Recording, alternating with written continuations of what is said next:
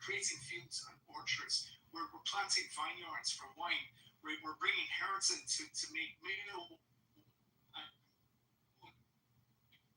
cheese, and it's unbelievable. I was there a number of weeks ago. I visited 3 different families that were set up, one 7 years ago, one 12 years ago, and one 2.5 years ago. And it is incredible what's going on. Judea and Samaria as well, just to let you know, Buttercup, if you're standing in most of Samaria, you can see the whole of the center plains of the country. In other words, you can stand at any point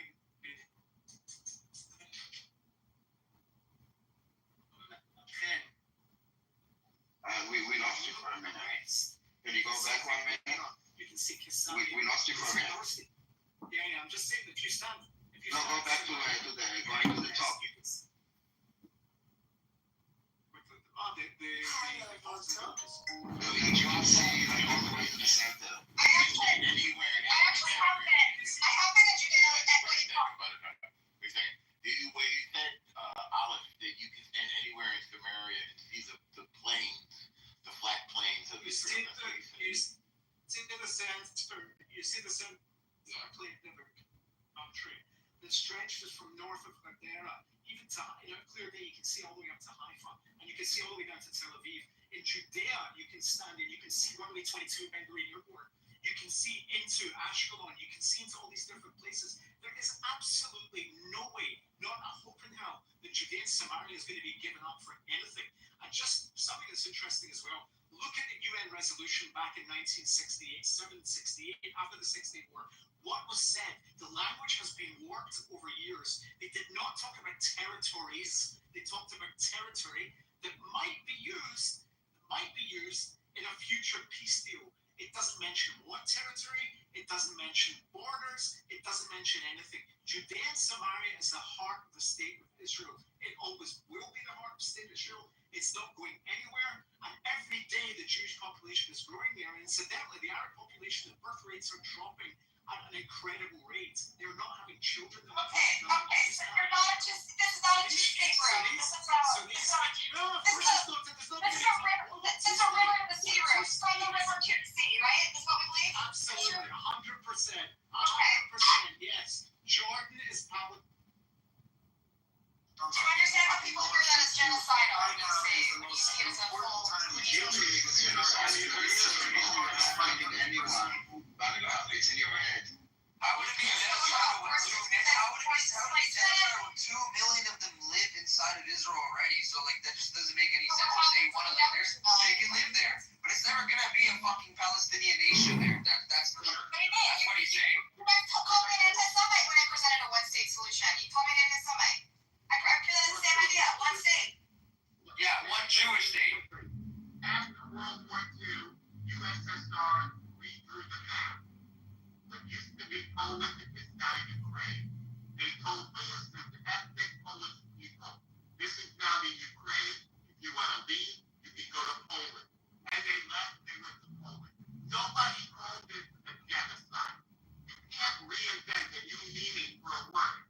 This is a relocation. It is not a genocide. Don't you understand? It happens after every war, ethnic group years after the fact. There's no reason, no logic. Whatever, I'm not going to harp on definitions here, whatever you call it. I'm not going to harp on definitions, okay? My point is that I presented... What is the genocide about relocating? Listen, I don't know if it's genocide or ethnic cleansing or war crimes. I don't know how to define it, okay? Because I'm not a lawyer, and all I can say... But all of them are negative. Did you notice that all of them are negative? All of them are like... Like I told you yesterday when we talked about this, I'm not calling it a genocide. I'm just convinced by Israeli experts who claim it is. But I don't know. I don't know. So you don't know what the word means, right? I'm not an international law expert, so I don't want to stick a But claim. you speak English? You speak a little English? You don't need to be an expert on international law. Have you ever heard the word before? Listen, there's been debates among international law No, experts. I understand there's been debate. Don't run away from the question. Have you ever heard the word before? Why are you patronizing me? It's rude. I'm not patronizing you. I'm trying to show you that you're smarter than you think you are. You have heard the word before, right? Guys, I gotta jump off. I'm sorry, I'm in the car. I don't blame you. If I were you, I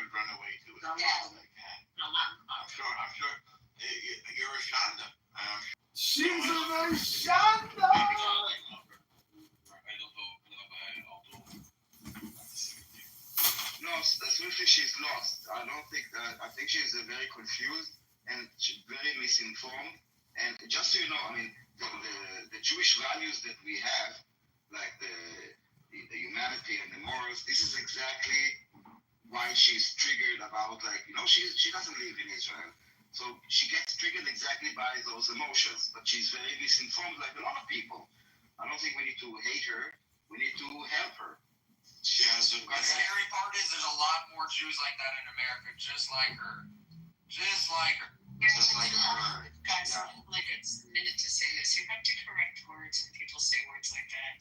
I put it in the chat. If you all remember when Sharon sued Time Magazine for slanderous words about actions of the government or about his actions. What are you referring to, Abby? What was said here on stage? Yes, I'm trying to say that when someone uses those terms, they're slanderous terms, and they have to be corrected. And you have to Which call ones? them out and remind those people that in the past, when words are used to define actions that aren't truthful, that people, I mean, Ariel Sharon won a lawsuit against Time Magazine for the same kind of behavior. And then she sat, I just listened to her say, well, I can use this word, that word, you know, apartheid, genocide, that's including. It doesn't matter, I don't know what the words mean. She said, like, she doesn't understand how dangerous words are. That was my point. Country fight. Sorry, I gotta get off. I think it's a person. She has a really hard time with the proportionality of phenomena. It looks like her thinking is instinctual, primatological.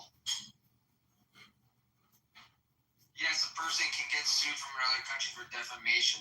Macron, there was somebody in America that was talking shit about him and his wife, pretty much, and they threatened to sue the person. Yeah, and I looked it up, and I was like, wow, you can actually, people from other countries can. No, my question was, can a country? I got another minute. They sued, I'm about to take off. They sued in Delaware. It's in the Delaware District Court right now, Macron's wife. But absolutely. But those are people, Abby. When you define a country, it's very different. Abby, Did you hear what it said? Abby, Just talking about Abby, you're talking about people. for a second, because I have a minute. You're talking You're about talking about people. You're talking about a country. country can also, they have a government. That's my point. When someone uses word and you just absolutely stop them and correct the term. Also define the word. Make her sit there and read the definition. Like that's you just have to stop them that way. Sorry, it's noisy on the phone. Do you follow me? Yes, definitely. Have a safe flight wherever you're flying. Thanks. Abby, Yeah. just take your check your WhatsApp. I just sent you a short clip. You've got to look. I will. I will. I'm going to do God's work, guys. Have a drink for me on the flight. Ashley Harry, look at the hockey season. I'm going to come to Florida. It's a little game. Sounds good. Yeah, definitely let you know. Right now, I'm excited about football starting. I went yesterday with the Raiders game to 49ers. It's weird to start football this early. When directed to exit, George thoroughly played at that time, which was very cool. You know, water back to the Raiders against them again. Yeah, that's unfortunate. All right, I'm going to get yelled at right so I'm telling you guys. I'll listen. It's always fun. But anyway, Abby. bye guys. ביי. אני צריך לזהר שהיא פה. שאני לא יודע שטויות.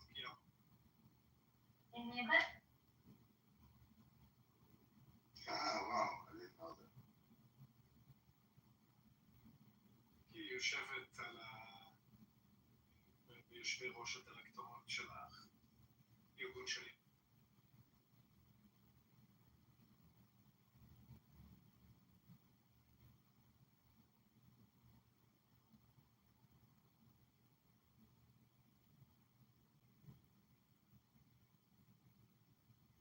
אני תנסה באטל-קאפ פעם בחזרה, צריך לדבר איתה רק בעברית. אני לא יודע אם כולם פה מבינים את זה. לא משנה, היא אומרת שהיא מדברת עברית, היא שוטרת. היא מדברת, נראה, לא שוטף, שהיא כן מדברת, פשוט יש לה מבטא אמריקאי כבד שלא מדבר או מבטא הוריש. היא מדברת חצי קלאץ' כזה. היא לא ישראלית, שמע, אני לא יודע איפה המשפחה שלה והחברים שלה. כזאת מצורתרת. Was there ever a case of a country that filed a lawsuit for defamation? Did it exist? Does it exist? But I don't think it makes sense, to be honest. Well, it looks like Israel's going to be suing the New York Times shortly. Interesting. On behalf of who? Of the Israeli government? Of the GHF? On behalf of who? Like who's filing the lawsuit? State of Israel. Really? It's very difficult though because it's a constitutional right for freedom of the press. So, you know, it's one of those things where you got to have the money to fund the lawfare. In the case of like, you know, Israel has the money, but I mean, do the taxpayers of Israel want to fund these types of lawsuits? I doubt it.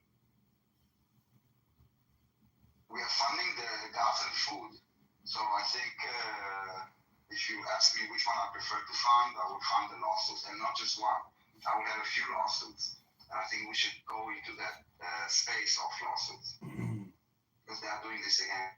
From the Hindu Job Foundation to like file I think some of the, I think 100 hostages or like victims are suing UNRWA, I think. Daniel, I think Stacy wants to come up and speak. Stacy, come up. Do you guys just accept Buttercup as just being political? I mean, because that's what I have come to learn on Clubhouse is that all communication is political. So she is literally being her little mini politician when she comes in here and, you know, obfuscates and dodges, ducks, and creates, you know, her little drama, segment. I mean, I think people are just being political, and that's her way of being political. I think evolutionary psychology is a better way of looking at Buttercup and Zima. Well, one is Jewish. Equality instinct. It's the desire to believe in the equality of. I know. Speaking. I get it. He's in the Matrix, but I mean. But you know, if you look at the chat, for example, and like the Stacy that swiftly, she's like an anti-Zionist, anti-Israel, but she's like supporting Buttercup. So if Buttercup will come back and maybe she can see who she's sleeping with, maybe it will help her wake up.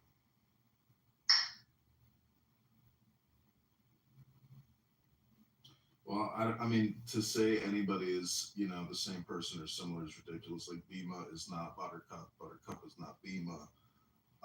I'm just saying that even within the Jewish ecosystem or echo chamber, there's still a political component to the communication where people are vying for, you know, you could call it political attention, I suppose. That's because some of these American Jews have been so indoctrinated into the left woke, politics here that they strongly believe the views of the woke left, then they would have actually, the homeland of the Jews where we come from. So it's pretty fucked. So it just means that they just weren't either raised by being proud Jews or had any connection to Israel at all. Apparently, she says her family lives in Israel, which I mean doesn't mean shit, honestly. If that could be family that she doesn't have any good relationship with at all. So, but it's just that's what I've seen. I know Jews like her here in America. She's not the only one I've met here before that talk like that. There's plenty of them. I mean, you can see them all over the internet as well. They're with the Palestinian flags. Notori Karta is a good example. They're pretty much like the same kind of concept what she talks about. Same type of shit. So they're all out there. Completely different ideology. They are not they believe in the same shit. They believe in the same shit. Not really. They believe in a Palestinian country. You know? Not really. They are really just against the Jewish country. It doesn't matter what the solution is for now because this Palestinian bandwagon, though they joined it, but it's not like they really believe their narrative. They just kind of exploit it. I think I found it was But they're using like a propaganda piece here in America. You see all the postings and pictures with them, and they go out to the street and they go with the pro-Palestinian protesters, and then they use it saying like, look, there's Jews that are for Palestinians, you know, for Palestinian. Benefit from each other. No, they definitely do. But it's not the same ideology. Just like it's like the Shia and the Sunni could hate each other, but when it comes to like hating Israel, then they're like best friends, right? Different ideologies, just for this cause, they're like joining hands. The other side is taking advantage of the morality of the West. They do so tauntingly. You know, heard Amir once excitedly announcing, yeah, but it's genocide, right? It's genocide. It's like they're trying to, you know, find the out, find the end. Well, here's a political statement. Why would they burn down the olive trees? And we'll come back with why did they slaughter 1,200 people and rape and torture and took hostage and starve and destroy Gaza, but the olive tree. They have a hard time with the proportionality of phenomenon, real world phenomenon. You have Buttercup. They think emotionally. They have wishful thinking based on the moral axiom of the past. She knows how much she knows Buttercup. Yeah, you know, she's who cares? She's a troll.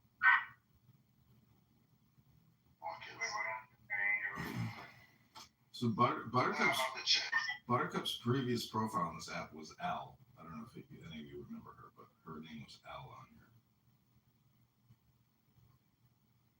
Not that it matters, but you know, if people change their profiles to come on here to have that type of communication, I mean, I just like to document.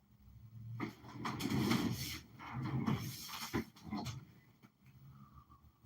slate has evolved into wokeism, which sees all cultures as equal except Western culture as evil and oppressive. It's totally blamed on the perceived powerful party, so the perceived powerless party is totally excusable.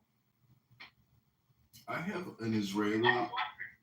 an Israeli Defense League book by Kahan with these Kahanists. You know, everybody throws that term around like Zionist. And this book by Kahan is so mild in terms of, aggression or, extreme behavior. It's a very mild book on organizing and defending the Jewish people. So people who throw that term Kahanist, it's like, okay, well, let's read a Kahanist book and really talk about it and see what's in there about self-defense and security. You know, we should read that book to Amos because he's the one who throws around that term the most out of anybody on this app, I think. So that's definitely something we should read to Amos one day. You don't need to read it. Just ask him what is a Kahanist. He would not know. Like, by the way, he's a Zionist. You would ask him what is a Zionist. He would not know. He called me a settler, okay, the other day, because I don't know, one of you kicked him off the stage, and this is why I'm a settler. So those are just words, okay, just like words that I really don't get it. Sounds like Zionist, no one really knows what it is. Daniel, it's all the same, man. They pretend they understand the points, and the moment you press them, they fall back on the same tired slogans of occupation, genocide, apartheid, because they're not really engaging, you know? They're not engaging. Yeah, then either there was like a tension that they, I don't know what, then they would leave, or that they would let someone else navigate. They would not be able. This is why I try sometimes to kind of drill down and not let them move the conversation somewhere else because they would say something triggering, so someone else on stage will come up and take the conversation somewhere else. It's all very primal, guys. It's monkey stuff, everything. No, it's a safety net. Because without it, they'd have to face the complexity and admit the narrative doesn't make sense, it doesn't hold up. And that they supported, but basically, if they would admit it, that like a lot of people in the West would have to admit that they were supporting the Nazis of our days, you know? And then, so to understand something like this about yourself, they create this self-protection mechanism to kind of take down every truth, so their entire identity will not collapse. Well, that's politics in a nutshell.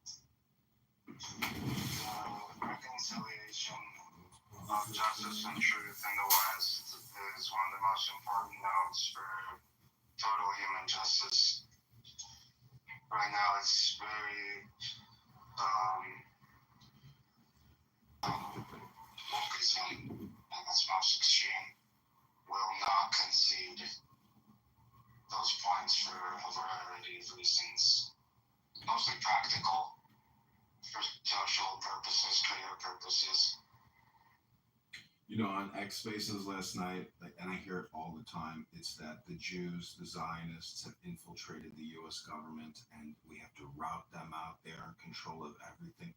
There's this Jewish paranoia and insanity, you know, this Jewish derangement syndrome that a lot of people come on this app, but also primarily on X Spaces.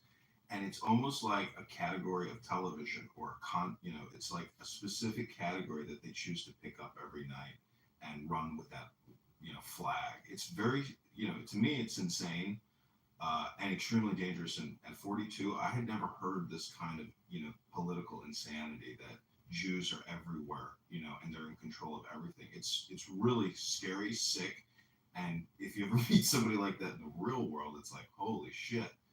But the fact that people come on X and do it every night of the week is insane. It's called JQR, which means Jewish Question Radio. And if you want to get your rocks off and troll some people, go into that X space. They hold it every night. It's called JQR. It sounds a lot like what the Nazis did. That's exactly what the Nazis did, So it's just scary as fuck that this is happening still to this day. That us as human beings haven't learned from history, right? So, it's disgusting, bro. It's just disgusting, people. There should be no ambivalence in the West. Anti-Zionism is anti-civilization, and anti-Semitism is anti-good. Well, people like I don't want to say M. Kapara L or Buttercup. She's like the low-hanging fruit of that, crisis where I think it comes down to education.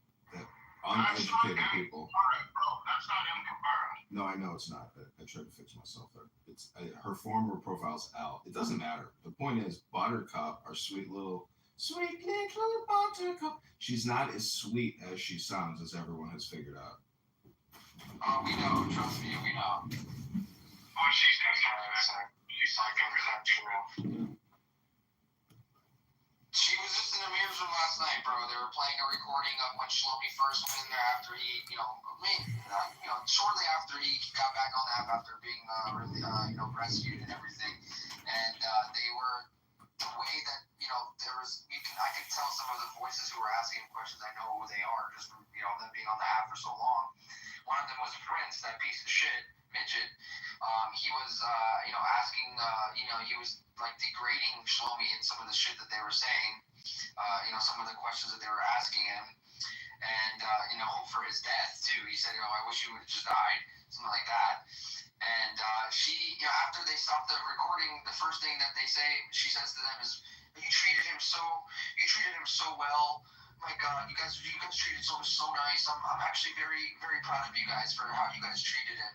And one of the guys that were on there that was asking questions in a very degrading way as well was Soren, the guy that disappeared. So yeah, you could definitely, everyone knows his voice, and he was definitely asking those questions. So just gives you an idea of how long ago this video or this recording was. And after the fact, they were like saying, "Oh yeah, he was saying that it was that Shelby was agreeing that there was a Hannibal directive, and all this stuff." And like Shelby never. I was listening to the whole thing. I have a little bit of it recorded too. He never said anywhere in that recording that he agreed to them about some Hannibal directive being happening there.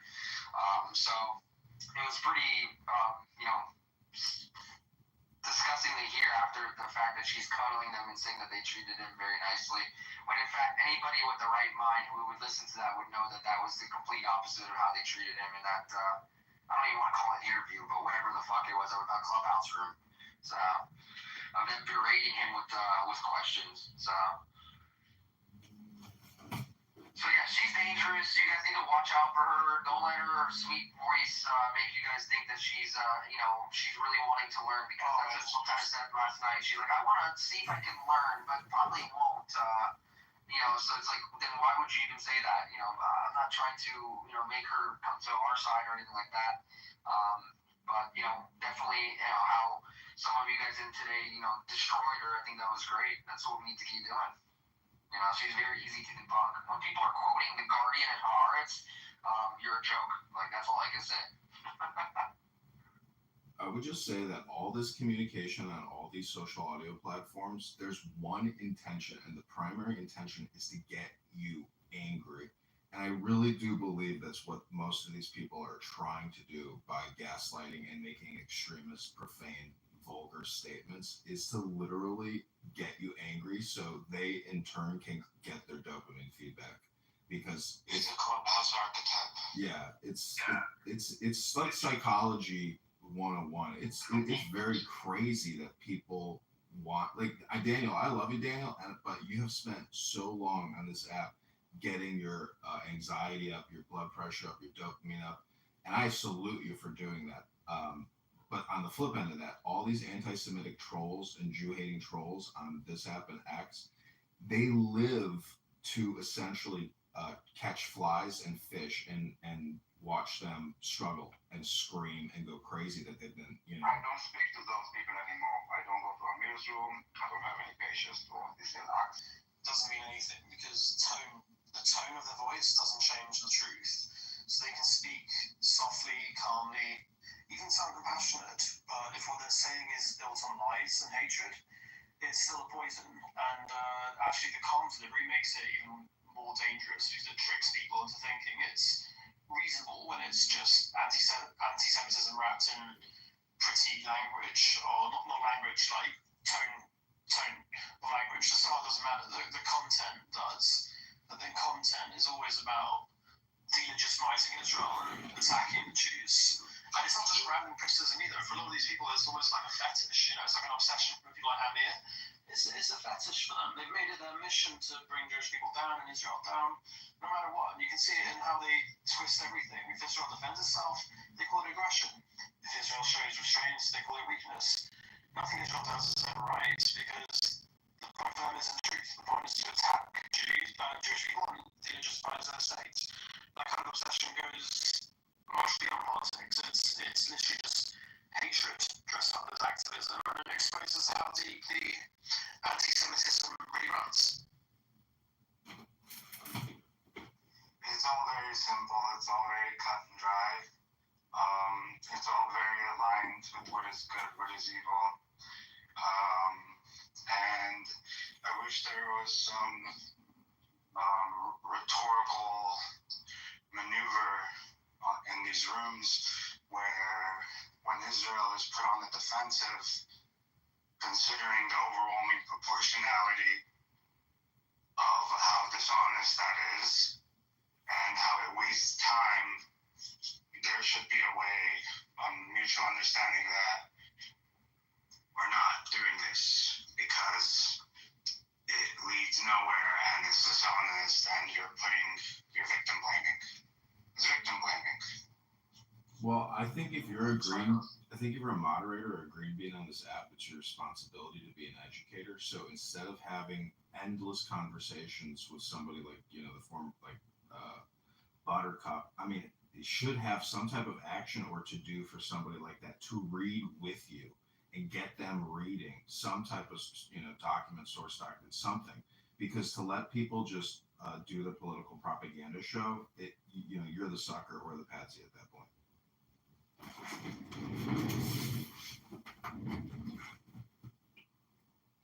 So it is useful to understand them, right? It's a very good learning experience. Yeah, up to a point, man. Up to a point. Yeah. Up to a point, yeah, and it's at such cost emotionally.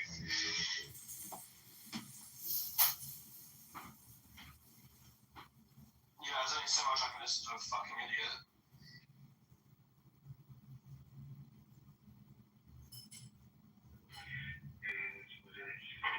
You have to be really far gone to be an active anti-Zionist, and it shows in that different bad places.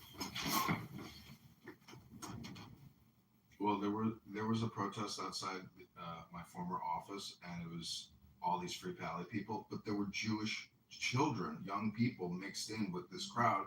And I said to this girl who was about to get arrested, I said, "Are you Jewish?" She says, "Yeah." I said, "Don't ruin your Shabbos. Don't ruin your Shabbos." And she was giggling, and she got arrested. I mean, I would love to have grabbed her and yanked her out of that line, but I'm not going to get physical with somebody and next thing have a problem. So these people are totally brainwashed, completely and utterly. And that's why I say, somebody who's a young Jewish girl who has family in Israel, comes out of Israel, is going to come on this app and tell you about, the genocide and the violence of the state and the evils of the state and things like that. I mean, that's what I say. If you I mean, I like to read books, so I'm just saying, try reading books with these people. It's no coincidence that they're the most this and that people you know in your life. They're not so smart.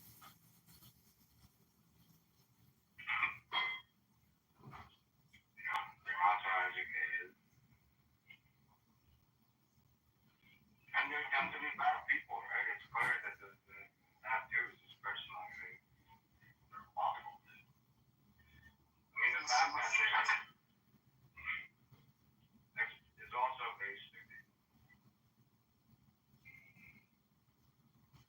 Some of them are books that you recommend, but for the most part, especially in this cause, they're stuck reading Elon Tape and some other people who they believe are, because they're contrarians to Israeli society, that they're more factual or more honest about the facts and details. So they won't read or engage with other sources. Just read. Because they believe it's all propaganda. Read the Siddur Avodot Israel. I mean, read anything from Sinai Publishing. So, any old book out of Israel. I mean, it could be a script, it could be the Tanya, it could be the Torah, anything, to essentially break the mind virus that has infected their soul. And I would read spiritual books, Jewish spiritual education books with them.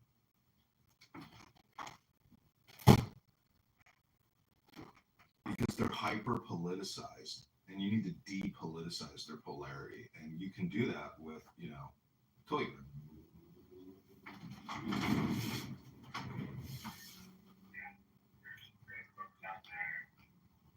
Primary, secondary, some of the secondary ones were like Johnson Sachs, Keep That.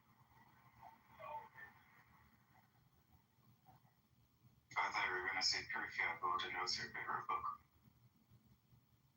All this stuff starts with words. This kind of hatred is very dangerous. It follows the exact same pattern that led to the Holocaust.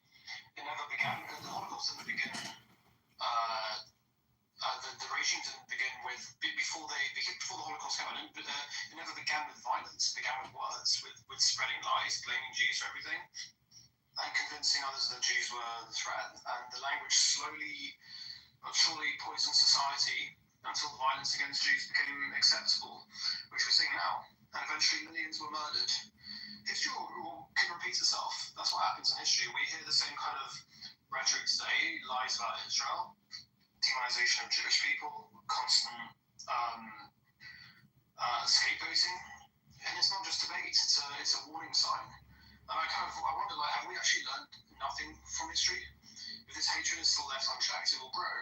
history shows very clearly that things do repeat themselves.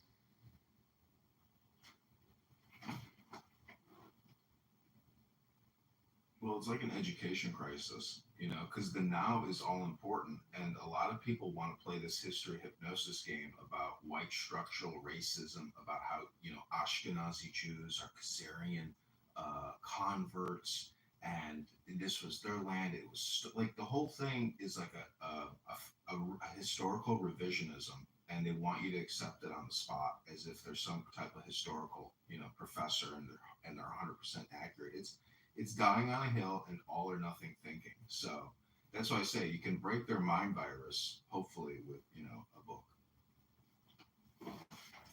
Yeah, I don't know if it's going to be so simple to break because I see it as more than an educational issue because ignorance alone doesn't explain this kind of hatred.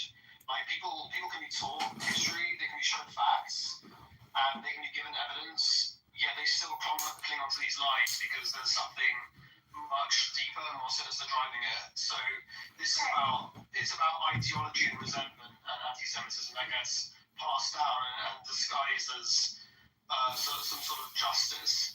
And if it were only a matter of education, you'd expect the hate to eventually disappear once the truth is explained, but it never does. Which shows it's not just ignorance, it's a willful choice to hold on to the hate. So I think it's much deeper and more dangerous than just an educational issue. So Tobias, I know one of these people that you see as being misled by this ideology. I'm not the only one that feels that, but yeah, go. Okay, I understand. So I wanted to ask Daniel something since he's from Israel, lived in Tel Aviv, and knows sort of the zeitgeist there. I know that, just to give you guys some background, I grew up within this, believing what you believe, the same narrative, same story, and I don't think they lied to me about anything. Then I got older and read books by Israeli historians, the new historians, some of whom Benny Morris is kind of right wing now, but the others you probably see as discredited because they're too left wing. But and then it changed my view, and it kind of it's not that I was lied to. I had the same narratives that you had. It kind of shattered my innocence because I learned about some of the massacres in Deir Bala and Lid and all this stuff, right? And I'm sure you guys had similar experiences when these IDF records were revealed in the 70s and 80s, and we found out what the true scope of what happened during 1948. And so I'm wondering, Daniel, how are these books received in Israel? For Tom Segeb and Benny Morris and Schlein, how do you guys view those historians? We don't really view them, to be honest. We actually, people, I guess, in the West read books like those about what's going on in Israel. To be honest, it's not part of the discussion in Israel alone. But you said something about what really happened in 1948. What really happened in 1948? So this is the IDF records that were opened in the 70s and 80s. They were concealed to kind of keep this romantic narrative about the independence. And then in 1948, the IDF opened up its records, its interviews and documentation from what really happened. And so that's where what the basis is for these Israeli historians that have disputing the numbers are disputed are how many people died, how many people were killed. I was told most of them fled, right? And that's the narrative a lot of us were raised with. Most of them fled. No, we were not raised by any narrative, to be honest. I didn't deal with this. Did you learn about the Nakba in school? Did you talk about Nakba at all? No. Do you know what the Nakba is? Yeah. It's a brand, okay? And hold on, the branding Nakba, the word Nakba, I don't know if did you read how it's called? This document? No. The actual private source, the person that wrote, I don't know, I think he told the story of the Nakba. This is where the word Nakba came from. It's right, I know the origin.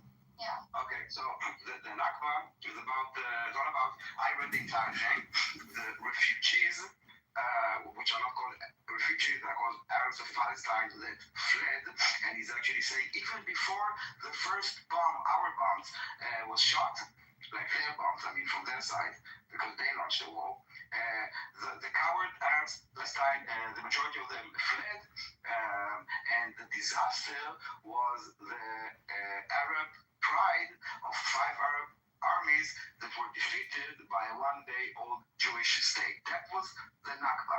The Nakba, as the expulsion of Palestinians by the Zionists, is a narrative, is a brand. For example, in his book, in this piece, he's talking about 450,000. Then it grew up to 700,000 that were all expelled by Jews, which is a lie. There were over 1 million Jews that were expelled from Arab countries just for being Jews. There is no branding for it. Okay. Is anyone in the world taught about the unbranded ethnic cleansing of Jews of 1 million by Arabs? Because the Nakba is a story that was created later on. The reason that I was not taught it is because it literally was just invented. Okay, so you're right. Terminology is fine. Maybe it's not branding. Maybe it's not branding. We learned about the War of Independence. Okay, and did you learn that there were some not nice things that happened to the Palestinians then? When we say the word war, I think it means things don't nice to anyone. No, but people were rounded up, and then there was the call. I think it was Ben Gurion, who's the one who made the call and said, "Yeah, you just." It's really simple, Buttercup. We created the state. They went out in all forces to destroy us. You are now here saying, "Oh, but there were some bad things done to the Palestinians." Check how many villages. I agree, but bad things were done to both sides. There were no Palestinians back then. Back then, when you said Palestinians, you meant Jews. Those were Arabs of Palestine, many of them from Syria, from Iraq, that they came to work. The story is that they launched a genocidal war against us. This is what really happened in 48, and we defended ourselves. Okay, I agreed. Jordan took the West Bank and named it the West Bank. I have not disputed any of these facts. So this is the story. This is what we are taught. Yes, me too. This is what I was taught too. Me too. But we are taught this, and we are taught history, not branding, not. I know. And so I'm not those words that don't mean anything. Like actually, dates. You're conflating a different history book that I'm not talking about. I'm talking about Israeli historians who, when the IDF records of the 1948 War of Independence, the victory, they opened up the records of what happened. The thing is that you did not read the records, okay? I read the narrative recap. I know. Hold on. You let someone to pick and choose words and sentences from those reports, probably out of context, to create a narrative and show it for you. If you're really interested, don't let Benny Morris, as you call it, and write the new historians, which means rewriting history. And if you want to try and find problems, you will see, for example, the Nakba story, the way it is presented. I understand.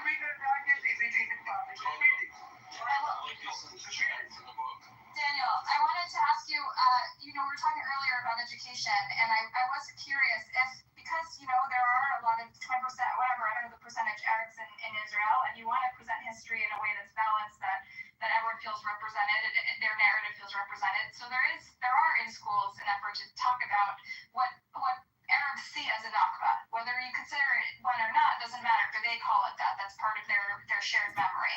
And so in Israeli schools, they actually do talk about the Nakba, especially after these records were opened, because they acknowledge that there's two versions of history. There always is, right? And so I don't know where you're getting it, and I will find out what's going on. I'll find a link, but they do teach Nakba at school. The links. I will ask people that actually have children. I'll ask my sister. She teaches in school. In Israeli and I really hope that you're wrong, and I doubt it, that they are teaching about the Nakba, because the Nakba is a framing of the story with branding. Let's not hang up on semantics, okay? We're talking about the way people perceive it. So I'm telling you again, the War of Independence, this is what we are taught.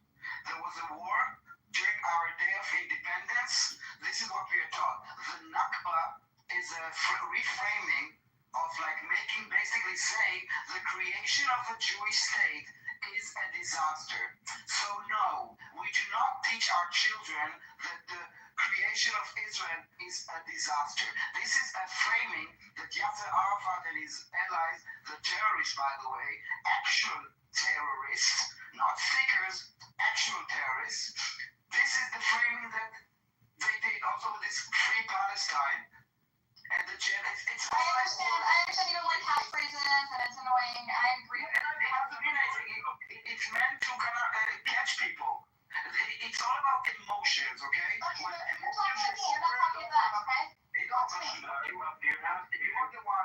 You are the one that are affected by this because the emotions kind of take off the logic, and then you don't really have to But even that's it very makes sense.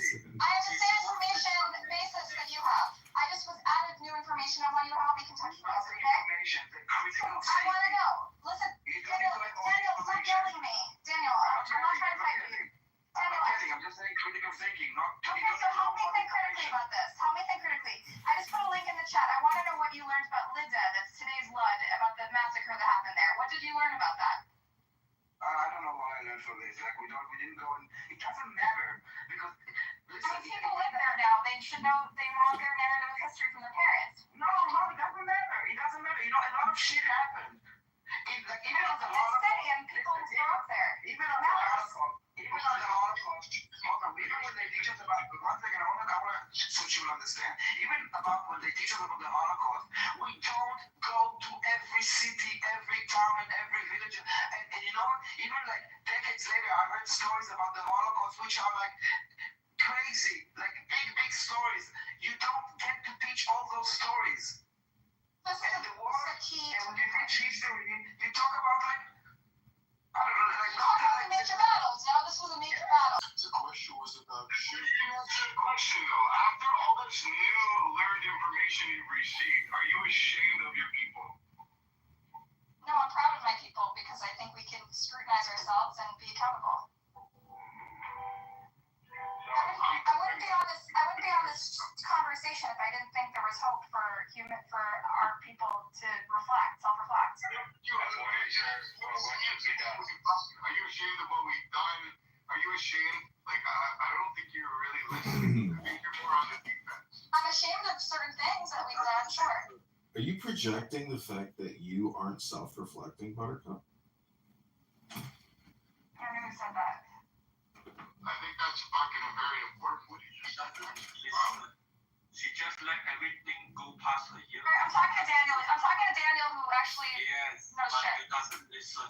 You just come here, and before Daniel finish, you already formulate the next question.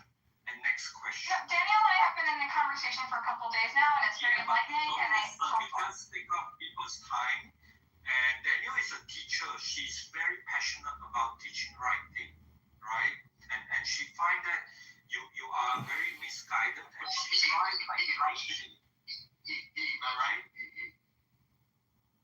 Is he? He's he. Yeah, Daniel's a he, bro. Do you think that Buttercup's a teacher? No, Daniel is a teacher. BB. Yeah, Daniel's teaching. Exactly. Buttercup is there, Mr. Buttercup. See, I think if Daniel did like a 10-minute silent meditation, Buttercup would basically, self-destruct because she needs Daniel to essentially, inflame her candle. Daniel energy, you are correct. Danny's the only person in this room that reads anything, so it's like engaging with them. Let other people talk to you, Buttercup. What is going on with the dog piling on Oh Buttercup no, here? Hope is here. I go away. Hope is here. I better go away. We better stop picking on one person, because that's not cool. Like 5 different people have come from Buttercup. I've got... Before you jump on the bandwagon, nobody's picking on her. She's actually picking on herself. Oh, hi, BB. You're not going to be respectful today then, huh? Because I said something you didn't like. Typical. No, because You and I have talked many times. But you jumped in yet again with I've not misinformation. spoken to you for months. I haven't spoken to you for months. You jumped in yet again. I've not spoken to you for months. Jumped in yet. You didn't have to speak with me. I'm in rooms that you speak and interrupt and say things that are out of context. So nobody's picking on Buttercup at all. Buttercup is picking on the fact that she's a Jew, and she's picking on every Jewish I said aspect. dog piling, not picking. The two are quite different. About 5 different people. About 5 people. Well, George, you're asking her whether there's a Mr. Buttercup. Have you got children? Like asking personal questions. We do live in a world where People we are can't finish a sentence. People can't finish a sentence. Again, I'm anticipating what you're saying, and you feel wrong by my primate expression, right? You think your status is being threatened by my primate do you don't think it's important? What do you think is important is that at all the age, If you don't like it, you don't have to. You don't have to put your kids That's around. what I think. Do I like the fact that we love them? It's not a no, problem. it's not. Yeah, no, I think they should. I think they should have Your rights. brain. But unfortunately, Okay, but I don't get to it's say over. I don't get to do that. I'm not a judge. If I was really, But anyway, at least I stopped the like 5-6 different questions of butting up at the I same didn't stop believing, actually. You didn't. So you did is put a pause on it. politicians to have a partner to have. It gave her a breather anyway. BB, you and I have always been fine. Anyway. it's wild. It's Jay-Z album. Daniel, I just want to say Luda is a major turning point in the war. It was a big conquest. So I'm surprised you never heard of it.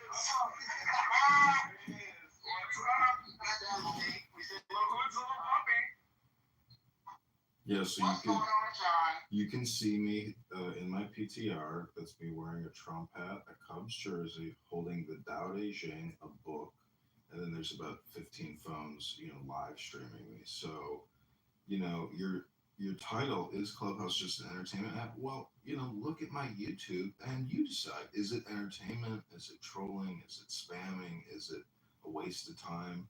I think it's art, really. And that's the best way to describe everything is the word ART, art. It rhymes with fart. That's what I've been saying, John. I'm saying that you're either a madman who needs to be put in a straitjacket, or you're a genius performance artist / social media artist. I just wish I could get into a movie theater and have an audience and say, okay, everybody, let's look at my YouTube for the next 4 hours and force everyone to watch this incredible Clubhouse experience. Well, you can if that's something you really want to do. You can rent out theaters in Chicago, and I understand. Post-COVID, they've been quite cheap. You can rent out a whole theater for a couple $100. Good point. You can do that actually. Yeah, just rent out a theater, and then if it becomes a hit, obviously I'm assuming that he'll be able to get into more theaters, right? So, have you ever looked into that? You should take advantage of what you're doing. Yeah, I'd have to do an Eventbrite and try to do a Facebook, event and actually do a first stage theater, for Clubhouse and make it an interactive show, like the Kill Tony show. So I think you could do a cross combo entertainment event experience for people and introduce them to Can we Clubhouse. change the title?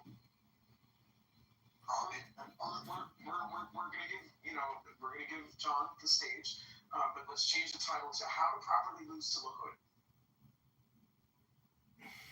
See, in one house, Dr. Adams, that joke would kill it. But imagine if there were 400 people in a theater right now listening to you, listening to me, have this exchange, and they're thinking, how am I going to be a part of this interactive Clubhouse experience? And this is where I turn around and say, all right, everybody, pick up your phone and type in Clubhouse into the Google, app search field. Download the app. Type in your profile link, type in your first name, last name, and everybody go to the one house. And the room title is How Do Properly Lose to the Hood. I like it. That's an Ebonic with the hood. And also, Dr. Adams, I swear, you are the funniest person on this app at this point right now. No, Adams is hilarious. And here's the isn't it great? So this is craziness. He's not even in the district. So that was brought up, and I don't know if the person wants to mention their name, but they are in this room. Why are you asking people who are not even in that district? I think that was brought up before, but why asking for people who don't even have a say in what you're doing, money and all that good jazz? Because, this is organizing the organizing. And if a community organizer like Dr. Barack Hussein, Barry Soetoro Obama, a former CIA agent right out of college, and he now has $1 billion library being built with looks like the tower from Mordor. I'm just saying that digital donations as I formerly said, that I believe this is all art and entertainment, but I am an educator primarily. Many of you know me as a Clubhouse troll, but I read many books, and you can go to my YouTube channel to watch me reading very important books about psychology, wisdom, education, governance, human behavior, Scotty, all those things. how are you, brother? While doing yoga, right? Yeah, and doing yoga. I mean, that's the most important thing. It's like people have videos of me and pictures of me in my underpants doing yoga in the sun in my dining room, and See, I told you. they love to bring up my sexy, sweaty PTR photos to try to embarrass me. But to me, the fact that I'm actually physically flexible and trying to exercise and stay in shape, but these, like Dr. Adams, I mean, you can call them big bags if you want, but many of these big bags keep those photos of me in their phone, and so I know that a picture of me in my underpants is in a lot of these people's phones. I find that to be what really tickles my jizz. Yeah, Nicholas said that you have cakes. Listen, the hamstrings are very important, and Matt, I would say, how's your physical flexibility? Are you stretching? Are you breathing? How's your health? I'm a very flexible guy. Very flexible when I deal in conversations and how I do my clubhouse rooms. And yeah, I'm flexible outside too. I know to throw things around, throw some weights around and all that good stuff. So yeah. I mean, you may just, I mean, you just may be better at bending and being flexible than we are. Our sex lives don't depend on that. But more power to you, bro. Thanks, Dr. Adams. And I want to let you know, your Darren LaHood crisis actor videos have gone viral, like in the terms of like 10,000 plus. And I thank you, because it's people like you who help push my campaign forward, because without you, I couldn't create this content. And you're doing it for me for free. So thank you. So, how do you see this playing out? What is the final chapter, John, in this magical journey that you've taken on Clubhouse? I can tell you, we're gonna go to Peoria, Illinois, where Darren LaHood lives, and we're gonna go to the Peoria Civic Center, and we are gonna put on Clubhouse, the experience. Don't vote for Darren LaHood, the rhino vaccinologist, super debt creator, Dr. Adams and Matt Cool, One House production, co-produced by Anonymous and I. And the audience is going to say, wait a minute, who is this guy, candidate Congressman John Kitover, and why should we vote for him versus Darren LaHood, who's created $20 trillion in debt?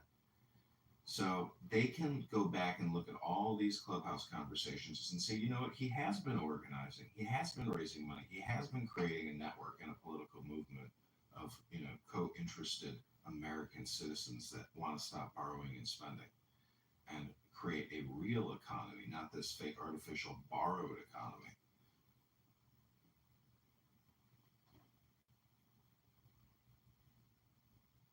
Don't ignore me. I said how many? Well, I'm going to stand on what I said earlier. I'm assuming it was streamed, or maybe it wasn't. Now it is, which is fine. But probably tonight there will be a formal title that will be proclaiming the end of your campaign. And I just want to give you a heads up on that tonight is your last night campaigning. And I hope you have some other things lined up. Maybe some more book reading by yourself, or book reading in yoga pants and whatever you do on Friday nights. But I think the campaign is coming to an end. Is that surprising to you, or how's that working out? Like, what do you think about that? I think it's very interesting that you would project the end of my campaign tonight when I know that is not the end of my campaign. The end of the campaign to elect John Kitover will not end until we basically don't submit on October 27th. If we can't get the, minimum number of signatures, that is when the campaign will truly end. Which is why. 675, 600, No. 575. So what I'm trying to tell you is that hold on. Matt asked me. Okay, go ahead, Dr. Adams. You listen. You have to get 0.05% of the total voting population signatures. Okay, which is roughly about 3,700 people. I looked it up, Edmund. So again, you need a lot more than 600 signatures. No, I think we need 3,000 to play it safe. But Matt, your projection about this evening, I look forward to coming to your room, defending my position, and I will tell you right now, you are 100% wrong, and you will live to eat those words. Yeah,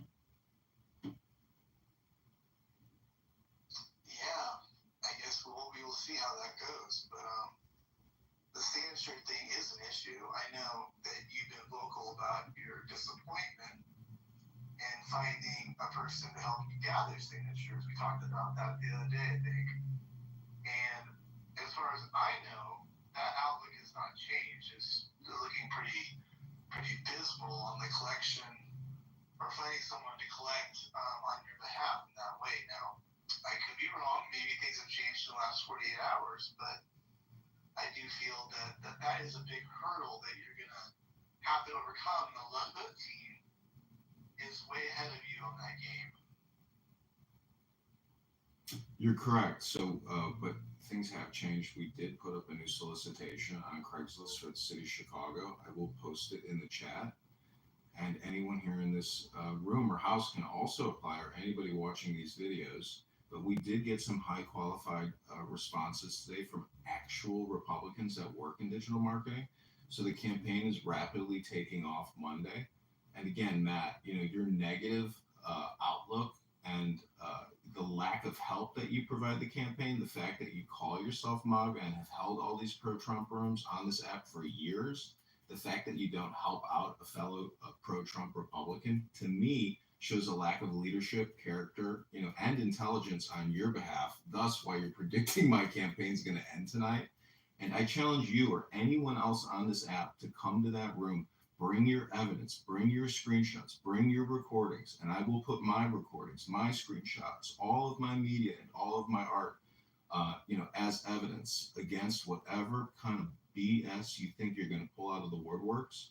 And I'm already issuing legal ceases and desist to people on this app that are engaging in slander, libel, as well as defamation. So I would just also put you on notice, Matt, that if you don't give $10 to the campaign to elect John Kitover, you, sir, are no patriot. I am complete. This is John Kitover running for the 16th District of Illinois.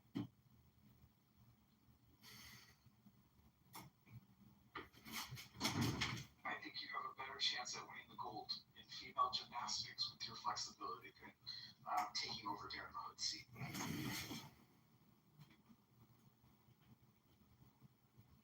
Well, thanks. I'll be sure to let the voters in the 16th district know what you think, as I just clipped that, and I'll be running those ads shortly. Thanks a lot. This man is either insane or comedy genius. It's one of the two, or it could be a little bit of both, John. That's why somebody earlier suggested, we were like, either he's a failed actor or a failed performer or a failed comedian, and I said, he doesn't have to be any of those things. You're funny as shit. I don't know why you're not a stand-up comedian, to be honest with you. We'll see. I think even if I lose the primary, I think having this content as role-playing a congressman is actually enough content that it will essentially condition the situation in the future. So this is all performative, but also educational. So to me, this is what I think AOC is. To me, this is what I think, Ilhan Omar. I think these people are just content creators and they want to watch America burn. And the fact that I'm trying to kill two birds with one stone here. So that's why I am legitimately asking you for your support. Hakima is a campaign contributor. He has reached deep into his pockets.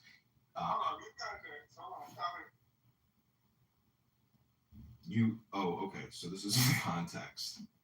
So Hakima is a campaign contributor because in the Super Mojo Positive Vibration experience, Mojo did a campaign auction, and Hakima was the high bidder, and he got to kick Monica to the goo, which really was that clip went viral too. So you see how I can't lose here. Even when we're raising funds, I'm creating content about that, and those videos are going viral, and those YouTube accounts are going to get monetized. So thank you, Hakima, from the bottom of my heart. Why does Monica get under your dog's skin so bad? Why she get like why is she literally crying almost? Right, don't let him touch me. I don't want him touching me. Then when I kick on the stage, I cannot believe you let him touch me. Like she's a wicked person. Like she should get under your skin. And to the point where like I don't argue with her. I have an open dislike for her. I can be cordial in the room with her. If I get a chance to kick off the stage and piss off hell, fucking yeah, I'm gonna do it. So, Akima, let me say this. If you find yourself in Roger's absence, being moderated in the muff while Monica's in there, I just ask that you at least do your fellow Chicagoan neighbor me a favor. I mean, now listen, before I state this, you're obviously your own man, you do what you want to do. But if I can gently ask, if you find yourself moderated in the month while Roger's gone, and Monica's in there with you, please don't vote her. I would never do that. But actually, I believe she had me blocked. I tried to go in the room today and said, you cannot enter this room. So, I reached out to Serendipity and she said, Monica was live. Yeah, so more like she had me blocked. She's such a wicked, evil person. Like, she could even have good humor. Like, I spent $80 just to kick off the stage for an hour. And she supported John. She should have been, like, in good humor, like, okay, but she took to the point now I'm blocked. She got the shitty person. If you tell me not to do it, I won't do it, but I'll gently reach out to her on the back end. I enjoy your contributions to the space and, your perspective to the space. And the fact that you can't get in there, that's trouble. I'm kind of a little annoyed by that right now. I can find other months to get in now. There's other months out there. Other months. So I wasn't there for this. So was there a room where people could do how Craig used to do it, where you could basically toss people out based off a donation or something like that? Is that what went down or something? Yeah, that's exactly what went down. Yeah. And damn, who else got the heave ho? Anybody else? No, she was the only person. Oh man, Monica's is good. She got it twice. And it was crazy. As soon as they offered the idea, she started panicking then. No, don't do that. It's gonna be me. Because I wasn't even thinking about it until she started like panicking. I'm like, fuck that. I'm gonna take this opportunity to just put her at full tilt. And exactly, she wants full tilt. But she knew that she was gonna get that reaction from someone. So yeah, we ended up negotiating the price and got her out of there. It was fun. Matt. She should have had fun too, though. But it irritates the fuck out of her. Matt, I just want to go back to what you were saying about how tonight is going to be the last night of this campaign and how wrong you're going to be. And if you go to John Kitover on Instagram, this is what a recent post I wrote. It says, candidate Congressman John Kitover, a service-connected disabled veteran, has been accused of stolen valor on Clubhouse by Brad. His account is Brad Wandering. Audio and video recordings have been made, and the campaign legal team is preparing to file a civil slander, defamation, and libel lawsuit. Additionally, Brad makes daily death threats to women and young men on Clubhouse. Second Lieutenant retired and candidate Congressman John Kitover. So, get that message to Brad, get his ass in that room tonight, and we're going to clear this up. And whatever you think you're going to bring to that table in that house, I guarantee you, Matt, whatever it is, I don't know what you think this room's going to be about, but I can't wait because we're going to money bomb it. And if you're going to be legitimate and non-biased, nonpartisan, and you're going to help a pro-Trump Republican in the state of Illinois, in Chicago, surrounded by Democrats, if you're not going to help me and help me raise some funds and pin my antidote link so we can raise some campaign contributions, because we have people that have applied from this Craigslist ad, and they are extremely high quality caliber candidates that can really help this campaign. So we do need funding, and it's not going to go to me, Matt. It's going to go to people that want to work on this digital marketing, communication, and on-the-ground operation strategy. So two things. Is that listed on your campaign website, what you just mentioned there? I didn't hear what you said. It's on John Kitover on Instagram. I'll put it in the chat. Excellent, sir. Now, do you have receipts that you've actually donated to MAGA at all? I am just out of curiosity. Like, anybody can cosplay as a MAGA, right? Yeah. Yeah. What is your participation with the MAGA movement? Let's examine this a little bit. Sure. So I voted for Trump twice and once in the primary. I went to the original Chicago Trump event here in Chicago, which was disrupted by Soros activists. At that time, I created a Facebook group called Chicagoans for Trump, and I did as much digital media organizing as I could in Chicago. And guess what? Barely any response. You're totally shadow banned, totally ghosted on Facebook. Can't do any political free speech on Facebook. Even in the very beginning for Trump, got no traction whatsoever. Let's see. For years on this app, Augustus and I and others in that preservation of the human race spoke up against Operation Warp Speed and the mass vaccination of the population in America and around the world, which we viewed as a Bill Gates, Dr. Fauci, Pfizer, Moderna, J&J scam to poison us, to defertilize us, to destroy our DNA with spike proteins, which has all been proven true. I've suffered the loss of over probably 40 Clubhouse accounts. I've had to go through 50 phones to continue this messaging. So, I believe Kennedy, who gave all his votes to Trump, helped sway the election by a marginal percent, 3%, 5%. That was a huge contribution. And look where Kennedy's at, top advisor in the cabinet. So we've done a lot on this app for the MAGA movement. I wear MAGA hats out. So in Chicago, the Illinois GOP and the Republican Chicago GOP, they did nothing for Trump. We went to events. There was never any kind of Trump organizing, Trump promotion, nothing. So I live in a desert of anti-MAGA people who don't want to be identified either as MAGA, even going back years. But, in terms of giving money to the Trump campaign, I gave my time and a lot of digital marketing effort. I was even labeled by Mark Zuckerberg as a Russian disinformationist. So on my Facebook account, I got that notification. Your account has been identified as part of the, whatever the name of that English Britannica company or whatever it was that had all that data. Somehow, Facebook, and this is in collusion even with the whole fake Russian narrative, is that, even Facebook was putting that out. So, don't forget also Zuckerberg platformed Fauci on Facebook live streams over and over and over again about getting vaccinated. So, Darren LaHood has received millions of dollars from big vaccination to tell all of his good-hearted constituents in the 16th district to get vaxxed, or you can't have Thanksgiving or Christmas, you can't go back to work, and you can't end the pandemic until everyone is vaxxed. He put that messaging out over and over and over again on his X account, on his Instagram, on his Facebook page with over 30,000 followers. So, that's my involvement in MAGA. Matt, I know that's a long-winded answer. No. You are a good salesperson for sure. And I'm assuming that all those things that you mentioned are true. And if you fought the good fight in Chicago on behalf of MAGA, obviously I appreciate that, of course. Did you ever run into Mark Carter in person or on the app? I don't know if are you familiar with that? No, yeah, no, I don't know Mark Carter. No. Really? Okay. Yeah, he was a big MAGA, a black guy. He was a big MAGA guy who, King Carter. I think his full name is Mark, though. Maybe I'm wrong, but. I think it's first name. But he went by King Carter for a while. Yeah, exactly. That guy. Does that ring a bell? By the way, I didn't mean to dox anybody. That was, King Carter's his name. What's his profile name on Clubhouse?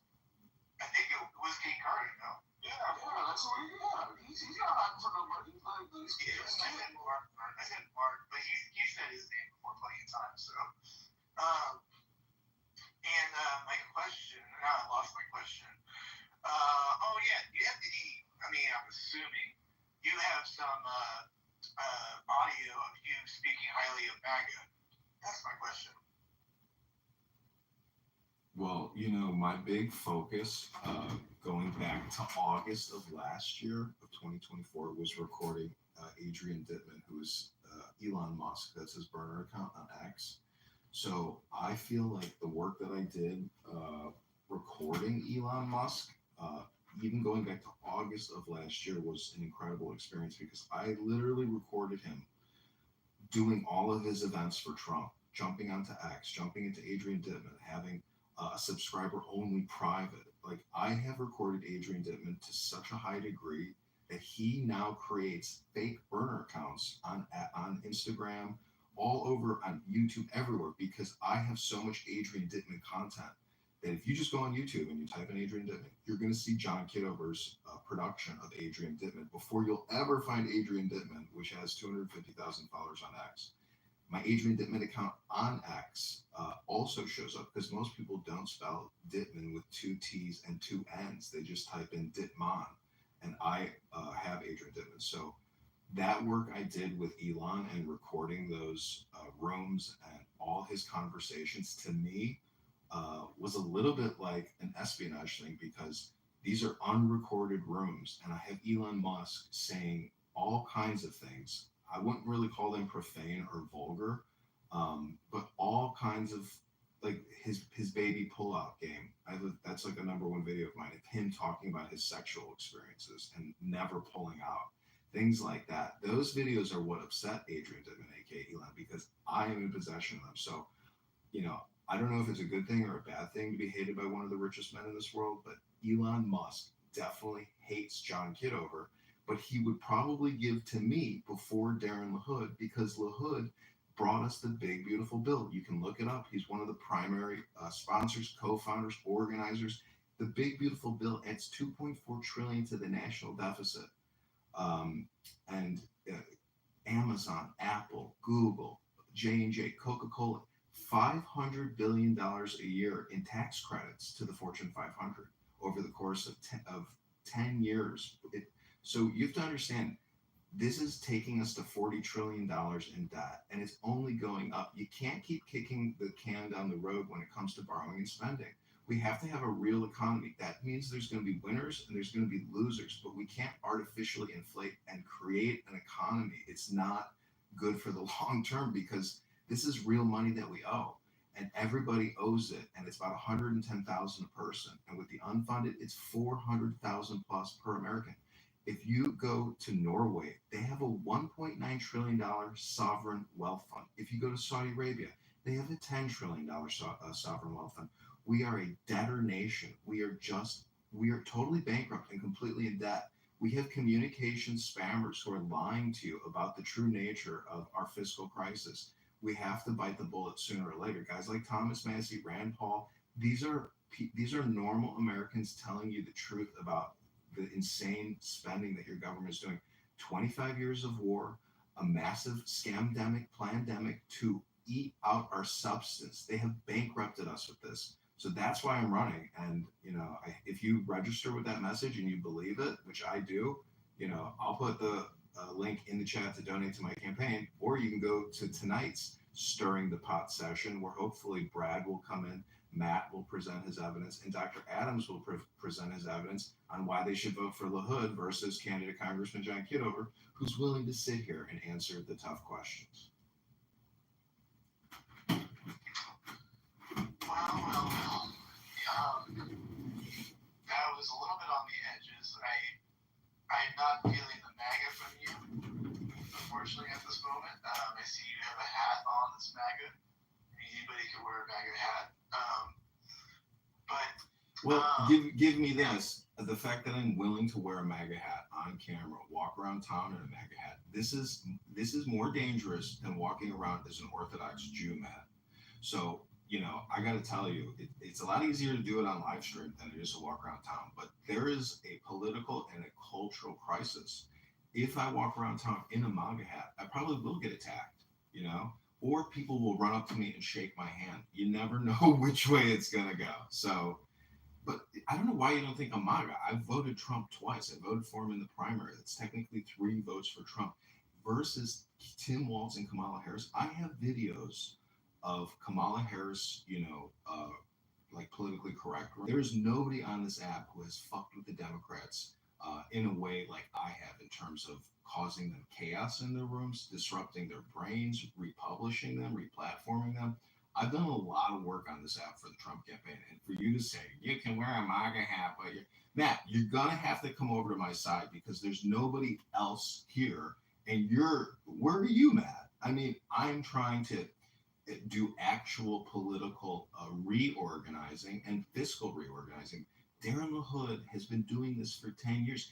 First of all, he signed a pledge to not seek re-election after 3 terms. He's already in violation of that pledge. So there's a lot on Darren LaHood that you don't know about. His dad had $50,000 in cash from a Nigerian scammer who was blackmailing him. The FBI took Darren LaHood's laptop to search it. I don't know why you think Darren LaHood is MAGA. He's not MAGA. He's not Republican. He's a Democrat. His daddy's a Democrat who worked for Obama. Why would you support these criminal lawyers who kick the can, rob you blind, and stick you with debt that you don't even feel yet because we have the world's currency supply? They're fucking you over, and they've already pulled the rug. You just don't feel it yet. I hear you. I understand where you're coming from. Now, I want Adams to hopefully he stepped away from his phone, maybe put some earplugs in about what I'm about to say. Now, what are your thoughts on an individual such as Marshall? Where does he lie for you in terms of his beliefs or his thinking, or like I don't know if you know that he tends to lean more on the Republican Bush side of things. Like what do you make of someone like of his lineage? Yeah, did you ever see that movie with Lenny? Where they're living on the farm and he kills the pet mouse, he kills the dog, Yes. kills the girl. Marshall is that George Bush ranch hand who's never gonna bite the hand that feeds him. And Marshall voted Joe Biden and Kamala Harris, but he has the gall to come on this app and call himself a Republican political consultant. The guy is chronically drunk. He mumbles all night long while he's laying in his bed, high on whatever kind of psychiatric he has to take and the booze he drinks. So I take everything with a grain of salt. You don't know people's health struggles in the real world, and I think most people who are on this app, no offense to anyone present in the room, but if we all had better things to do, we would be doing them. And a better thing to do is making money or having a job and responsibilities. So, by the way, you missed my title earlier. Maybe you saw it because about vices. Do you see that title, John, or no? No, in One House? No, I haven't seen this yet. This house. I was talking about our vices, so that's kind of fitting that you brought that up. But carry on. No, I didn't interrupt you. Go ahead. Yeah, I mean, I drink and I smoke cannabis, but I also go to the gym and I also sit in the sun. I also go for jogs and I also have healthy meals. But Marshall, the thing is, I'm willing to attack a person, a man, but I don't want to attack women, and I don't even want to argue with women. But I'm willing to debate with Marshall. But in terms of communication and having an actual conversation, he shuts me down every time, and he just blurts something out like, "This guy's a troll, and he's not a Republican. Kick him." That's basically Marshall's response to everything. So, if he's here tonight, you would have a good faith debate with Marshall if you went back and forth with you on some issues, right? Sure. I will communicate like a normal person and stop and listen, but if the mods are just going to let Marshall be a mod and talk over me or shut me up or yell, it's like, at least call him out for it. Don't let him get away with it. That all sounds fair on that front. I don't know if anybody had any more questions for this guy, I guess quote unquote comedian, as NY likes to say. But yeah. Yeah, thank you. I mean, my messaging is actually what the normal messaging should be, which is stop borrowing, stop spending, and stop creating, fake political content on platforms to basically hide what you're really doing, which is giving away hundreds of billions of dollars of American treasury to either corporations. It's primarily all corporations because the big beautiful bill uh, it's basically a $500 billion giveaway to the Fortune 500. And a lot of the things that I'm saying, I've done the research on Grok. I have the numbers and the names of the corporations tied to it all. So if you do a cross comparison reference between open secrets and the HR acts, and you ask them, for a percentage on how someone voted, you can do all this incredible cross reference data with Darren LaHood's voting record, his donors, and how much money he passes in the acts, and which corporations get the money. So in my opinion, Darren LaHood is running a $10 million plus skim in the same way that the mafia would skim a casino cash room. He does the same thing by passing HRX. He's done it 10 years, and he will continue going on doing it because there's not one. Actually, there is another Republican candidate running, and there's three more Democrat candidates running. Who's that? Who's that one? You'd have to Google 16th District Congressional, I don't know his name off the top of my head, but he doesn't have any social media. Do you know who the Democrats are going to be putting up against you or no? I know two of them. One's a college professor. The other one is a younger guy. But they don't have any digital media footprint. Very few followers. So I don't know what they're planning on doing in terms of their communication strategy. But yeah, if we could get them on this app to do a big debate, because LaHood is never going to join. But if you could get LaHood to come to this app or reach out to them, this could be something for you, Dr. Adams, or you, Matt, or you, Nye. If you could reach out to the Darren LaHood campaign and say, hey, we want to hold a digital media town hall and online debate with all the congressional candidates, you guys would be legends. We are in touch with them. Let's put it that way. We're in touch. Okay, great. Because I tag him on a lot of stuff, all my Grok queries, and I got no shame in my game. So he knows who I am because he posts a lot of stuff personally. So he sees my things, and my stuff's getting views on X.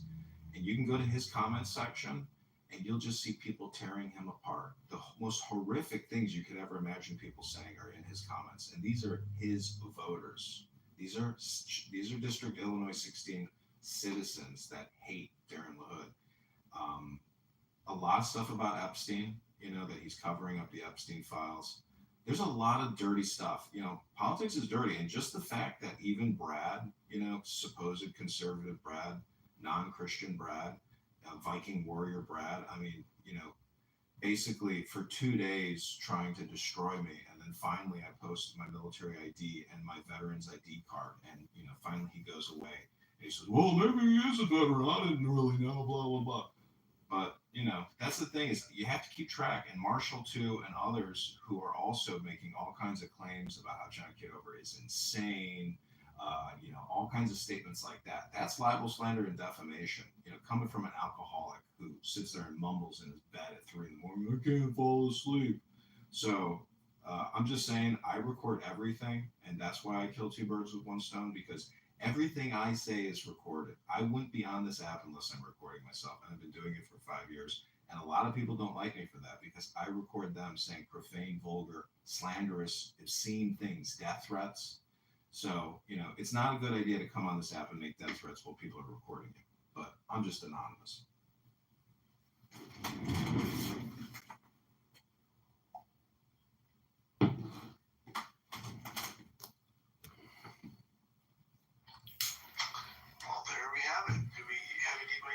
Further questions? We're going to carry this over into the evening, where we don't want to show all our cards just yet. This is just a little prequel, little pre-jazz. Trying to gather up, size each other up. Team LaHood is definitely prepared and ready. Listen, Team LaHood has been put on the ropes. You guys might as well duck out. 30 minutes ago, you were telling me tonight's the end of my campaign. I think you guys might want to self-reflect yourselves, especially Dr. Adams, because I got Dr. Adams saying all kinds of horrific things. But you, Matt, to make the accusation that I'm not MAGA when I'm wearing a MAGA hat, and you're going to support Darren LaHood, who he's not even MAGA, Matt. He's a fake MAGA. Look at his X account. Look how much support he never gave Trump, during this last election. So don't tell me that this guy's MAGA and I'm not MAGA. Believe me, my father stands with Trump. I stand with Trump.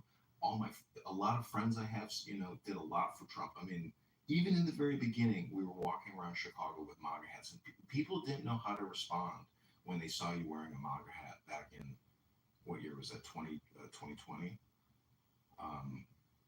So, anyways, it's been a long journey, and the fact that Trump is the president is the greatest thing that could have ever happened. It was the destiny for America, but I believe that my campaign and all my life experiences and all my work and everything has built up to the destiny of this campaign. It's not like people don't just randomly run for Congress. Like, it takes, chutzpah, or it takes, will to power even. I mean, it is a journey running for Congress and putting your face in front of the camera and talking nonstop about issues that you believe are very important. I'm trying to accurately describe the situation. Well, people like Darren LaHood are trying to essentially propagandize you to make you not know the financial back end of the situation. That's the problem with Darren LaHood. This is your calling. You feel this is your moment, basically. You feel like this is your calling to be able to do public service for the community of Illinois, the 16th district, right? See, it is all about the 16th district, but you know it and I know it that most of these congressional people are talking about bigger issues that affect the nation, not just their district.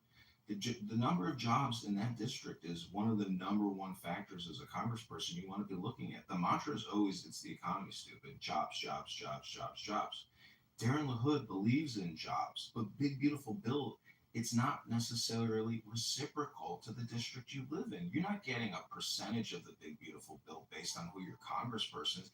That money gets chopped up and goes to the biggest corporations in the planet, NVIDIA, Google, Amazon. You can look at the $500 billion annual tax credit to the Fortune 500. Darren LaHood essentially taxed you again. He gave what would have been a future liability to the Fortune 500 of $500 billion a year. He gave them your money in taxes that they would have had to pay otherwise. So I'm just telling you, you have to stop voting for people that do this, because they're pulling the rug out underneath you and they're calling it big and beautiful. It's not beautiful. It's a big tax giveaway to the Fortune 500 that they're sticking you with as a taxpayer for future liabilities. This is merely offsetting tax liabilities to the population as opposed to the corporations. This is what's happening. This is the reality. This is the situation.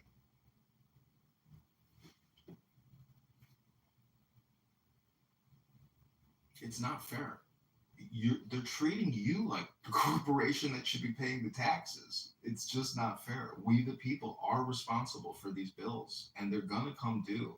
And whether it comes out in inflation and eggs go to $10 and milk goes to $10 because of this inflation, a lot of the inflation will happen by foreign debt holders flooding into America and buying our assets, like they're doing in California.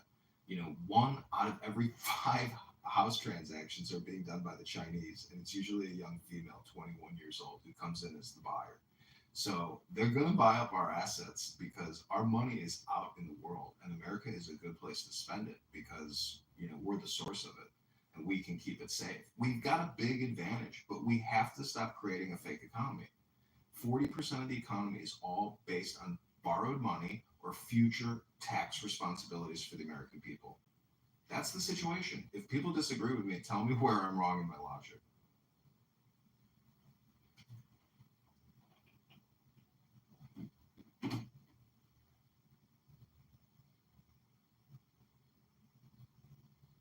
Then I guess I'm correct. But some people want to keep kicking the can down the road. I'm not one of those people. I want to crush the can, gather it up, reorganize it, and recycle it. But to keep kicking cans is childish. And Darren LaHood is a child. I'm a man running for Congress in the 16th district of Illinois. All right, that's my spiel. I hope you guys liked it. And the problem is, and the jobs, like, MAGA interested in what Trump went down. I completely mad, but I believe you a rare case where you can separate yourself from his agenda of spending money. I just don't, other man don't want to hear that. Unless Trump said it first. Now, Trump said it, your brain can't independent in that sense. I definitely believe in that.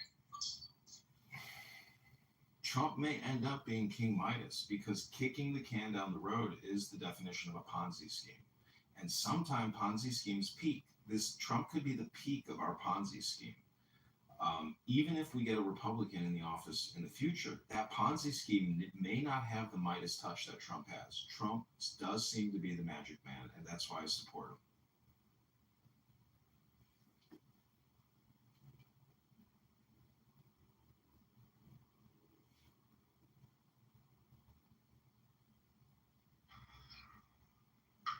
Well, I have to admit, if the camera signs off that you're MAGA, I might have to rethink this. And he's a campaign donor. You know, you are a supposed Republican MAGA. The thing is, you can still support Trump, but not support his fiscal policy of borrowing and spending. The belief that borrowing and spending and the growth that it generates will outweigh the costs of that borrowing and spending is ludicrous. We're giving money away and reshifting the burden of future tax liabilities and responsibilities to the American taxpayers. That's all we're doing. And you don't feel it yet, but in 10 years from now, when your property taxes are still going through the roof and your income taxes are still going through the roof because it's the only way to sustain the debt, they're setting us up for a catastrophic, critical failure. And if we don't enact fiscal prudence now, we will never be able to right the direction of the ship. It will become runaway Weimar Republic inflation. That may sound, like a crisis actor saying that, but if you look at Germany in the 1920s, prices were doubling every day, every 2 days. And it's the same thing in Venezuela. This is how you inflate a currency. We are doing that. But then we also have a dishonest bargain with the Federal Reserve, which is a quasi-private institution in the same way that Fannie Freddie are.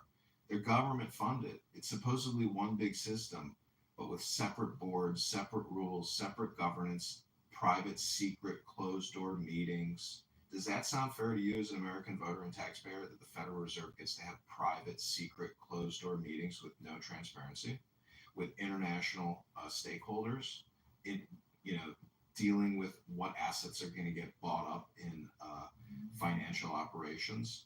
So there's a lot of secrecy that the American taxpayers are not keen to. And, Thomas Massey, Rand Paul, they want to audit the Fed and end the Fed, shut down their secrecy, shut down their hidden shadow operations that the American voter and taxpayers have no insight or vote into. Why does one guy get to set the interest rate at 4%, 5%, 7%? I've seen the interest rate fluctuate from 2% up to 8% in my life at 42 years of age.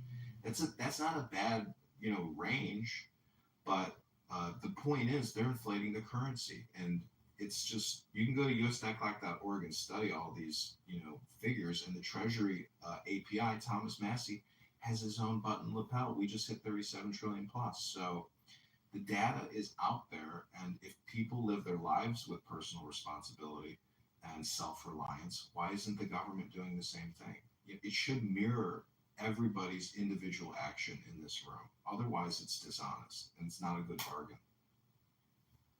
So I had to step away for a minute to handle something in the house. I had this room playing, my phone on speaker, obviously it's on speaker. One of my family members was like, "Are you watching the news? What news channel are you watching?" As they were listening to John speak. I said, "It's not news, it's Clubhouse." And this family member, normally when they hear Clubhouse, it's a lot of noise, people death threats, et cetera, et cetera. So my family member was like, listening to John speak, they were like, "Wow, he sounds so articulate and smart." I said, "He's running for Congress here in the state." She said, "He sounds like a politician." Political. So I guess you're doing something right. Yeah, the debt is a political topic because technically, we're all going to disappear and go through the same gate penniless. So the whole question is, how do we optimize the situation for future generations or create a better game for the next generation. And what they're doing now is setting up future generations for disaster, for actual slavery to the banking industrial complex or the debt creation system. We should be like Norway and have a surplus, a $2 trillion surplus. We should be $37 trillion in debt going to 50 trillion. Like, we are the biggest group of hypocrites if we keep doing this, because it may seem cool to kick the can and run a Ponzi scheme, but if you start a Ponzi scheme in the real world, like Bernie Madoff, eventually it hits a critical mass, and it implodes and disaster strikes, and you go to the goo.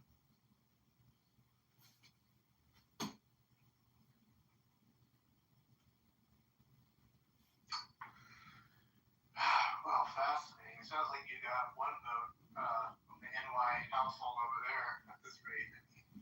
Next thing you're going to be sending them a pledge donation link. That's not good news for the little bit.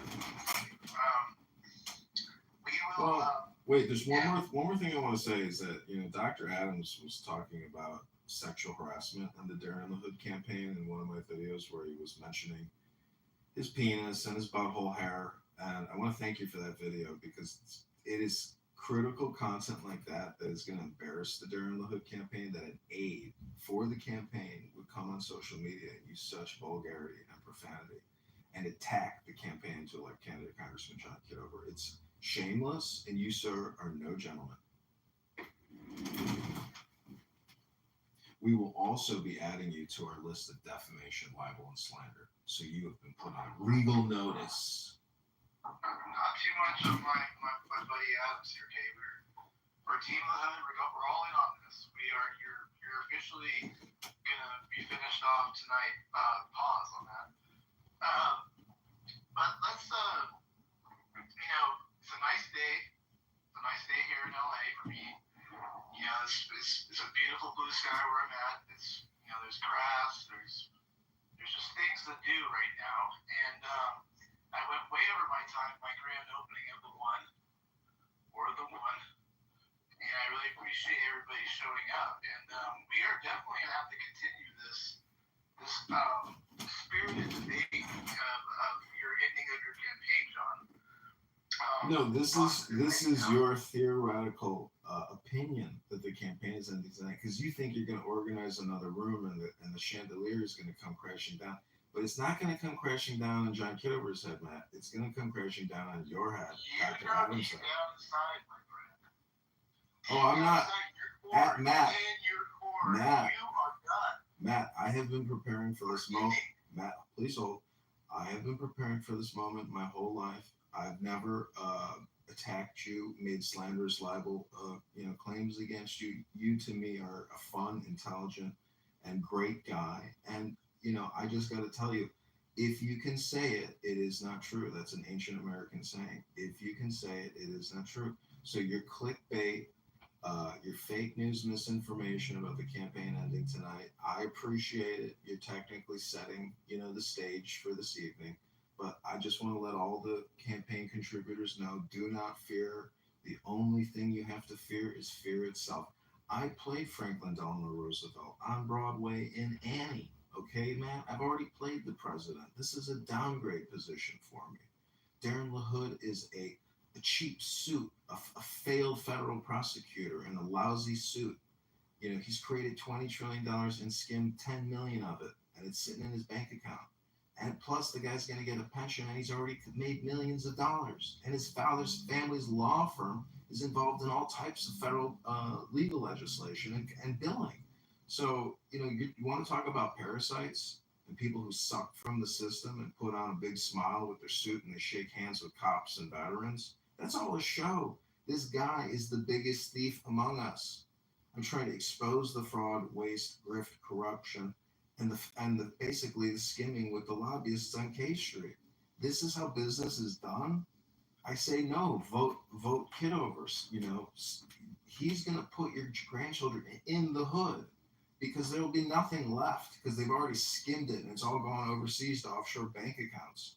So, Dr. Adams can claim that the hood is good for the hood, but truthfully, he's putting us in the hood. He's stealing from us. He's not filling the treasury with reserves and flooding our savings. This guy is stealing from you and creating liabilities for you. Well, respectfully, John, that's your problem here in Chicago. I feel that my expertise being here in California, that the hood is better for the hood over there in Chicago.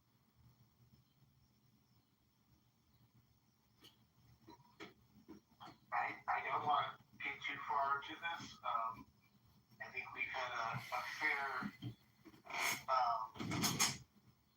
mini debate to set the stage, for future stuff coming up. And John, you stated your case, and I respect that. I have no hard feelings for you personally at this moment. I do think where I'm going right now. I think the HUD campaign has a very good chance of putting this all to rest. Wait, but I think Adams, NY, and Yakima, thank you for of the house. So I really appreciate you guys showing up, and I hope to have more stuff like this in the future. I think we had a good morning room opened up, and I think whether or not I can keep this thing going, I don't think that's going to happen. But no way. I need the inversion. I need the inversion. I just updated my profile. I'm no longer anonymous. This is John speaking. I want to set the record straight. I want to set the record straight and not be anonymous. But I'm going to pin, because this room is on record, and I think, the One House is a great rebranding effort. I think, if you had the attitude that this is one house and you really did realize that we are all on the same ship, whether it's the United States ship or the world ship, just depends on a question of your relativity, and how far you can zoom out and how much compassion, friendliness, and kindness you have. But, I got to tell you, this is a runaway pirate ship, and there's a lot of people sitting on the deck, smoking cigars at the pool, ripping you off by giving away hundreds of billions of dollars a month in future tax liabilities that you are responsible for, the voter. And, if you listen to Ron Paul and his farewell speech to Congress, he says, we are bankrupt, but we're not going to admit it. And the truth is, at $37 trillion, you are fucking bankrupt. And I just think that this artificial economy is one giant deception. And it's a word game. It's hypnosis. And the cognitive distortion is that if we stop putting the oil in the engine will break and the car will go nowhere. That's just not true. Our American liberty is fortified by the perimeter of, these 50 states. It's ours. We've got the real assets, We're just sitting on a huge mortgage with $1 trillion a year interest payment. So I don't know. Again, I just go back to the only thing you have to fear is fear itself. I believe, talking about the Federal Reserve and talking about debt is political in nature. But most politicians will never actually discuss it or accurately describe the situation, which can induce a sense of panic. Because you realize the system in many ways is a Ponzi scheme, a scam, a fraud. And so, if we want true responsibility, true maturity, and we want to be actual academics and intelligent people discussing the fiscal crisis, I use Grok a lot to pull the numbers. Most people on this app will never give you a citation. It's all just opinion, and it's heated discourse. And a lot of people repeat themselves over and over and over again on this app. I probably do as well. But anyways, Matt, I thank you for the opposition, and I look forward to debating tonight. What time are you doing the room? It's still being determined at this point, but I'll clearly keep you informed. Hey, John, can you give me, I really don't know how to ask this question.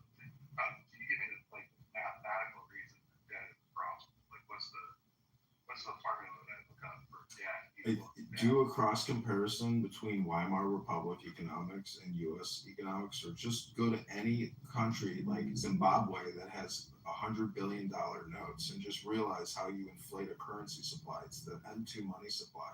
Go to usdebtclock.org, and if you look at 2050, I asked Grok, what is the national interest payment annually at 2050 based on current debt growth? It's $4 trillion a year. And we only collect $5 trillion a year in taxes. So if we're only left with $1 trillion, but we're still spending $7 trillion, we're just essentially creating a massive pile of forever debt, which will result in a critical breaking point. It could be that the critical breaking point, in terms of like price, multiplication, where everything starts going up in price, and it could be the year 2150. So it might not be our problem where we hit that insane point. But hold on one second. John. Hold on. I'm not finished. Hold on.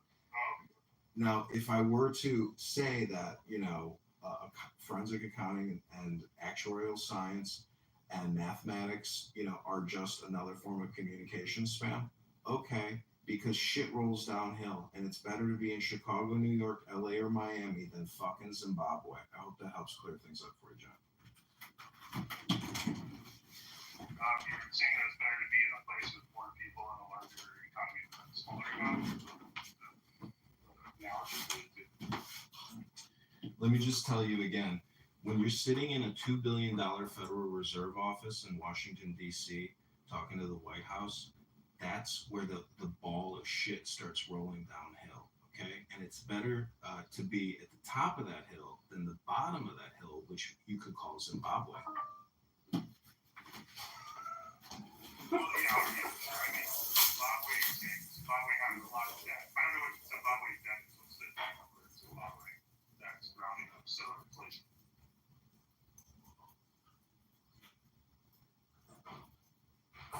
So you doing recurring debt, or are you talking about mandatory spending? Because I don't know anything about Zimbabwe.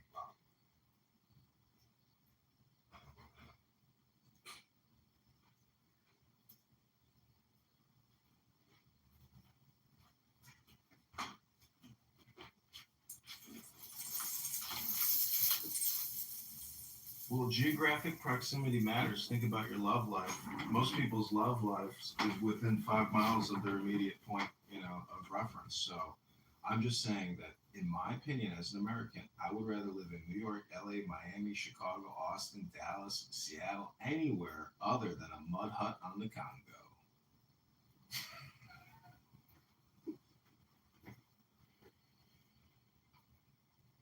So that's why I say shit rolls downhill. We're at the top of the heap, but we are slowly eroding our position. But because of World War II, we still got the number one position. We're very lucky. I'm just saying we have a huge advantage. John, your campaign is circling the bull. I'm telling you, it's circling the bull. No, I know this show is almost over. It's circling the bull, man. It's just it's like a turd. Well, how's John? Oh, no, not you, John. I'm talking about the John next to you. The silent H. Okay, I'm the protector. Yeah, no, the silent H. John is running. He's running for Congress. He's running for Congress. Look, guys, I just heard about modern monetary theory, and while I'm not an economist, it seems to make mathematical sense why that's the case. Why a good chunk of debt is an asset, depending on where that debt is allocated, right? If I have a debt, but I own a house, and I have the debt of the house, and I'm keeping the payments on that house, then that's not bad debt, that's good debt, because I'm waylaying the payment. So if anything happens, I have the extra capital to do the thing with the asset. So I don't see debt as a bad thing. John's saying that debt is a bad thing, carte blanche. I'm trying to figure out how that mathematically makes sense. I looked at the stuff he's talking about that doesn't have any mathematical formulas in it. So I'm just trying to find. Well, I mean, you have to look at it on a country. You have to look at it on a country-to-country basis. If you look at Saudi Arabia and Norway, they have no national debt. They have trillion-dollar surpluses sitting in the reserves and in their private banks that they own or international banks. I'm just saying America's debt implosion is already now $37 trillion. The only reason why we're able to pay $1 trillion a year in interest is because we're able to borrow $1 trillion a year in at 4% or whatever we're borrowing it from the Federal Reserve. So I'm just saying the whole system is one huge fucking Ponzi scheme. And that's what's called kicking the can down the road and creating more omnibus, more HRX, and continuing to fund hundreds of billions of dollars a year to Fortune 500, as well as other, tax redeferral and tax liabilities placed on future voters and future taxpayers. It's one giant scheme to skim as much as possible out of the substance of our country. And a lot of this goes to international offshore banking in the Caribbean, et cetera. Remember the Panama Papers? A lot of the money generated from Afghan, Iraq, Halliburton, all these big corporations, so much profit has been taken from our treasury and put offshore into international tax, economic zones or free, liberty zones, basically, where they don't have to pay taxes like Switzerland. There's a lot of very rich families out there that have stolen from the treasury of the U.S. because of Congress and their never-ending HRX. They're giving our money away. John, that's how you get caught, though, man. It's exploit the system and not get arrested for it. That's how you get rich. I got a question for you, John.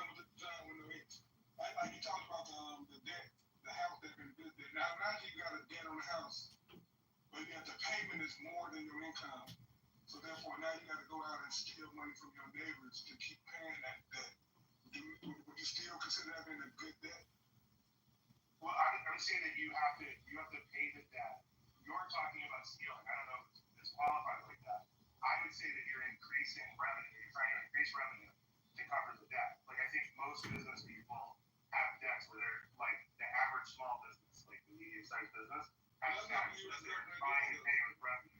Yeah, They're not creating new revenue. 100% they are. Yeah, they're creating new revenue. Taxes. No, through energy production, primarily. Like the energy production. You think that's gonna pay the debt down?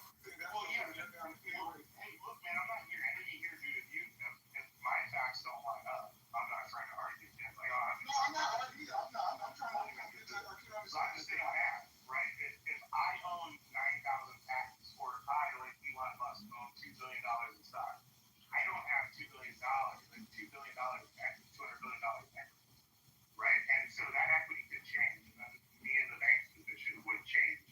And at some point, they may sell off my equity because I owe too much, right? That's what Elon's doing. The U.S. is doing the same thing. The stock, in essence, is the things that are built on the land, the infrastructure, the people, the IP.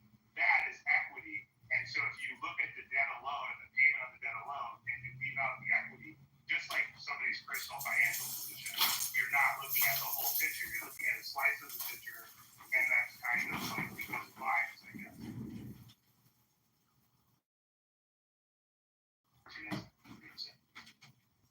Well, the thing is, if you're not in that money supply, if you're not in that network, I mean, this is the thing about having a social security number. We have a solidified network of Americans. And if you're outside of that social security number network, life is more difficult. So the question to me is, how do we optimize this spend?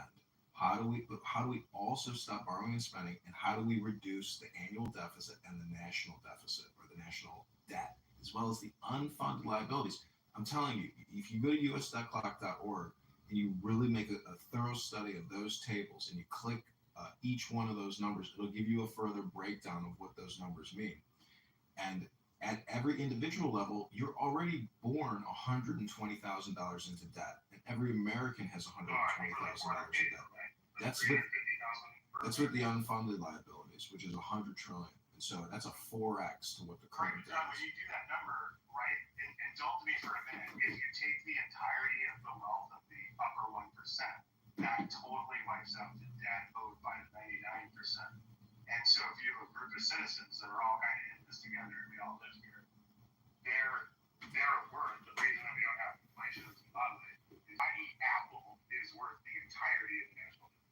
Not even close. So if you go to us.clock.org, you can also see there's something called hidden assets, which is over $200 trillion.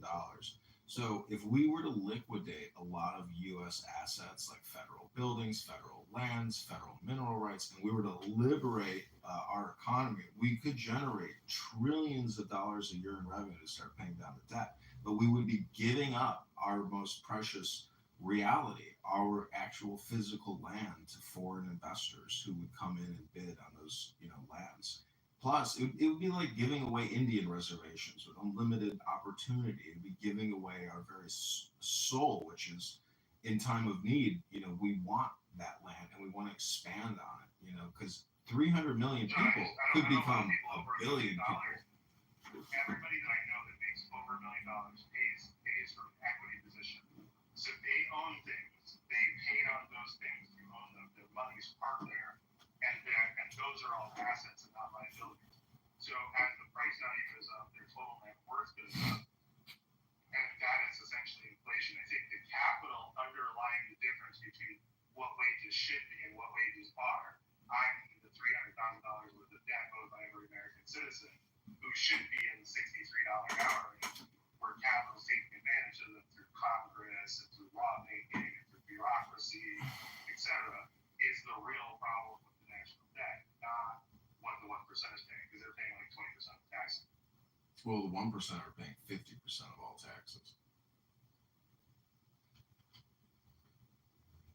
No, okay. I mean, mine had 50%. But the point is, to steal from the rich to pay the debt doesn't solve the problem. We could just stop the borrowing and spending and let all sleeping dogs lie. If we were to just spend $5 trillion a year as opposed to $7 trillion and only spend what we take in and have a balanced budget act, that would be a much more common sense approach to running this economy as opposed to creating $2 trillion in new debt every year. I mean, if you can lower mandatory spending and all that, I mean, I don't know what your plan is, right? But you got to cut something, right? So what do you pronounce to cut out of our mandatory and, our other spending? Yeah, I would cut spending by $2 trillion a year. I would take $1.8 trillion out of Medicare, Medicaid, and $0.2 trillion or $200 billion out of the defense budget. So that's $2 trillion a year, brings us back to $5 trillion a year. Boom, Medicare, Medicaid, National Defense Authorization Act. Let's get it ratified. I want to work this. Well, the point is you actually stop passing acts, you stop creating bills, and you cut the budgets now, and you stop borrowing and spending. That requires no new HR acts, no new omnibuses. You can't keep creating more cans to kick.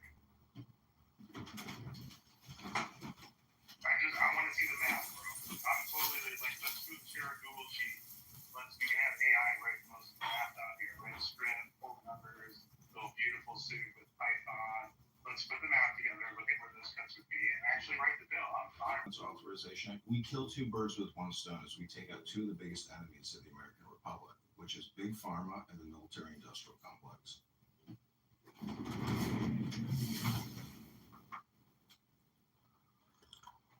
Really quickly, Matt, when you have this debate room tonight, please ping me, just in case I don't see it in the hallway. Matt, even you supporting Darren LaHood and Dr. Adams supporting Darren LaHood for Congress versus me, John Kitover, you are a part of this destiny equation as well. And I thank you, Matt, and I thank you, Dr. Adams. This is heavy for a Sunday.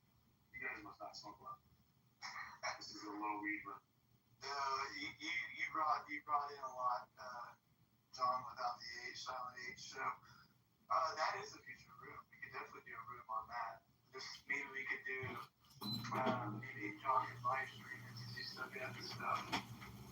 The breakdown of what he has proposed for a budget and the national debt and all this stuff. That'd be an interesting room. So John, I just posted a link to a video. If you could watch the video and tell me what you think, that's actually a video that took place of an incident that took place in actually Chicago. Okay, let me take that.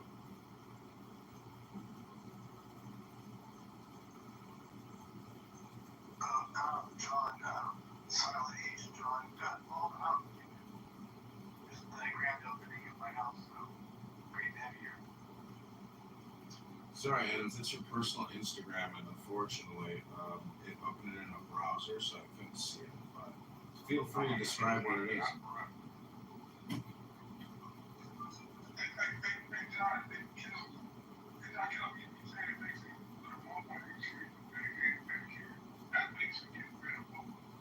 No, they're spending $4 trillion a year on it already. That leaves them $1.2 trillion. That's how their budget is $2 trillion. So yeah, what I'm really interested in is when you spend that amount of money, what does that money represent for interesting parts? The amount of money you're spending, what does that represent? The stock market and all corporations associated with that budget cut will implode, and those companies will go from 90 PEs down to 4 PEs. They will not exist in their current form.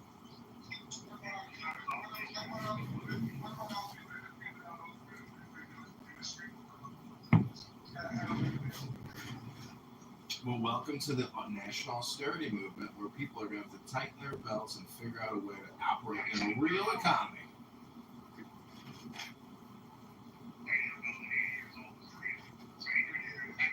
Well, see, gentlemen, all you're proposing is kicking the can down. You gentlemen are literally proposing that we continue to operate a Ponzi scheme, gentlemen. You gentlemen want to operate a Ponzi scheme. I'm trying to stop the Ponzi scheme, and you gentlemen just want to keep operating a Ponzi scheme and kicking cans. But that might be what you guys like to do. Do you gentlemen like to kick cans and operate Ponzi schemes? I don't. I'm fighting against it. You guys are merely trying to support it and say my positions are wrong. But you're wrong. Okay, hold on. Let me just say something. It is completely pointless to talk about debt spending with this man. Let's move on to another issue that actually affects people living in his district. So, John, would you consider yourself to be transphobic? I think if men want to dress up as women in public, God bless them. But if they also support genital mutilation and puberty blockers, and you want to mutilate a child who's having gender dysphoria and suffers from a mental health disorder like depression, I think you're a butcher.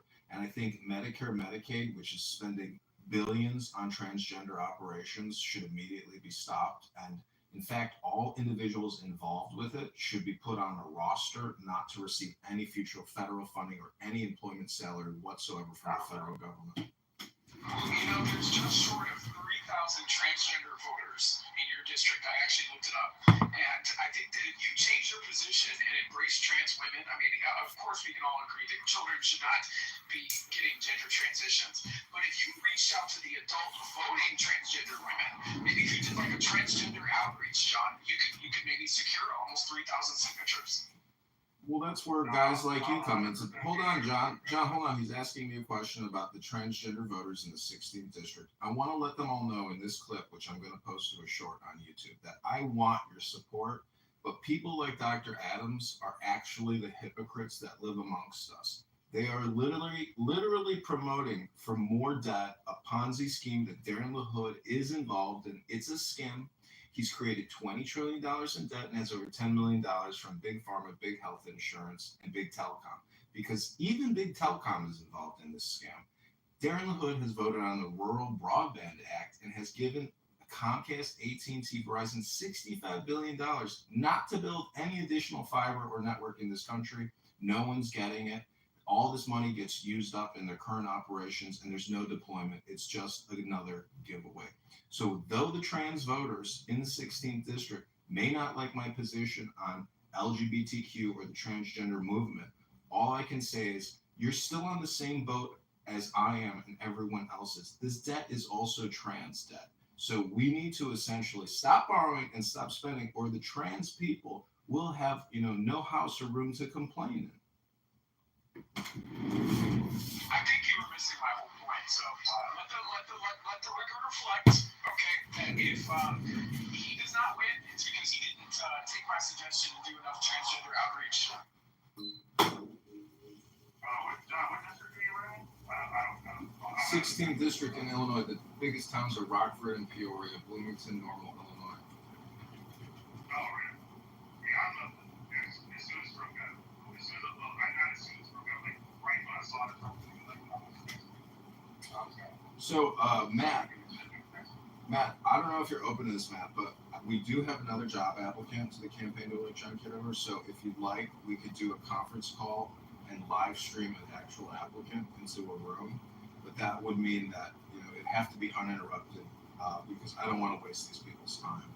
But if you want, and I asked them prior, say, hey, you're on an online conference call. Is it okay if the call be recorded? I'm sure she would say yes, but she's interviewing for the position, so we can do that interview if you want. I will take counsel with my fellow hood person here, Dr. Adams. So I will get back to you on that. Thank you.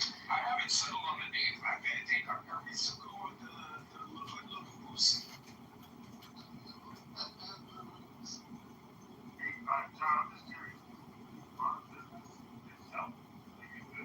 Yeah, so look at my PTR. You want to see my business? Look at my PTR. It's about 15 cell phones. It's got about 30 YouTube channels. I'm an online media creator, John. I've been getting paid 5 years here to record Clubhouse. I'm your taxpayer dime. Adams is easily triggered. Adams is easily triggered. Easily triggered.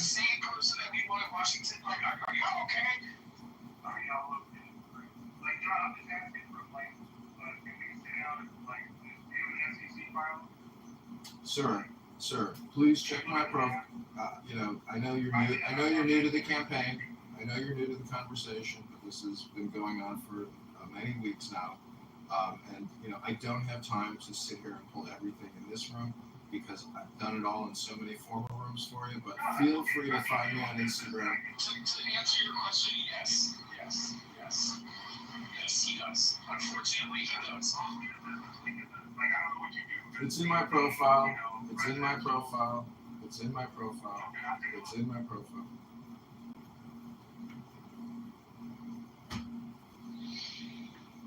Matt, I gotta give it to you, man. You know how to create and stir the pot, but guess what? It takes people to stir your pot. So I hope you've enjoyed the show. And, I thank you also for the Pepe and Dr. Adams show that I piped into Mojo's room and recorded. I thought that was a lot of fun.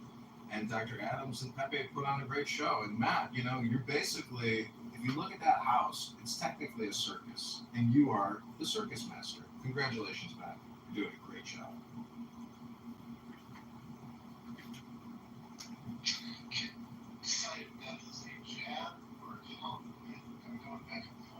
No, it's basically like saying, you're a plantation owner and you enjoy sometimes watching a squabble. Well, you're the green bean in a big red house. Let's be honest here. You're the green bean in a big red house. We were civil playing the big on the plantation, but it's the next generations. Come on, man. Oh, looks like a plantation house to me. Looks like a plantation house to me. Maybe work on your branding and your logo. Because guess what? The Darren LaHood campaign is nothing but a plantation house for debt slaves working in a field. That's all you are. It's debt slaves working in a plantation field. Why? Because 2 black people are supporting him. I'm trying to liberate you from plantation lifestyle, and you just want to keep working on the LaHood. Working on LaHood's plantation slave of debt. Debt, $37 trillion in national debt, $100 trillion in unfunded debt liabilities. Go to usdebtclock.org to see more. Guess what? Since I'm running for Congress and you're not, you know what I had to do? I had to file what's called a campaign financial disclosure report. Feel free to Google it and look it up, John, because some of us got receipts. Some of us have receipts. Yes, Google it. I'm not going to do all these Googles for you. Let me tell you, go to my profile, follow all my social media, John. I don't have time for all your little one-on-one queries. Feel free to send it to Google. I used to work at Google, and guess what? We had an acronym at Google. It's called Let Me Ask Google For You. So go ahead, John. Oh, Lord. This is stressful. God. John, is this your first time dealing with John, the crazy congressman? Yeah, this is the first time I've ever had the displeasure of speaking with John. This is the first time I've done There's a reason why you don't have an H in your name, John. yeah, tell me this. Right. I like first names. Well, maybe if you didn't have an H in your Well, maybe I'd get more APAC money because that's the Jewish way. Sorry, of John, I spending didn't mean to it. cut you off. I just had to put him in his place.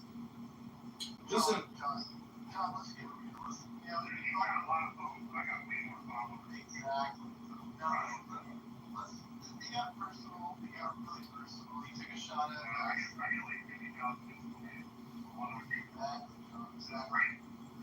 well, I'm here stirring the pot with a guy with 50,000 hits a day. Wow, I'm stirring the pot with a big guy here. Wow. Oh, it's the only reason you came in here and you're sticking around and stirring the pot. Stirring the pot, one stroke at a time. Stirring the pot, one stroke at a time.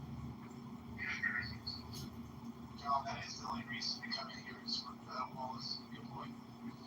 Well, the other reason is you stir the pot, and I pointed that out that you're the circus master. I have done nothing. I am not the circus.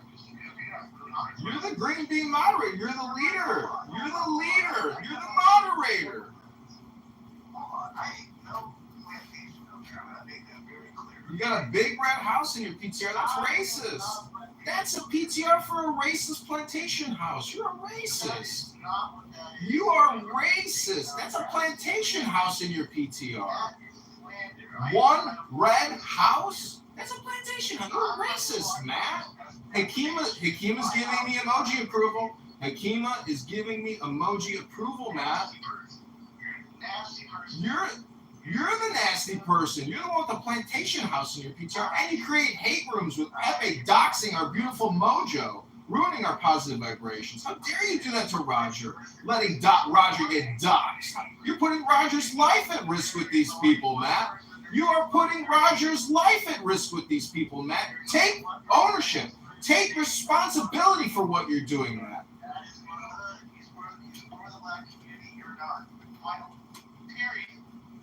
Take responsibility for the hate speech rooms you're creating, Matt. Listen, I just want to chime in and say, y'all better leave Roger alone. That's it. I'm done.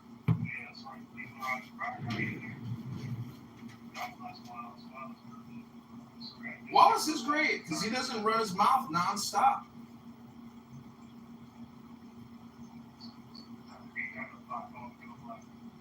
I'm here campaigning. You're here running your mouth, and Matt creates hate speech rooms.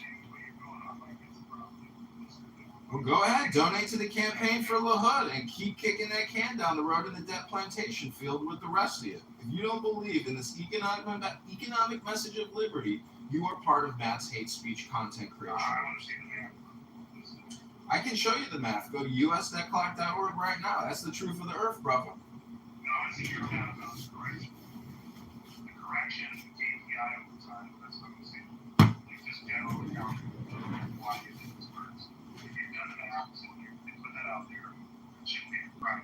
Yeah, it all comes out of the Treasury API. Thomas Massey's got a little lapel pin that says $37 trillion. It comes right out of the Treasury.gov API. Sorry, John, but those are the numbers we go off of what the government puts out. It's called the Treasury. I worked there for the past 5 years, but now I'm campaigning for Congress in the 16th District of Illinois against Darren LaHood. And Matt, I'd like you to pin the link to my campaign donation page, if you may. I hope I've given you the content you're looking for. Okay, so now we have a bigger problem. So you're telling me that for the last 5 years, when you've been violating all of our privacy and recording people, you were doing it on government time? As a department of the Treasury employee? Is that what you're telling me, John?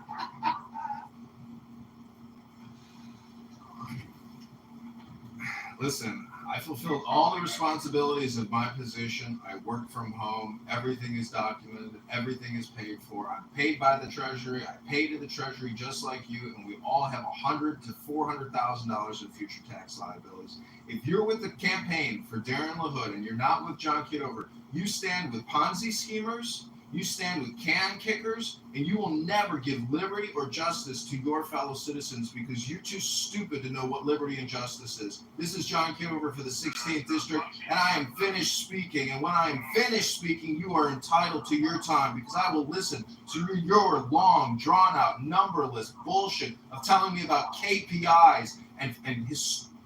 I'm done with it. I'm done with it. Get this guy out of here. Whatever, in my house, the plantation. I'll make sure that the last plantation that you're on that you'll never ever see again. You just watch your mouth. Love Staker.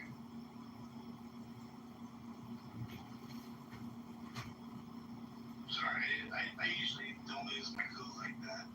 Welcome, Trayvon. How are you this afternoon?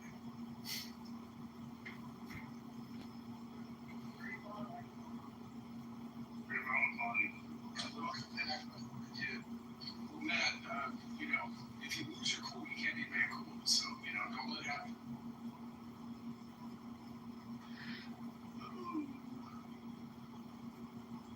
Damn, I looked away from the phone for a second. Y'all put the congressman in the booth. This is diabolical. Just joking. He makes more sense down there and why I get up here. Last I heard, he was accusing me of the plantation owner, man.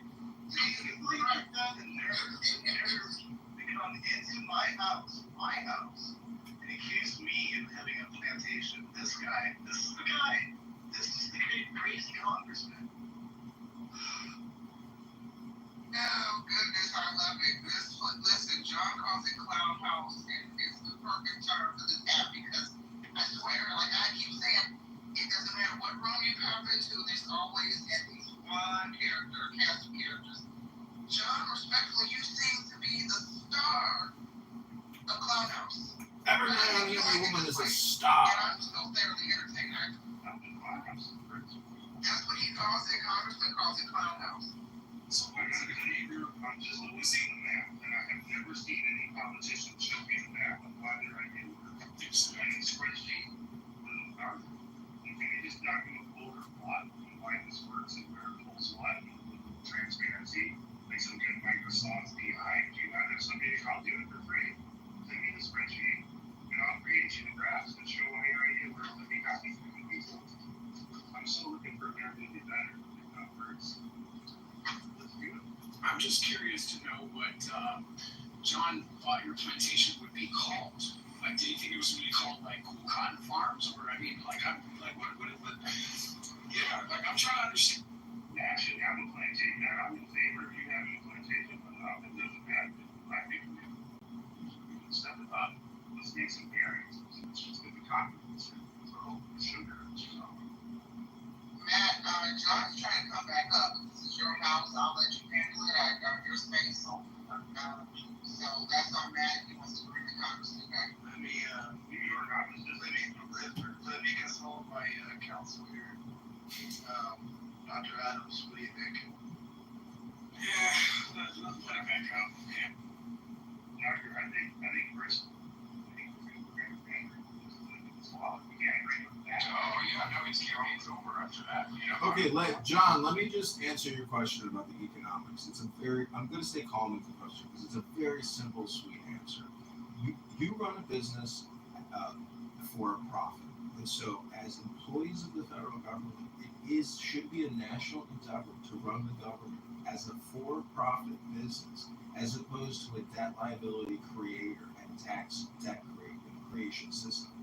In the same way that Norway or Saudi Arabia runs the government at a profit, they have a national sovereign wealth fund. We have a national debt wealth fund, which is not wealth, that's tax liability. So run the government like a business, and we will start to solve our problems in a business-like way. Otherwise, this is Clown Town, and it's a clown show. You can use your cute little questions, but we all know that it's not being run like a business. And if we're adults and not children, and we don't want to act like clowns in the Clown Town or in the tech, and we want to be responsible adults, we run this like a business.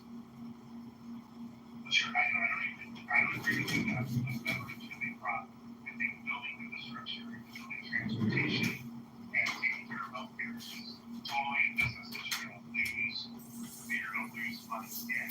The customer acquisition, for one, and I'm educating them about how healthcare works, how the training system works, that is not profitable to do in a good way. So that's not profitable. That's you're going to lose a certain amount of money. That money is then paid for by taxpayers who are using that system. So therefore they pay for the system. And that's how you control pharmaceutical costs, is that the taxpayers are paying for the system. There's only a a certain amount of money per taxpayer. So that's the cost that we charge the taxpayer. And the amount of money that we give the pharmaceutical company, research and tax breaks, makes up for the fact that they only give $25 for the insulin. So that's, I think that's a perfectly workable system. That's reasonable. And I think those numbers are reasonable. I think we're going to watch. Okay, can I respond? That the health of the population, hold on one second, is that the health of the population and that being greater and their upward mobility being greater is therefore producing more of a profit. And that's how you get a profit from the mechanism. You don't get a profit from the chairman. Okay, this is my response. I listened to everything you said with incredible attention, so I knew how to really appropriately to respond to what you're saying. And John, let me just tell you this. When you run a business to the ground, there's a lot of hurt feelings. And sometimes when you restructure a business because it's not making a profit, the outcome is a lot of hurt feelings. And I can promise you, if I get into Congress, I'm going to hurt a lot of feelings because K Street and all the lobbyists that let Congressman LaHood skim $10 million out of the $20 trillion in debt, I'm going to hurt their feelings by giving them no more money. We're cutting $1.8 trillion from Medicare, Medicaid, and $200 billion from the National Defense Authorization Act, saving us $2 trillion a year and bringing our annual expenditure to $5 trillion a year in line with what we collect at the IRS through the Treasury. So that's my official economic position. We have to run the government like a business. We can't spend more than we take in, and we are now running at a profit. And that means paying down the debt at $37 trillion and $1 trillion a year in national interest. So until we stop acting like children and run this like real businessmen, we are running it to the ground, and we're going to hurt feelings either way.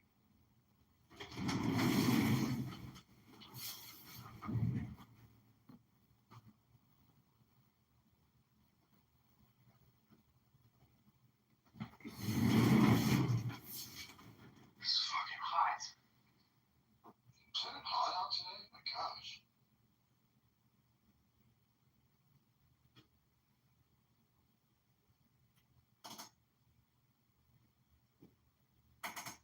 Yeah, it's 81.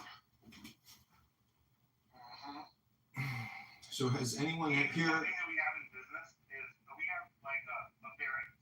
And so like Steve Jobs talks about this a lot because he had it in the tech industry. And so like when you change what you're doing from an infrastructure operations standpoint, you have a variance, and that can be different things based on how much stuff you defer.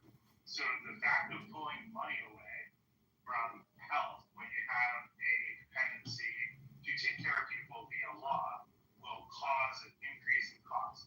So your 1-to-1 ratio that I need this cut equals such an expenditure to be less is incorrect. It will probably cause a 300% larger expenditure.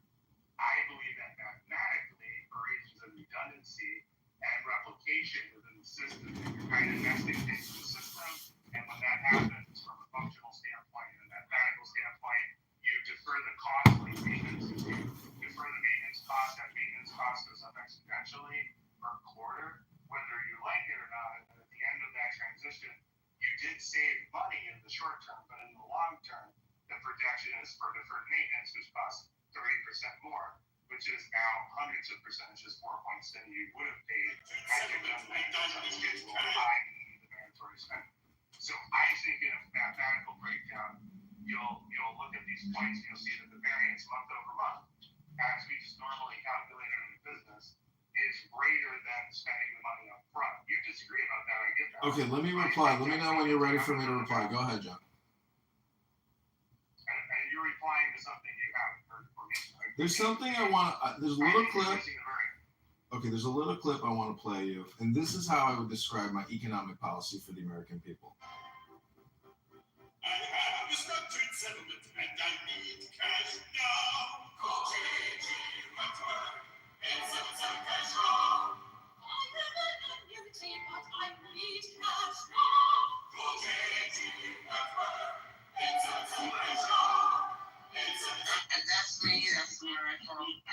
Well, I don't even know what the hell, what was that? Like, I'm just. He's saying that he wants the way that they couch this in intellectualism is they want a profit first agenda, which, I mean, you can say from a business, but, you know, when you have a profit first versus doing YouTube. Like, this dude is not, like, he has a really poor business acumen. Guys, I'm not a great businessman or anything. Like, I lost a good salary trying to sell Christmas trees in Florida, so I'm not like this great business mind. I'm saying that like running a business that's semi-profitable in the American economy isn't very hard, and the rules are favorable to doing that. If you're worried about taxes, that's a weird thing because I don't know any other people who taxes.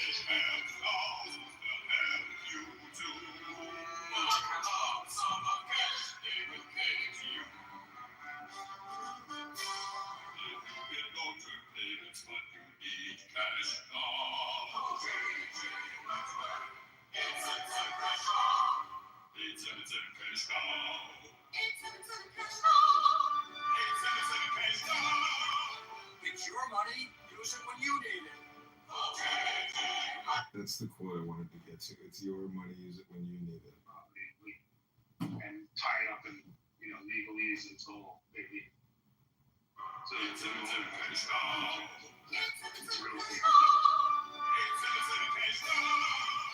It's your money, use it when you need it. like because I don't know real estate development. I have no fucking idea. I'm just saying that rich people that I know don't know any rich people.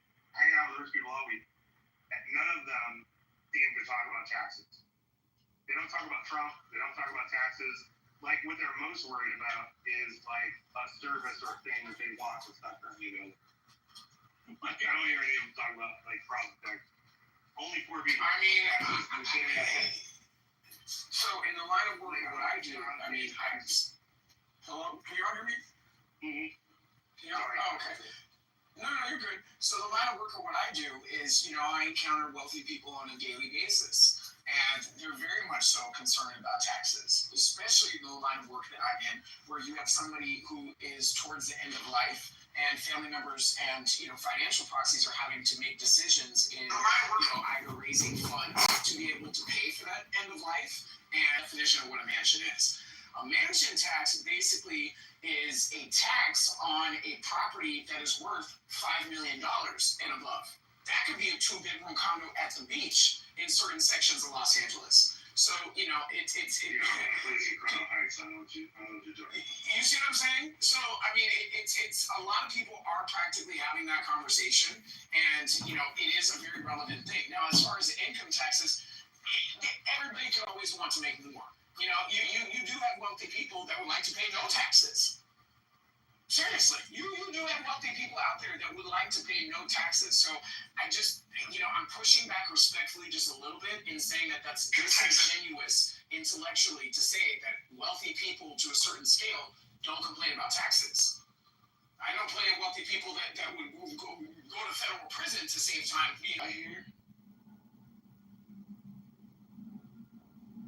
Yeah, no, I'm here. I was in the back channel. Yeah, just a question, and defer to you. Should we let the crazy congressman back up or not? Here we go.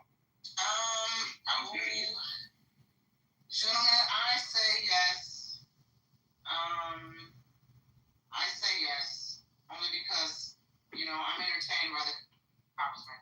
But if, you let him up, okay. Thank you, Nye. This campaign keeps marching on because of good people like you. Beautiful people like you. John, can you tell me about the phones? Why so many phones? Is this like Yeah. signals or whatever? I have 30 plus YouTube accounts. They're all across these phones. 30 plus Instagram accounts. I've uploaded 20,000 YouTube videos, 20,000 Instagram videos of people like you talking here on Clown House, having heated conversations, See what I mean? wasting all their time. So you're spending time in quantities of violating people's sense of, comfort. Let me ask you this. How many psychotropic medications are you prescribed? Well, I just want to let you know that that's defamation, libel, and slander. I'm going to be sending a lawsuit to the campaign to elect Darren LaHood. Go ahead. I asked you a question. I didn't confirm. Let me ask you this. How many psychotropic medications are you just prescribed? So, I'm simply asking how many psychotropic medications are you prescribed? Defamation, libel, and slander. I'm going to be sending a lawsuit to the campaign to elect Darren LaHood. Go ahead.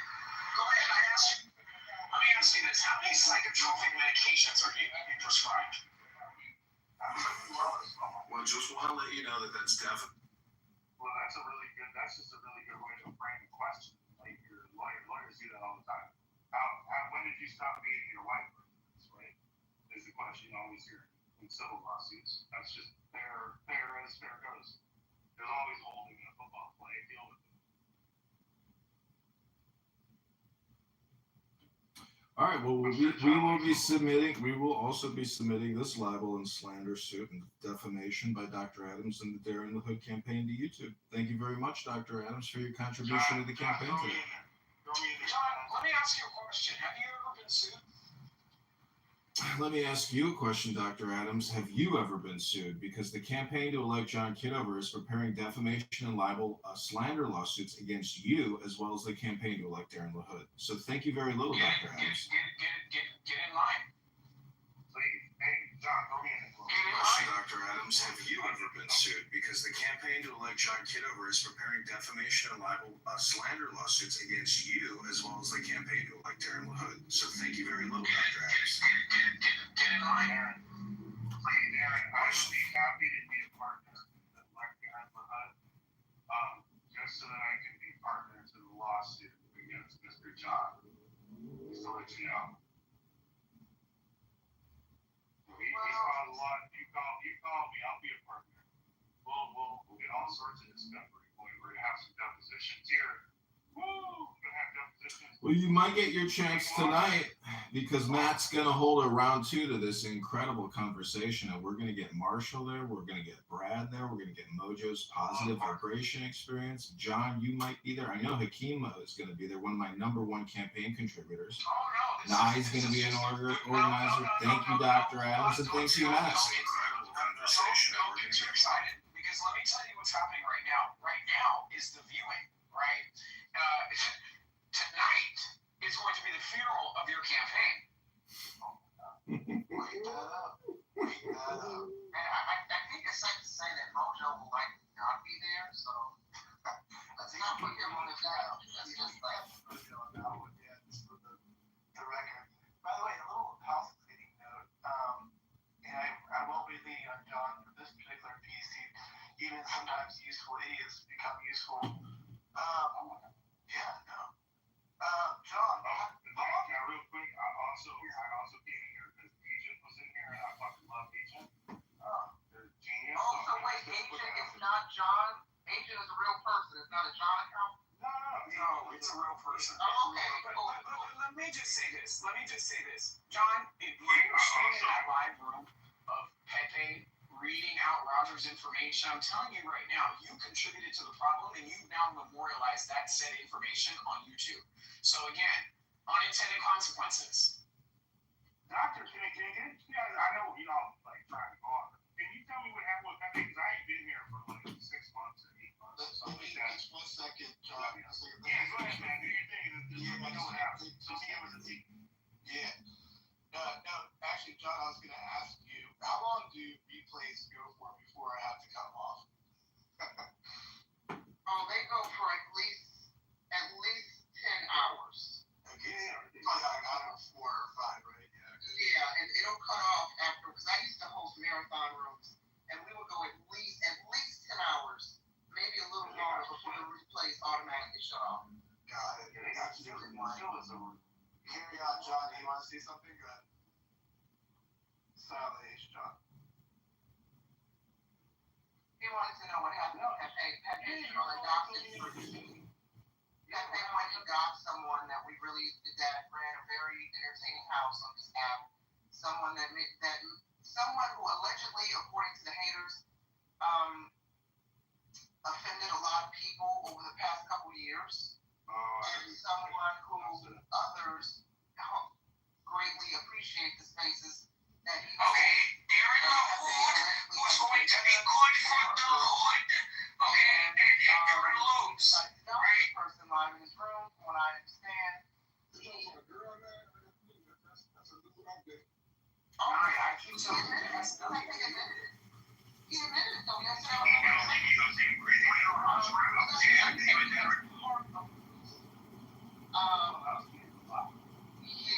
part of the reason is because Pepe, and the other reason that's because he doesn't like the way Roger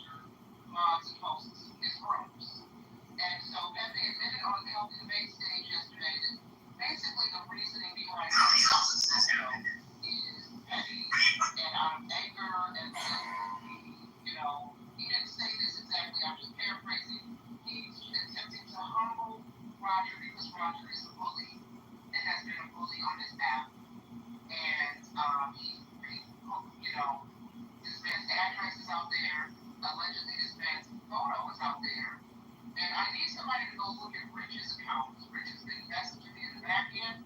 He's changed his PTR, his messy clown on his account. I don't know if that's the Roger photo that makes sense, right? I don't know. I didn't see the photo yesterday. I didn't see the photo on Friday. Is it the photo of the brown man, the hair set man with the brown top? With the brown background? Yeah. Yeah.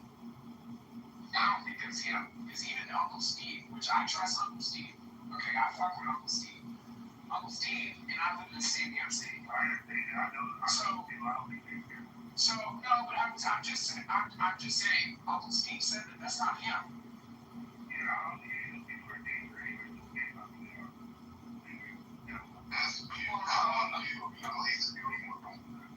No, well, I heard this morning from someone who's close to Roger that Roger said his address was not out. And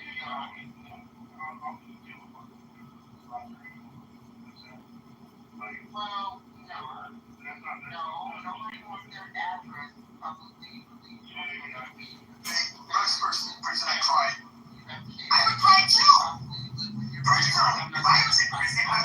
I'm just saying in general. Nobody wants their address. The largest. Nobody wants that. It's not cool. Let me explain to you. Everybody goes after their fucking dads. Okay? Right now, that man is a secret. Okay? Number two, that's my fucking dad. Okay? I'm coming for your neck at that point. Okay? Room creators and hate communicators on this app who did up until yesterday continue to do hate speech nonstop on this app. I think there's something going on where people are using this as a way to gaslight in the hardest ways possible through words, and it really you will be straight fixation. How great is the difference between and Shit, I've been doing this doxing shit. what is the distinction? Clean single-heartedly to I've been doing this weird doxing shit and these fucking fake influencers out of California since 2005. Okay? Motherfuckers show up to me and come to campus like like I'm telling you, people wanted to stop all because they didn't like my opinion. You see what I'm saying? All because they didn't like my opinion. So, to me, I've seen how this shit can go very, very, very left. Okay, fuck around and find out with the wrong person. This always manifests we should look based on an aspect every night. Their social media presence because they show up on reality show. You better believe I call the office and take their fucking subsidiary's name out of your marketing. Dude, one of my people on Facebook, somebody put a GPS track on the car, model, and they didn't like their opinion. Showing them that they're big, buying tickets.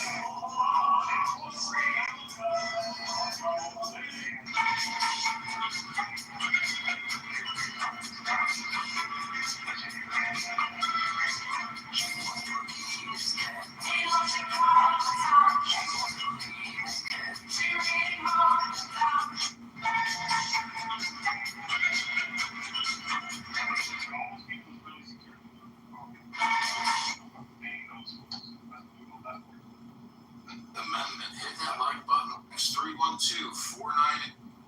No, I mean, it's just like, listen, people think that because they're out of sight, they're out of reach. You see what I'm saying? Fuck around with the wrong person on this app, and shit can go in a completely left direction that will take your social media presence off of this app and put you into a place like freaking Hot Tour World. You see what I'm saying? I've seen it happen. I've seen somebody that I'm actually very close with on this app. She made a comment To this incredible conversation, I want you to get Marshall there, we're going to get Brad there, we're going to get Moses Johnson, our great experience. John, you might see there, I know the Kima is going to be there, one of my number one campaign contributors. actually made it onto a national podcast.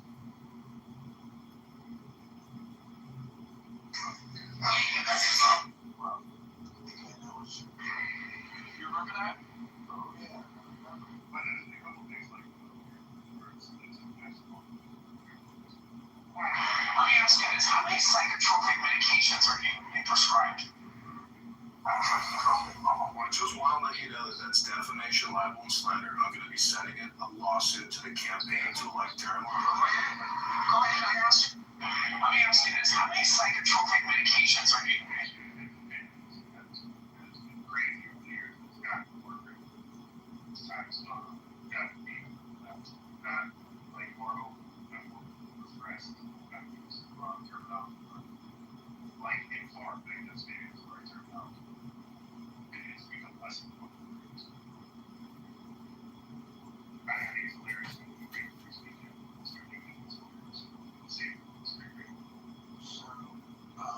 Silent Agent John, you've been fairly quiet.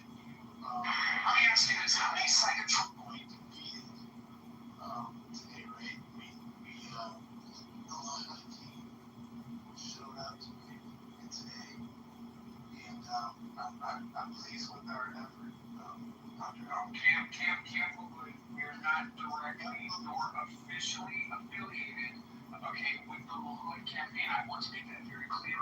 Okay, we've never represented the fact that we are part of the LaHood campaign. I actually kind of reached out to the LaHood campaign to bring them out here. I have no dog in this fight. I live in California, but again, I feel that LaHood is best for whatever district that freaking John is running in. Okay, I would quicker. Let me tell you something. I would quicker vote for Casey Anthony than I would vote for freaking John Kitover for that district. Doctor, you have this thing. John, I'd like to go after you. Go ahead.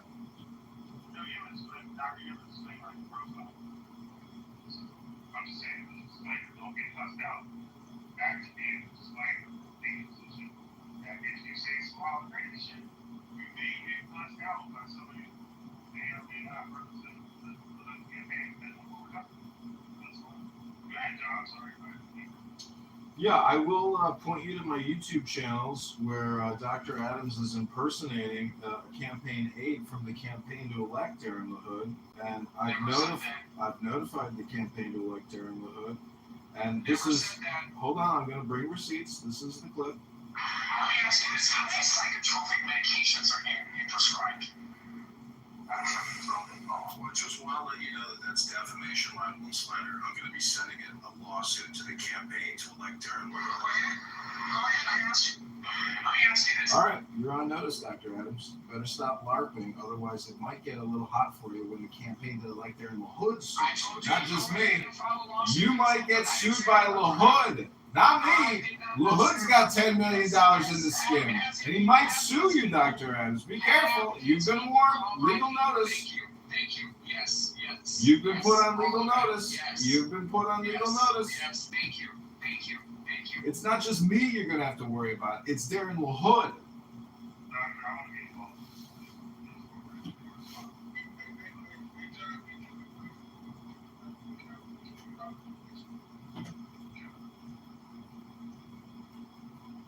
How can you on whose side are you on? I'm on the side of the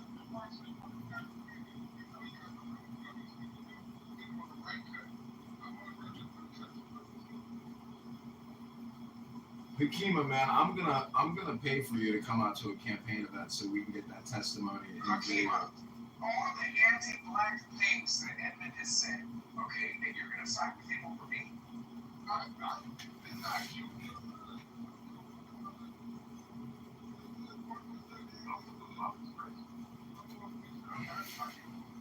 That's a new campaign slogan. Fuck LaHood, his ass ain't good.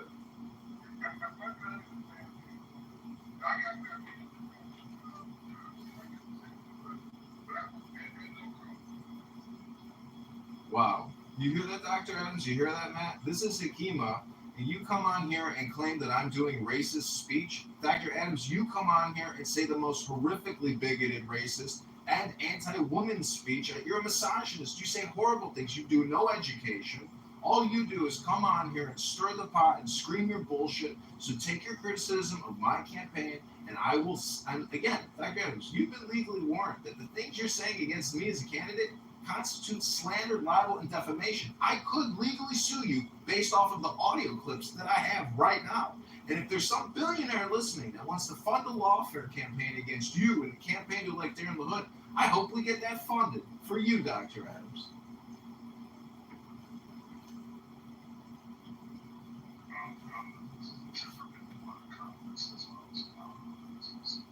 Listen, I don't know if you know what it's like to wage war, but this is a defensive communication war. And I'm not going to let Dr. Adams or Matt or Darren LaHood spread all kinds of lies, defamation, and slander to confuse the voters about who the enemy of the state is. It's not John Kitover, it's Darren LaHood who is putting you into a debt slavery that you have no vote in.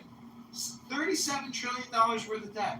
$100 trillion in unfunded debt liabilities. This guy's been in Congress 10 years. That's $20 trillion in debt he's created. The numbers are all in Grok. I've done all the research. You can see all of our position statements at johnforcongress.com. Let me put the link in the chat again to make a campaign contribution right now.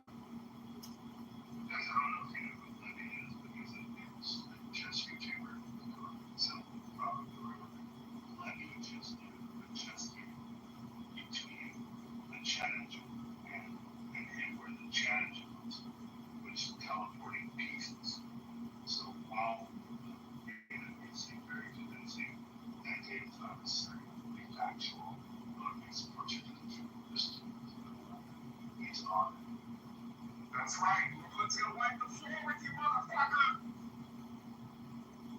Well, link is in the chat. Make a donation now. John, would you consider giving $10 to the campaign to elect John Kitover right now? After all this communication, transparency, honest opinion, are you not willing to give $10 for some of these opinions?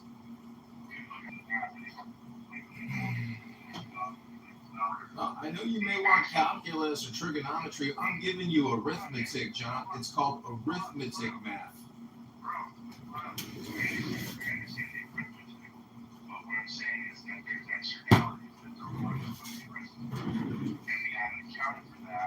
Well, let me ask you a question. Are you a forensic accountant? Do you know what's going on behind secret closed doors at the Federal Reserve, John? No, you just admitted you sold Christmas trees in a parking lot and you lost your job. Who the F are you?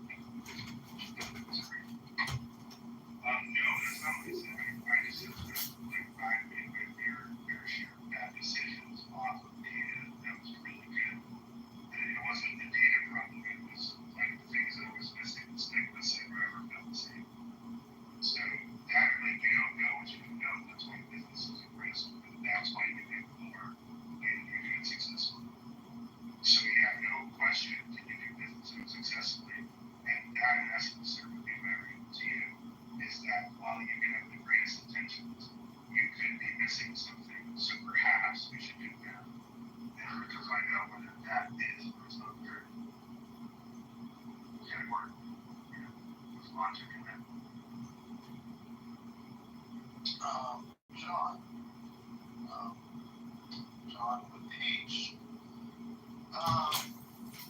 One of our swirly records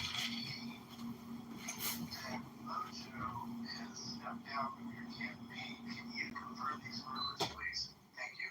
Sure. Dr. Mojo, the super positive X experience, was never a campaign manager. He was simply running rooms here on Clown House at his own free will, not as a contractor or an employee of the campaign.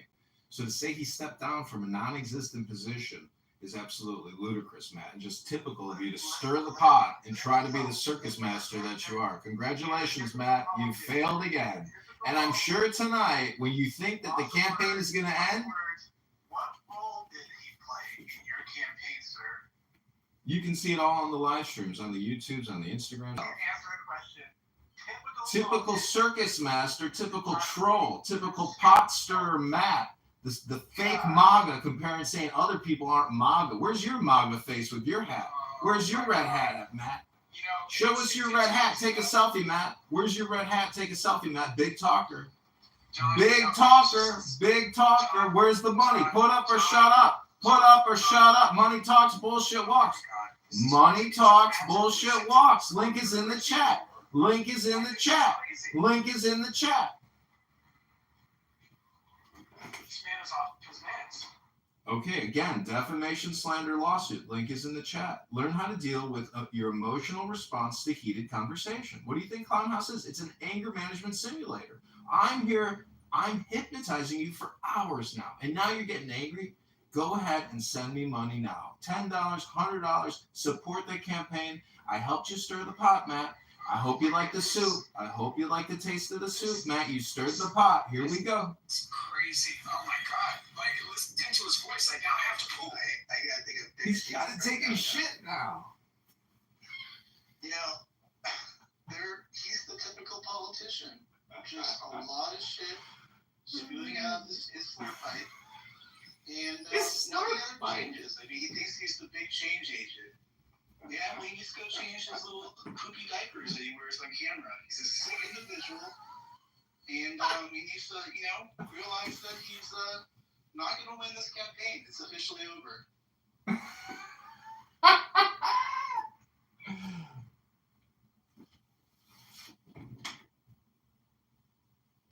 that was, like, very, very, very stressful. Yeah, John. I'm just minding my business, driving down Sunset. Listen to your heart. Nobody's voting for you. Listen to your heart. The hood is going to be you.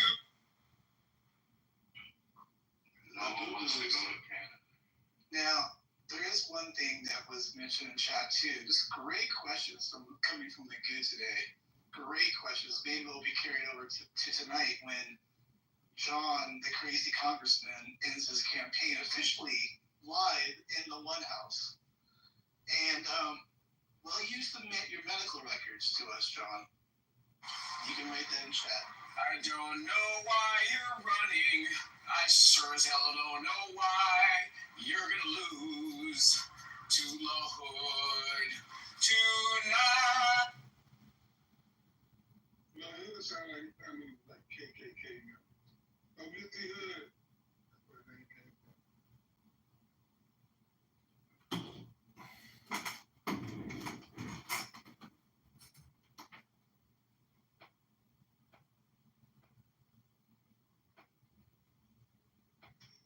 I gotta say, this has been a grand opening for the One House. Thank you so much, everybody. Really appreciate your attendance. It's been very therapeutic and very eye-opening, needless to say, throughout the last couple of hours. I think the replay, for some odd reason, would not go away, and I think I know why, because it's been such a tantalizing space. Thank you guys so much for coming today.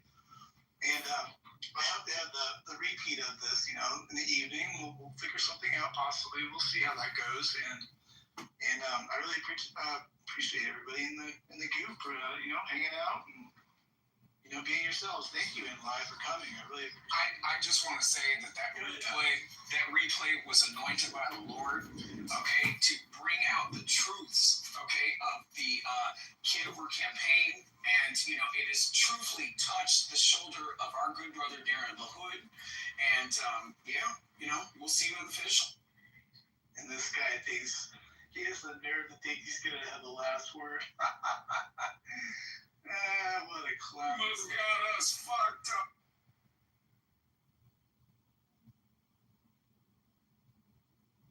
Wait, so this was your first room under this house, man?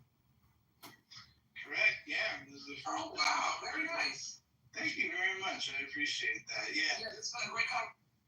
Yeah, to try to just need another place to land on.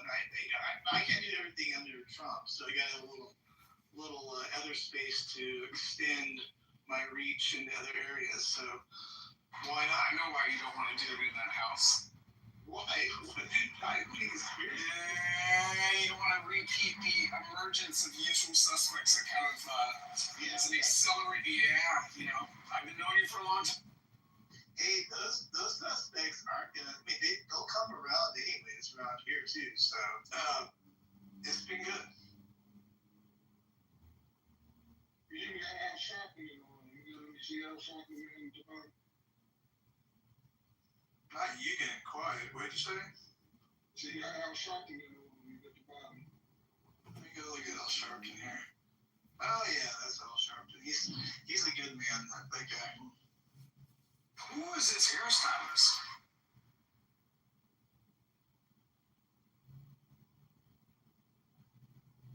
All right, man, close it.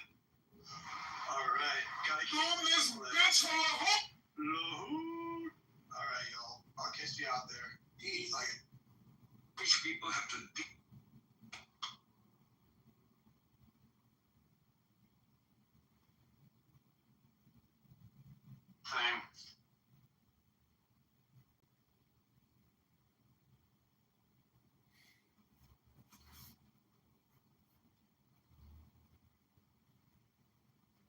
Same.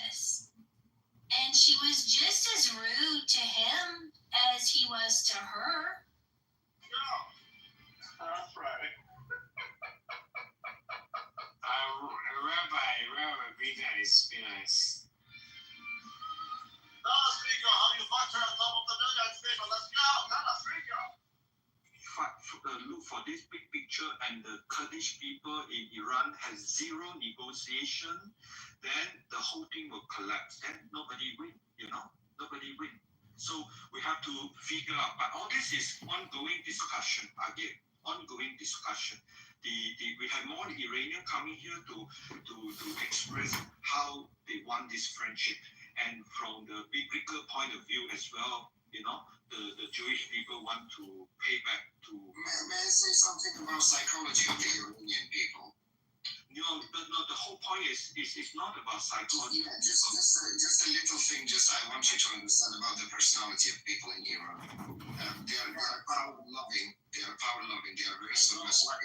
But from you see, it's no good if you try to. I'm not talking negative. I'm just giving you information. I know, but from the population, 90 over million, right? 60% are the Persian, and we have to make these Persian people free, and then with time they stabilize the place, and now Israel has a very big. Like 60-70% of the population who are wanted to make a lot of trade, collaboration, everything. All this will also bring good to the Kurdish people, but all this thing has to slowly talking. But no point if you say Iranian is not good. No. You didn't get me. Listen. Let me tell you something. The problem is the people don't want to be free because they know. That's okay, you cannot be agreed, but let me just tell my point. It won't take long. Listen, Iran, as I said, is a very divided nation. I lived in that country for a long time. Listen, and I still live there. Listen, Turkish people, they want their own state. They want to join Azerbaijan. Ahwazi people, Arab people, they want their own state to be completely separate from Iran. In the other hand, you heard about the Baluch people. They are every single day there is a conflict in Baluchistan as well. In Kyrgyzstan, you know where you are. So that 60% you talk, they are people. They holding all the money. They holding all the resources, all the powers, all the key infrastructures. 10-15%. These are the jihadists. Okay, it's not the 60% who are the suppressors. I lived with them. I know people that drinking alcohol in the same time, holding a picture of Khomeini in their house, and also the king, the brothers at the same time. So very easy to conflict. Yes, it's about 10-15%. No, they're not 50%. It's not 60%. They are probably 1%, the ones that they really rule in the country. But because 1% cannot suppress the other 99. I think he's talking about 50% support the Islamic regime. Exactly. So the 1%, the other 15% mostly civil servant. And again, this is the playbook. Of modern caliphate. They use 40 years to figure out how you from 1% to reach the mayor, and then from mayor to 10-15% of civil servant working underneath the mayor. And we are start seeing this in UK, and we are very worried now. And this is going halfway now in Turkey. Okay,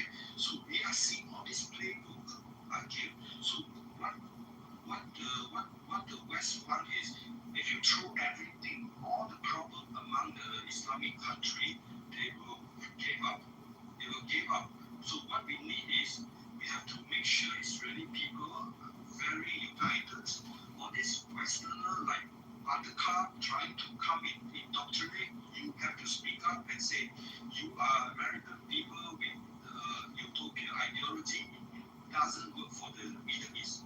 The Buttercup has understand, she doesn't understand the Middle East language, right? The word strength. And let's work in Israel, and then step by step, everything is possible because what Israel wants is peace. They only ask for peace, but step by step, okay? And at the same time, attack as many as possible the useful medium into Western. I just have a question about the Kurdish people in the UK. The only Kurdish person I know from the UK is, what is his name again? Ali Dawa. And Ali Dawa, I heard the Kurdish community doesn't want to have anything to do with him because he became a Islamist. Is that true? No, he's not Kurdish. That was from another country. Really? He's Kurdish. He's Ali Dawa. Ali Dawa is actually Turkish. He's Turkish.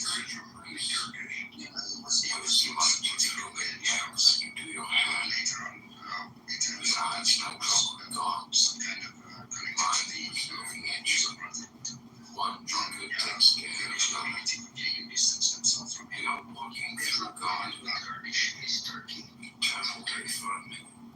So I went to Turkey in June, and I told people, because I should hear many good things about the Kurds in Turkey, and I said, well, I live in Western Europe, and we have a pretty good image of Kurds because Kurdish people fought ISIS. I don't expect them to say anything because they're built in our ground. So I expect true dimensions of existence is some connection to a conversation to organization. The fourth policy out there is always speaking about it. Even taking our public history, it's kind of a crime because, which if you know this story, working for Central Asia, get to the 11th century, does not compete with anyone. They settled there, so differently.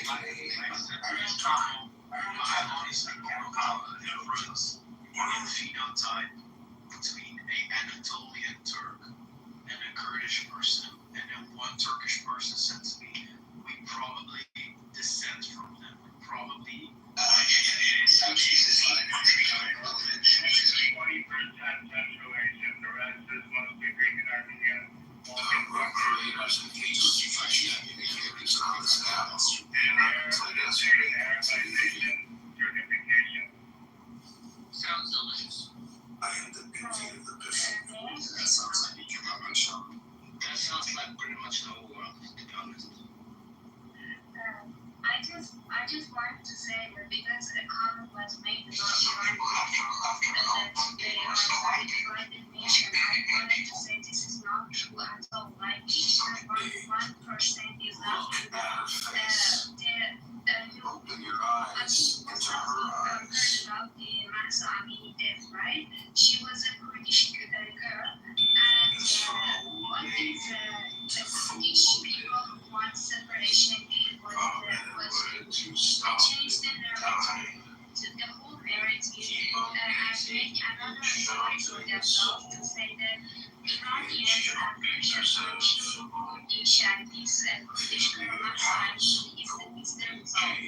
But the actual story that happened was this girl was Kurdish and was killed by IRGC for not wearing proper hijab. And the first people who rise and made a protest was from Tehran and then Iran province. And then other provinces like Baluch and the people of South rise for the Mahsa Amini. And the last people who rose for it was the Kurdish people. So the whole Iran was being united and people were believing that the revolution is actually happening because of that. And I don't know what her angle is from, if she is Iranian or not, but if you talk to the Kurdish, I haven't finished.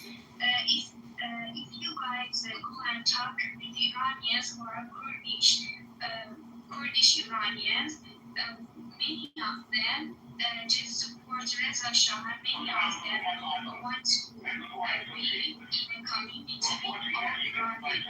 And a small portion of these people want separation, which are very isolated from Iranian.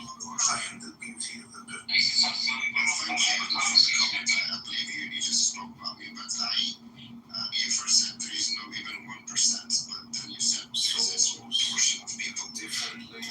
Thanks for saying that. Sometimes up to 80%. When there is no referendum, there is no any percentage of people you can measure or I can measure. I don't understand.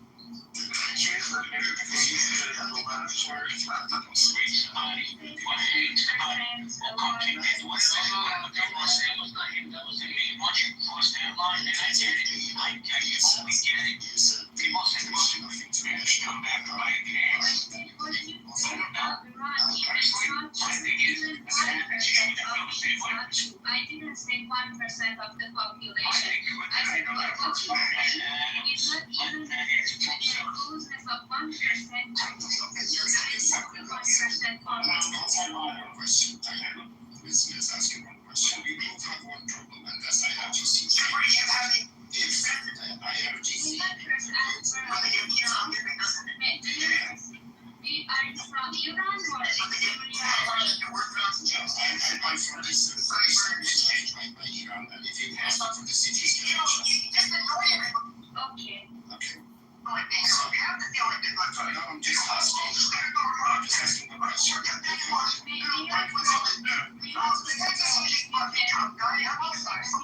May you check with me? Well, you say one for six, so I'm going to find out about us. Okay. Are you okay with this? Are you okay with this either? I'm not okay with this. Sorry, Dave, I don't understand your question. No, are you satisfied with his fuzzy? Are you satisfied with his fuzzy? His language? Yes, I think he can speak Farsi. Actually, there was another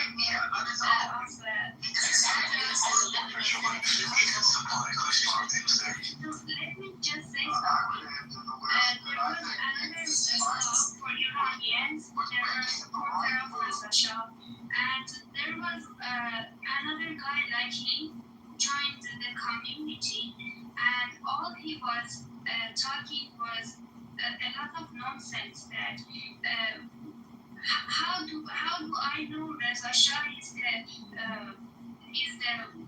chosen one by Iranian people, but there's no referendum yet, and Reza Shah has released a notebook for you that he has explained all his plans and the template of IRGC. And this guy didn't even, I'm not saying Agil, I'm saying another Kurdish separator. That guy even didn't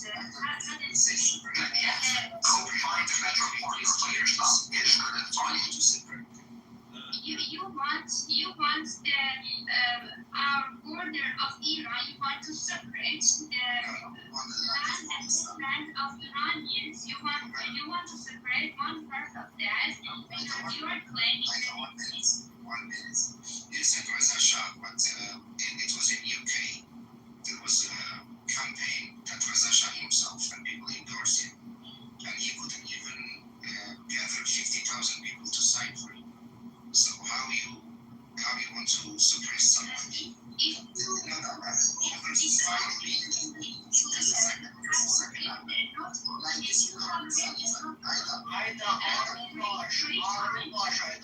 There are 3 times there is a Shah will ask people one time that they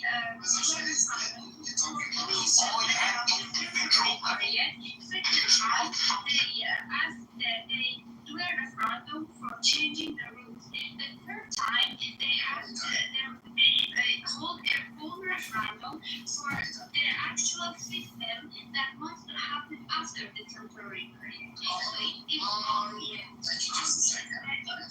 hadn't read the root at all. You hadn't read present shop plans at all, and you are just talking about. Okay, okay, just give me like the details. I mean, look, we really want to have this area to peace, but also, you know, if it's very challenging when trying to help Iranian to free. At the same time, there's a change in the border, which I think the Kurdish people inside Iran want, and so this complicates the problem, you know, because Kurdish people are distributed in multiple places. If the Kurdish people get the border chain in Iran, then the Kurdish people will fight for border chain in Turkey, Syria, and Iran. So this are the things that we you're asking the same thing that you want. You know, this is not fair. You want one part, and we are with people that they don't want to give a minimum rights to Kurdish people, like even studying with your own language, like a self-determination. Sorry, Reza Shah has also included Reza Shah has cited in their each of the ethnicities, they study their own dialect and their own language. So as the Reza Shah is the leader, practice Kurdish language and Turkish people will practice Turkish and English people will practice English. let's keep just give me 15 seconds with either. On this thing you say, many Jewish people don't have the historical background to understand you. Okay? 35 years. Agil. Look, over the last few months, occasionally we have Kurdish people, they come, and then I also see that some of the Jewish people respond to them. So what you say that nobody care is not correct. Okay? The reason why we care and we want to understand, because we want to figure out a very challenging problem that the Kurdish people during World War I, they were promised something and they were abandoned, they were betrayed, right? And this was like close to 100 years ago. Now we want to slowly figure out, but the problem is the Gaza problem is dominating the whole entire discussion. Okay, the Gaza problem is your enemy. The people who IRGC is our enemy. IRGC is supposed to us an image. IRGC wants to Post a picture. No, you didn't. And Edmund was live streaming that room from your room into the other fucking room where people heard you. Speaking of which, he's in the audience. Here he is. Future Congressman. How do you know that? You're a Congressman. You're a Congressman. Not something. Wait, hold on. The Chicago Tribune told me they would love to receive all the recordings I have of you. Oh, but you actually called them? Yeah, hitting calls and, hypnotizing people. I don't think they want to hypnotize Congressman. Harassing Yeah. And Rich brought up a good point. I know you don't like Rich Adams, but in the state of Illinois, anyone that donates to a campaign and it reaches $5,000, that politician has to submit a list of names and addresses of everyone that donated, and it then becomes public.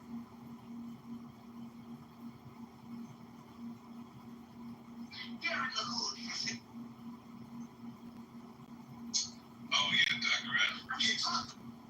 Just let you know the ADO has listed America First as a hate group or something like that. Are you kidding me? Yeah. Okay, well, No, I got another. I ain't kidding you, but yeah. John, you gotta get out of my way. No, Oh, shit. let's talk a little bit Shy about activated. 10 reasons why John should not be Congressman. Oh my God. Well, why? One, he doesn't have no talent. Two, he steals other people's content. Three, he's a cocksucker. 4. Alright. He has an annoying voice. 5. Okay, wait, let's get some. Alright, Sean, what's number 5? Number 5 is that he called me a single baby mother, prostitute, whore, bitch, slut, and treats me bad. He treated me really bad. I'm just fucking around. He never called me that. But I don't think he's ready to be a congressman, personally. Not you being nice, Lala. Any reason why John Kitover? Oh, Adams, guess what else we found out? John Kitover is also Cappuccino, aka Point Taken. Calvin. Yeah, that's him. He tried to deny it the other day, too. He tried to deny it. I think it's him. Wait, They trying to tell me that's a white man. Can't make sense. You know that? like all of those adopted? Yes. Sorry, y'all. I had to sit down and take a kid. Which is a reason, this is another reason why this nigga should not be stuffed up in some boxer briefs. Didn't niggas say that, John has some cake? I do have the picture Jesse was talking about in my PTR. I like his balls personally. I think they're nice set balls. I think it's swollen. Never in the Lord of God.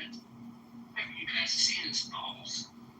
Charlotte's He going opens his legs on his Instagram lives, which is reason number 7 why he shouldn't be a congressman, because he opened his legs.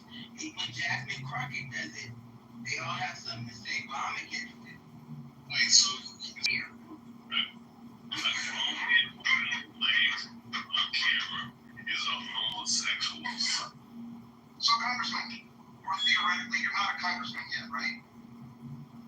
Correct. Candidate Congressman John Kitover in the 16th District of Illinois going against Darren, the rhino vaccinologist, super debt creator, Hood. Okay, I thought you were going for a position in Texas. No, 16th District of Illinois. Oh, okay. Well, I apologize for that. I misheard on that. Okay, very good. We are glad that you showed up. Are you on the ballot yet? No, we won't know until October 27th whether or not we get the required number of signatures. Okay, and so as I understand it, you're able to raise money before you're on the ballot. Is that correct? Correct. We have an FEC filing disclosure. We have a campaign financial disclosure. We have a bank account, an EIN, a bank letter. We're fully set up to accept your donation right now if any of you should elect or decide after this conversation to donate to my campaign. Good. All right. Well, that's very good. Tell me who Adrian Dittman is. That is Elon Musk's pending burner account on X. Go to X and go Adrian Dittman with 2 T's, 2 N's. That is 100% Elon Musk, and I have been reporting him for almost a whole year on X in unrecorded spaces and publishing him to YouTube. Elon Musk most definitely knows about John Kitover and the campaign to Congress. Are you telling me that Elon Musk is a supporter of yours? No, he's most definitely not a supporter of this campaign. He has blocked almost all of my X accounts. I see. Okay. Well, that's useful. You're clearing up a lot of information. I appreciate your honesty. Tell me this. What do you think of Donald Trump's recent adventure with Vladimir Putin in Alaska? Well, I wouldn't call it an adventure. I would call it a meeting of the minds, and hopefully there's going to be more peace and de-escalation and less violence and more bombing and less shooting, and so we have more peace on the earth. I hope it's a good thing for the world, America, for Russia, for Ukraine. Do you have any children? No, I have no kids. I'm not married. I'm single, and I'm ready to mingle, ladies. Okay. So someday maybe you'll be a mother, and you'll see pinned to this top of this room a story about the children that Vladimir Putin abducted in his war crime. And I'm just wondering, as a potential congressman, how you feel about the President of the United States bowing and scraping to a war criminal. You think Donald Trump was bowing and scraping to Vladimir Putin? He rolled out the red carpet to a war criminal. Do you agree, disagree with that? Well, I think that, being a green bean in a social audio chat app and calling Vladimir Putin a war criminal and our great American president as somebody who's bowing, kowtowing, and scraping to a war criminal could be a mischaracterization. I don't think you're accurate in your analysis. Interesting. I'm not sure what the term green bean means. Would you like to define that? Yeah, you are the super moderator, so that little green dot with the black star in the center, you're the green bean. I see. Okay. Thank you. I thought it was an insult. It's fine. It's just a reference to. I appreciate the honest nature of this discussion. It's actually quite impressive that you have been this honest. Now, do you recall about 3 or 4 weeks ago you were in my room and you said we should blow up the Federal Reserve? No, I would never use words like that. I don't make terroristic threats. I don't encourage violence, and I would never say that. I think we need to reform the Federal Reserve and end secret privacy meetings and closed-door meetings at the Federal Reserve. We need more transparency, and we have to shed light on internal operations and audit and edit, the Fed, in my opinion. Well, as I recall, and there may have been an inference, and I will plead guilty if you did not infer or imply that you thought we should completely do away with the Federal Reserve. I may have to go back and listen to it. We have it on recording, but I believe that you suggested that we should do away with the Federal Reserve. So that isn't your position. Is that fair? No, I think we should audit and end the Fed. Audit and end the Fed. So you want to get rid of the Federal Reserve? I want to end the Fed, and I want to pass a fair and budget balanced act where we can only collect, if we collect $5 trillion in taxes, we can only spend $5 trillion. We can't keep doing borrowing and spending.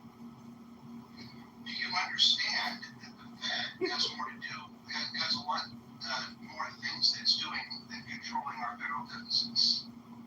Oh, it's Congress which is controlling our federal deficits. The Fed is merely helping us kick the can down the road. Okay, good. We agree on that. What do you think would actually happen to our economy if we blew up? Okay, I'm sorry, I want to use your terms. If we terminated the Federal Reserve?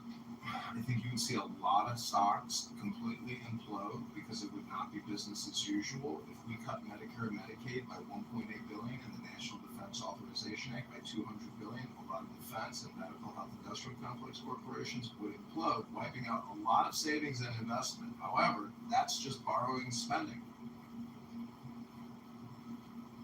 So you're okay with the kind of implosion that it would cause, and I'm putting words in your mouth and I'm inviting you to correct me if I get it wrong. You think that essentially tearing the Fed system down and starting over again is better than trying to improve it incrementally. Is that fair? Correct. If we cut Medicare and Medicaid by $1.8 trillion a year, that would implode many corporations, and we could start over and have an actual economy, not this artificial borrow spend economy. Okay. I'm curious what you think of Ron Barrow.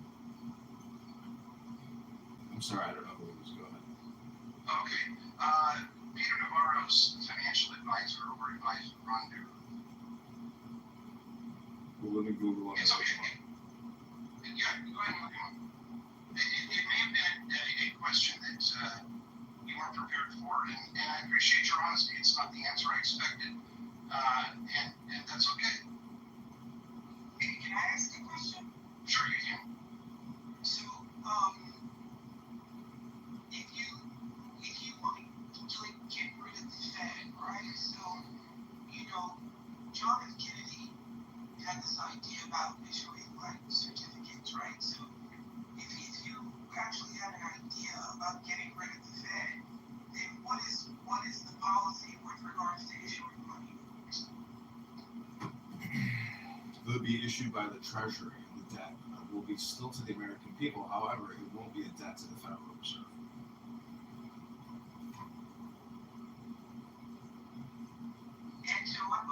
So how long, because you have money that's in the system, right? You have money that's, even though we don't all carry cash, you have money in people's pockets, right? So what is actually the transition process is what is more, and you can say you don't know because you haven't hired, like, you don't have those people on your team yet.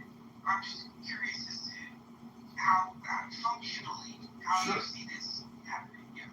Sure, I think the U.S. Congress should end the 1913 Federal Reserve Act, defund the Federal Reserve. That would mean every Federal Reserve employee would get a payout. They would all be unemployed, let's say by October 1st. And then if the U.S. government wants to borrow money, it would borrow it from the Treasury, not from the Federal Reserve.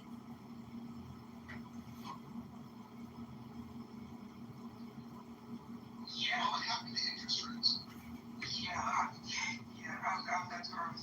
The Treasury would set the interest rate, but I think that we would open up more competitive bidding to alternative interest rate providers or banks that would not operate off of a federally set rate. There would be an open marketplace for rates and lenders, as there already is. So a lender who is in trouble in Chicago goes to a bank that may be even in more trouble in California and borrows. And there's a chain reaction. Who prevents that? It's the FDIC. And so the FDIC, we would also end that agency and end all federal funding for it and no longer collect from banks that fund the FDIC. The reason you have the FDIC is because of, things like insolvency. And, are you basically saying that you're trying to create a society where, banking institutions aren't like the central structure for holding money? No, I think banks hold a critical element in the future success and present success of our entire society. I'm merely saying to continue to borrow $2 trillion a year, but only collect $5 trillion a year is basically a bad bargain fate. The big beautiful bill transfers $4.2 trillion off of the future tax liabilities of corporations like Amazon, Apple, Microsoft, Coca-Cola, and gives it to we the people. It's simply a tax liability transfer from Fortune 500 to the American people. Do you understand that? I really don't. It's the first time I've heard such a Yeah, I looked it up. This is what the query was that I asked Brock. I said, what are the Fortune 500 corporations that benefit the most from the Big Beautiful Bill? It spit out 25 Fortune 500 and how much they anticipate the Big Beautiful Bill gives them in tax credits.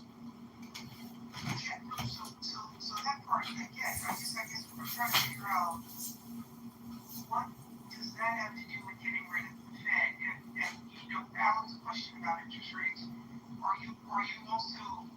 Are you thinking about, like we have treasury securities, right? So the Fed rate tends to, move up and down with the bond. So I'm trying to understand what you get rid of the Fed, right? You said something about tackling interest rates, but I guess I don't. I hear what you're saying. I understand Rob gave you an answer, but I don't. Well, I'm telling you that we're $37 trillion in national debt. We have $100 trillion in unfunded liabilities. We need consolidation. The Federal Reserve is losing $100 billion a year. Their annual budget is $60 billion. We need consolidation. In a bankruptcy, you consolidate. You run the ship like a business. The federal government is not being run like a business. Norway, Saudi Arabia, Dubai, United Arab Emirates run at a profit. The United States of America is spending $2 trillion a year that it does not have. We need to run this like a business, or we will destroy this business. How many times did Trump declare bankruptcy? I'm sure he has launched many bankruptcies. Dozens, probably. You didn't even know about. He declared at least 7 bankruptcies. Now, if you had money in one of his businesses and he went bankrupt, what happens to your money? First of all, let me correct your title. The name is spelled Kitover, not Kitover. Thank you very little. Correct the title, please. Spell it. How should it be spelled? It's in my title, in my profile. Kitover. K-I-T over. I see a T instead of a D. Okay. Well, I was trying to make a little bit of a joke. Does it disturb you that many people on this app think your candidacy is a joke? No, that doesn't discourage me. That actually gives me more enthusiasm for the campaign, so I can help bring you guys back up to reality, which is $37 trillion in debt. Thomas Massey uses the Treasury.gov API in his little lapel pin. You can look up Thomas Massey. He's one of the only Congress people who will tell you about the fiscal crisis. We are entering into a state period of hyperinflation. By 2050, we'll be $50 trillion in debt, and we'll be paying $4 trillion a year in annual interest. If you want to live in the Weimar Republic like it's 1920, we keep borrowing and we keep spending. That's what we're going to do to our society. Yossi, you were going to say, right, Yossi? No, nothing. It just made me laugh because of, the whole sarcasm point that he's trying to make with the name, with the title. Okay.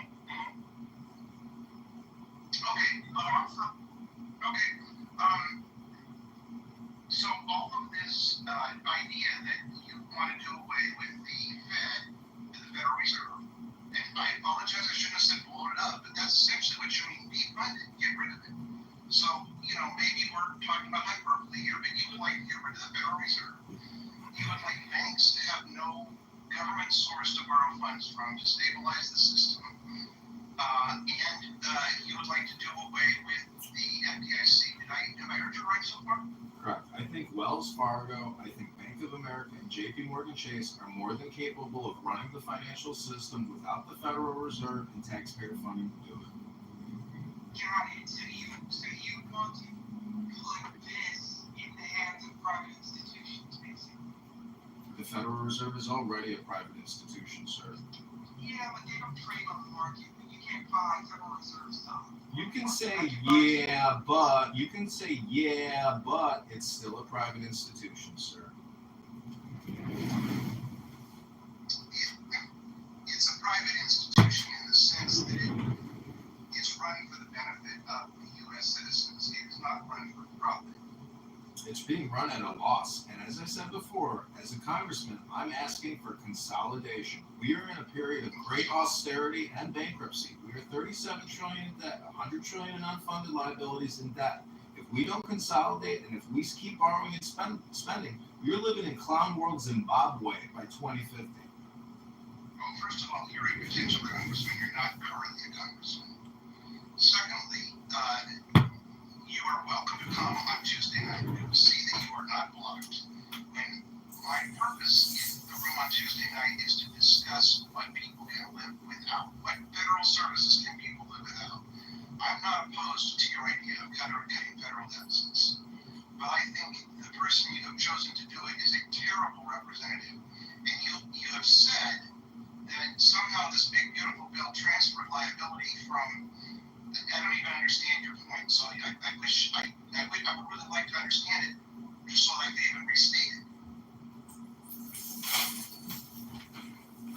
Sure, the big beautiful bill gives a 10-year period for $4.2 trillion in tax credits, and the top 500 corporations are Amazon, Apple, Google, Coca-Cola, etc., J&J, and it's $5 trillion over 10 years. So it comes out to be about $500 billion a year in tax credits.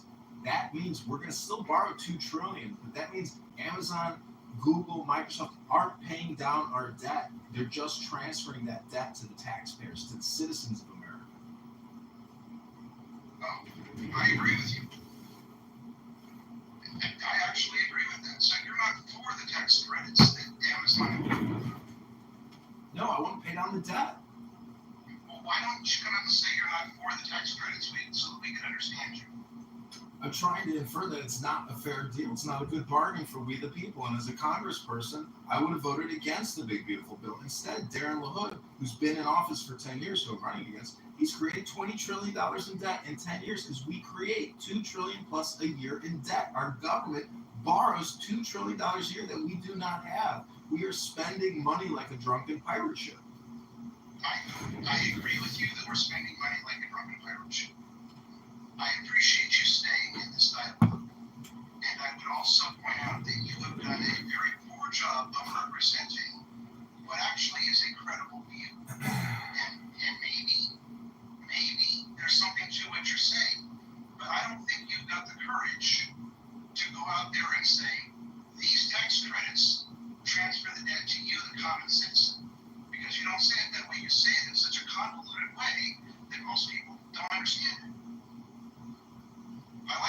I'm relatively right and that I listened pretty carefully, but it took me 5 minutes to get to your point here. And your point, if I understand it, and I think I do now, is that the tax credits that we're giving to these major corporations transfers the debt to the average citizen. Correct. So I'd still like to know what happens if we have a monetary policy change. What happens to the money that's already out in the system? Yeah, that's a good question too. Right. yeah, I mean, if you want literal physical monetary change, we would actually swipe out the currency and switch it with a U.S. Treasury gold and silver-backed certificate, fiat, as opposed to the Federal Reserve, in God we trust, but we owe the Federal Reserve fake paper greenbacks.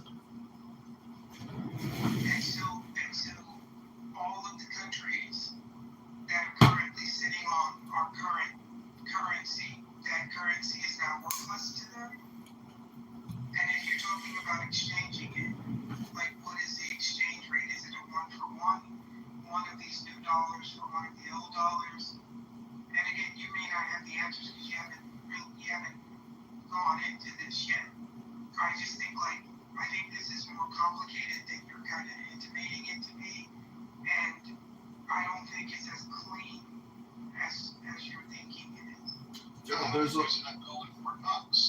a lot of complexities to this, but having 37 trillion in debt and 100 trillion in unfunded liabilities is a huge catastrophe. And we can't let Congress keep passing HR acts and omnibuses to get the Federal Reserve to print up trillion-dollar tranches for us. We are addicted like a heroin addict to debt.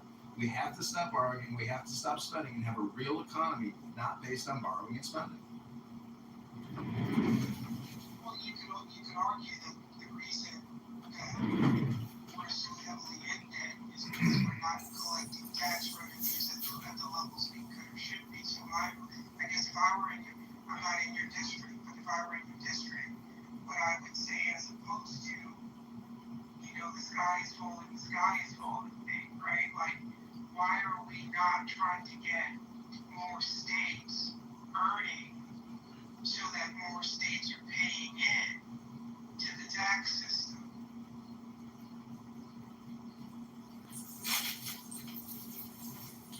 Chairman Powell says that we will do whatever Congress wants us to do, but don't tell us what we should do in terms of financial operations. So that was a quote from him recently. He said, we don't ask for financial advice and we don't give spending advice. So the way that the Federal Reserve is acting is so childish when Chairman Powell says things like that we will do whatever Congress tells us to do.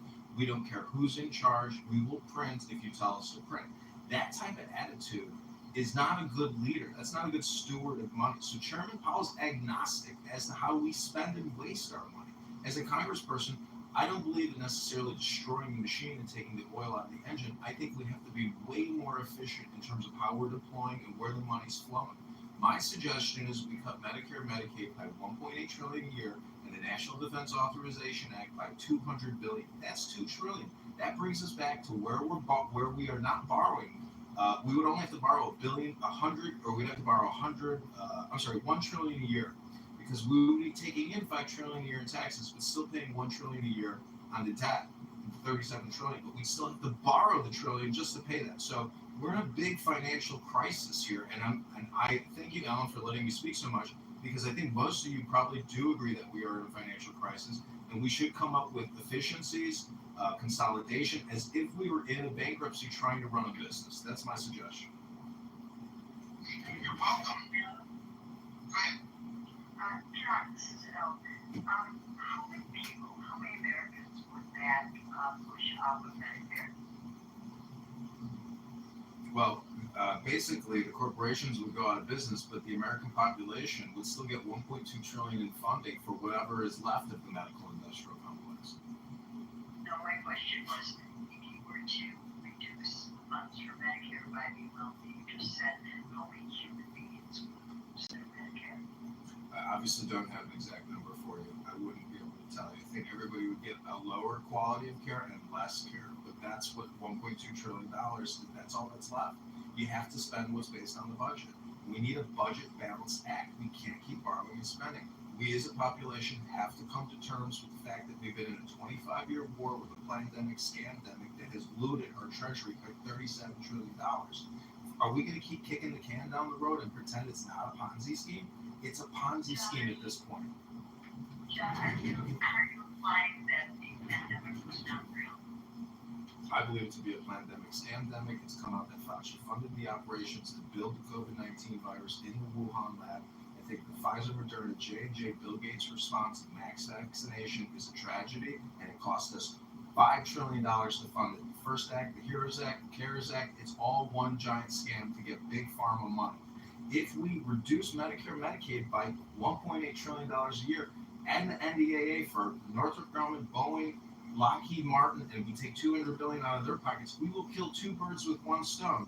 Those two birds are the greatest enemy of this republic, which is big pharma and the big military-industrial complex. Al, I would ask you, do you want to keep funding the military-industrial complex? Do you want to keep funding big pharma? I would like to reduce the budget for the military. I would absolutely not want to take a penny away from Medicare. But just to be clear, are you saying that you are a COVID denier? Is that what you're saying?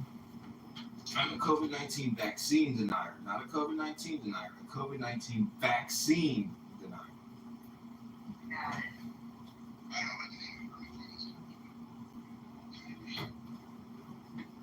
I'm saying that if you go to Died Suddenly on X and you look at all the tragedies of young people and military personnel that have long COVID or have clot shots, the spike proteins are not vitamin boosters. They're not good for your health. In my opinion, Dr. Fauci and Bill Gates should be arrested for crimes against humanity. I say this in terms of, hold on, just a second, Scott. Why do you think you? Oh, I think you just sucks. Go ahead. Just Carlson, you were 5% of your next 5 years, get you $4.7 trillion. They say you're good. Okay. Go ahead, Scott. Yeah, I can let I think we could cut the entire military budget, right? The entire thing. And we still have a deficit problem, right? I do think the Congressman brings up something interesting.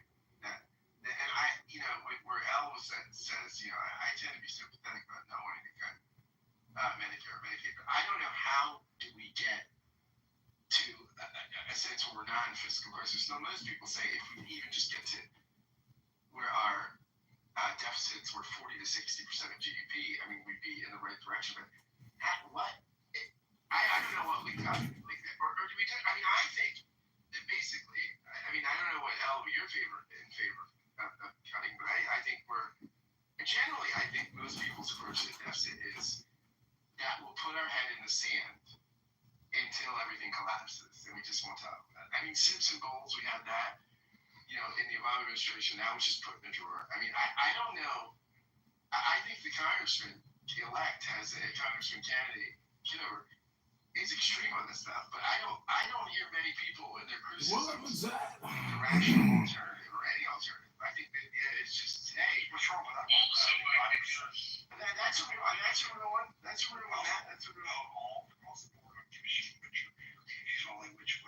what the budget is, what department. You have to cut your expenses 5% every year for the next 5 years. We have a balanced budget. Light the economy on fire. Well, clearly, I was going to say it was the two. You did say, John. The area in the United States where we spend the most money is on Medicare, Social Security, and disability insurance.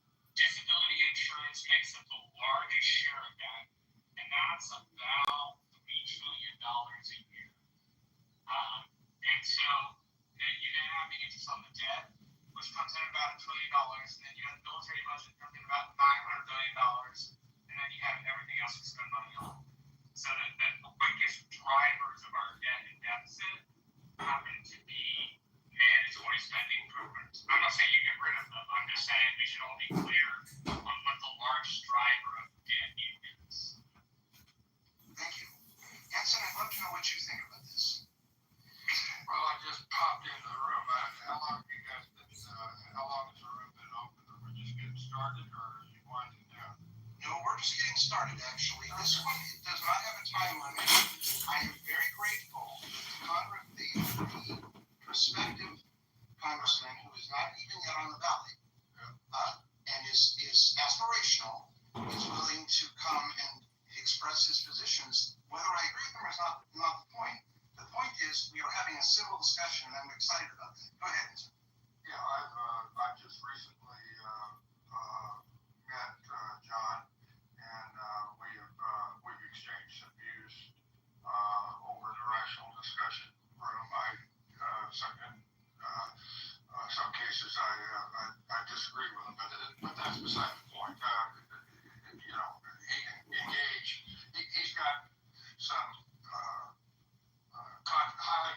controversial views, some of which I disagree with, but he presents them in a reasonably rational way, and they can be discussed. But be that as it may, I was just going to make this really simple contribution that when I thought your room on wealth, consumption, and income was a superb room as a topic, which one to tax and how much in each area.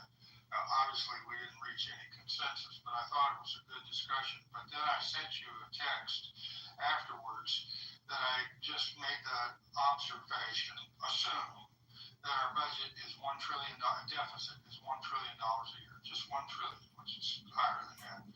Solution, cut $500 billion in spending and increase taxes $500 billion in each year in order to eliminate that deficit. We can't even agree on where to cut spending by a couple of $1 billion or raise taxes by an equal amount, much less what is rationally required. And I'm not an economist, I don't know all the ins and outs, but I know that if my deficit was $1,000 a month, I'd either have to go work at Walmart to earn $500 a month and then cut another $500 a month in my spending in order to balance my budget. And until somebody can explain a path forward to that kind of a resolution in understandable terms to little old me that doesn't know much about economics, then I'm going to be skeptical and I'm going to be very, very concerned.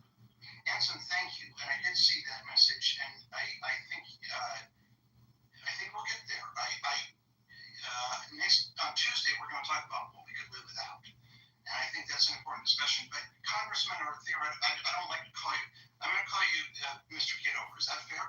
You can just call me Candidate John. All right, Candidate John. That's fair. I think that's a fair representation. Thank you. All right, Candidate John. I believe it is my understanding that we are making payments on the federal deficit as a part of the budget. Is it a notion? Yes. Okay.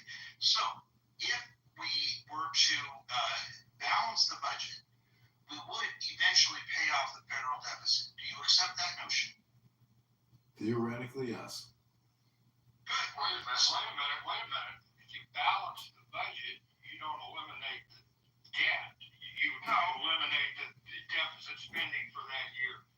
That's true, Anson, but the point I'm trying to make is, you're right. Okay? The point I'm trying to make is, we will never eliminate the debt, right? Wait, Scott, wait. That's a fictitious number. We're just never going to eliminate that. Well, yeah, but I think the theory here is important. What I'm trying to get at, and that I want Anson to understand, is that the federal deficit is being paid off as a function of the budget every year or every month. We are making payments on the federal deficit. It's not like it's continuing to accumulate because we're not paying it off. It's continuing to accumulate because we're out of balance. If we balance the budget, the deficit would eventually be paid off. And I think I think Candidate John even agrees with that. If we were to collect $6 trillion a year in taxes and stop borrowing, we could start paying off the $37 trillion. But that doesn't even include the $100 trillion in unfunded liabilities. You can go to usdebtclock.org. I mean, the true number is real efficient because maybe that is the real reality, and we're never going to actually reverse the tide. So I'm just saying that I don't really know the absolute optimization. I don't think anybody does because so much of this is based on, theoreticals. But I do think the status quo probably will remain the status quo because Congress and all these corrupt Congress people and senators are more than willing to keep borrowing year after year after year. And we all know it's true. So if there's only 5 people in Congress who are obsessive compulsive about the debt and the spending and the borrowing, that's only 5 people. So I am one of those people, though, who am willing to essentially make this my number one priority. And that's what I'm running this campaign on, because Darren LaHood's been in office 10 years in the 16th District of Illinois, and he's responsible for $20 trillion in debt over 10 years. It's $2 trillion a year in debt creation. So I'm speaking up against it, and I think that we have to look at this as basically a business bankruptcy, and the government should start running itself like Saudi Arabia or Norway that have multi-trillion-dollar sovereign wealth funds. We've got a $37 trillion debt fund, and there's no sovereign wealth fund here. So I say reverse the tide, start running it like a business, and be adults, not children, borrowing and spending like heroin addicts addicted to debt. Johnny, something. Yeah, go ahead, Daryl. And then I want to say something to something Anson said. So,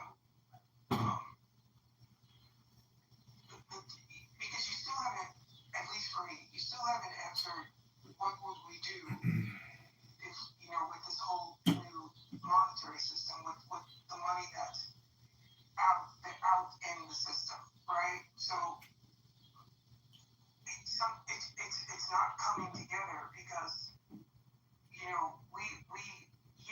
we're like heavily into debt. Not talking about the deficit, but just the debt, right? But we wouldn't be this heavily into debt if it weren't for the deficit, right? So like to not understand that this is like a symbiotic like relationship kind of thing with regards to monetary policy, it's not making sense to me, right? And so Anthony, if you don't mind, right? So in your example, the Walmart example, right? So a simpler example is I have a mortgage. My mortgage is, I'm just going to use any number. My mortgage is $1,000 a month, but I know that I only make $900 a month in income, right? So do I sell my place and then look for a property where my mortgage payment is $800 a month, and then I have a little $100 thing for here and there, or do I try to go out and generate more income, right? So we have this deficit because we're spending more than we collect in tax revenues. That's just the simple definition of our deficit. Daryl, we're $37 trillion in debt. The Federal Reserve isn't working. Congress isn't working. You just want the status quo. That's all you're saying. I don't want the status quo. No. I just said let's run the country like a business, right? And so if we look at it, and people in this room have heard me say this over and over, if this were a business and we had 50 individual departments, and 30 of those departments were not generating revenue, we would go into each and every one of these departments and we would either fire the people who are running these departments, or we would take them over and try to figure it out. I guess what I don't understand is in all of these conversations, why does no one, for the most part, I don't want to speak in absolutes, why does no one talk about how to get the majority of states earning or generating more income so that more people in these states are paying taxes? They're basically somewhere like 9 to 13 states, and that includes yours, Congressman, or future Congressman. Illinois sends more into the federal system than it takes out. Why are we not trying to figure out how to get why is this country being economically held up by 2 handfuls of states? Well, I can show you the HR acts that are the top biggest expenditures over the past 10 years. That's one place to start, because Congress is the actual body creating all this debt through never-ending HR acts. All that, and then you can see the corporations that are aligned with all those acts. So if you do a cross comparison between Open Secrets and HR acts and Congressman Darren LaHood, you will see how each individual Congress member is playing their little role in basically running a skimming operation. $37 trillion in debt, or $20 trillion over 10 years. Darren LaHood, the guy I'm running against, has over $12 million in his congressional campaign account, all given to him by big health insurance, big pharma, manufacturers, and military industrial. So this is the game. This is the game that Congress is playing, and I am merely a disruptor like Thomas Massie, Rand Paul, Ron Paul, who are declaring that your government is bankrupt. The American government is bankrupt, but we keep kicking the can down the road and playing a Ponzi game. That's really what it is. Yeah, but you didn't answer my question as to why are we not as a country working to figure out to get more states generating revenue in their state so that there are more people in these states paying more taxes. Well, that's like having a business conversation about how to run a business. Okay, let's change the subject for a second because I think we may be getting a little abstract here. I do want to come back to this candidate, John. I want to know what you think of January 6th.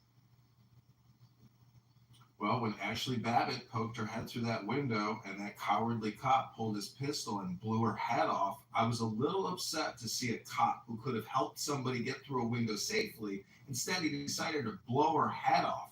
So I think there's a lot of fake news, a lot of misinformation. I think Nancy Pelosi, and while she filmed her little documentary, I think there's a lot of people involved. I've watched a lot of podcasts about corrupt Capitol Police officers, cover-ups, all types of disinformation campaigns, FBI employees posing as protesters, being walked into the Capitol. So I'm just telling you that there's good and bad in January 6th, but I believe that the now is all important and that the now is a compression of the past and the future. And if we want to change the future, we have to now be fiscally conservative and fiscally prudent. That means tightening up our belts. You don't believe in the rule of law. You just said one citizen was killed, 5 cops were killed, and we have the federal. Excuse me.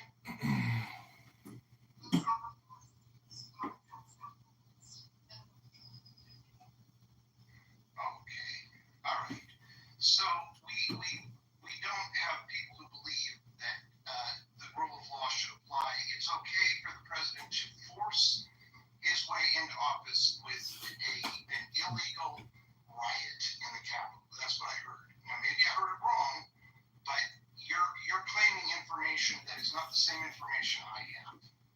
Well, then I think we'll just have to agree to disagree on January 6th. I think my narrative is different from your narrative, and I think that's actually how reality is. Everyone has their little solipsistic point of view. Some people are Ponzi schemers and can kickers and just can't stop borrowing money. I'm not that kind of guy. I live my life fiscally prudent. I am basically saying that the way that we live our individual lives should be a mirror of the way the government is living its fiscal life. Okay. Does the president, as the leader of the country, have an obligation to show us his tax return? Yeah, I think he does have a responsibility to show us his tax return. Well, you know what? I wish you would go out there and say that, because most people who are in your cult, and I think the Republican Party, with a few exceptions, is a cult, have let him get by with murder. I can agree to disagree with you on January 6th, but I'm glad we found something we can agree on relative to his tax return. I feel like Can I say something about like this? You know, this Ashley Babbitt thing, right? Like, Ashley Babbitt was told by an authorized guy to not break that window and not come through it. Ashley Babbitt and the cowardly men behind her, because they let this woman go through this window first. Ashley Babbitt smashed that window and was then told, don't come any further, right? Because these men have the duty to protect Congress. Ashley Babbitt came through the window anyway, and she met her fate. Like, you're saying he should have helped her through the window. I'm saying her fucking husband should have told her to not go through that window. Well, listen, I don't want to talk about a poor dead woman. Let's just leave it as a tragedy and agree that it's a tragedy. Can I answer that? Yeah, right. Let's stop debating with John. I want to push back on Scott. Debate with me, answer. I gave you a thumbs down when I heard you say it here today. In my view, the 37 trillion is not fictional. It's not ephemeral. And yes, Scott, someday it will. I mean, I'm being hyperbolic there. It's a number. It's a number. It is. I don't deny it's a number. It's something that will never be paid off. It's an important number.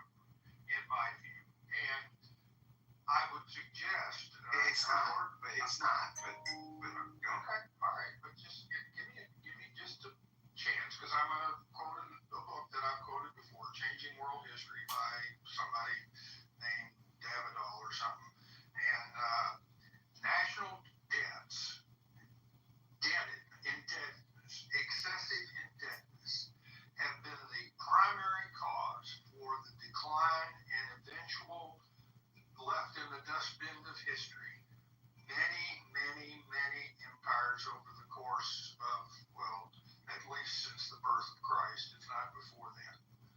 And those national debts eventually are paid for or eliminated through default.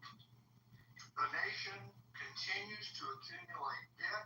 The debt burden becomes so onerous that they impoverish themselves deeper and deeper into debt as a nation, and it takes decades, maybe centuries, for that to happen. But they eventually default on that debt and therefore eliminate the debt.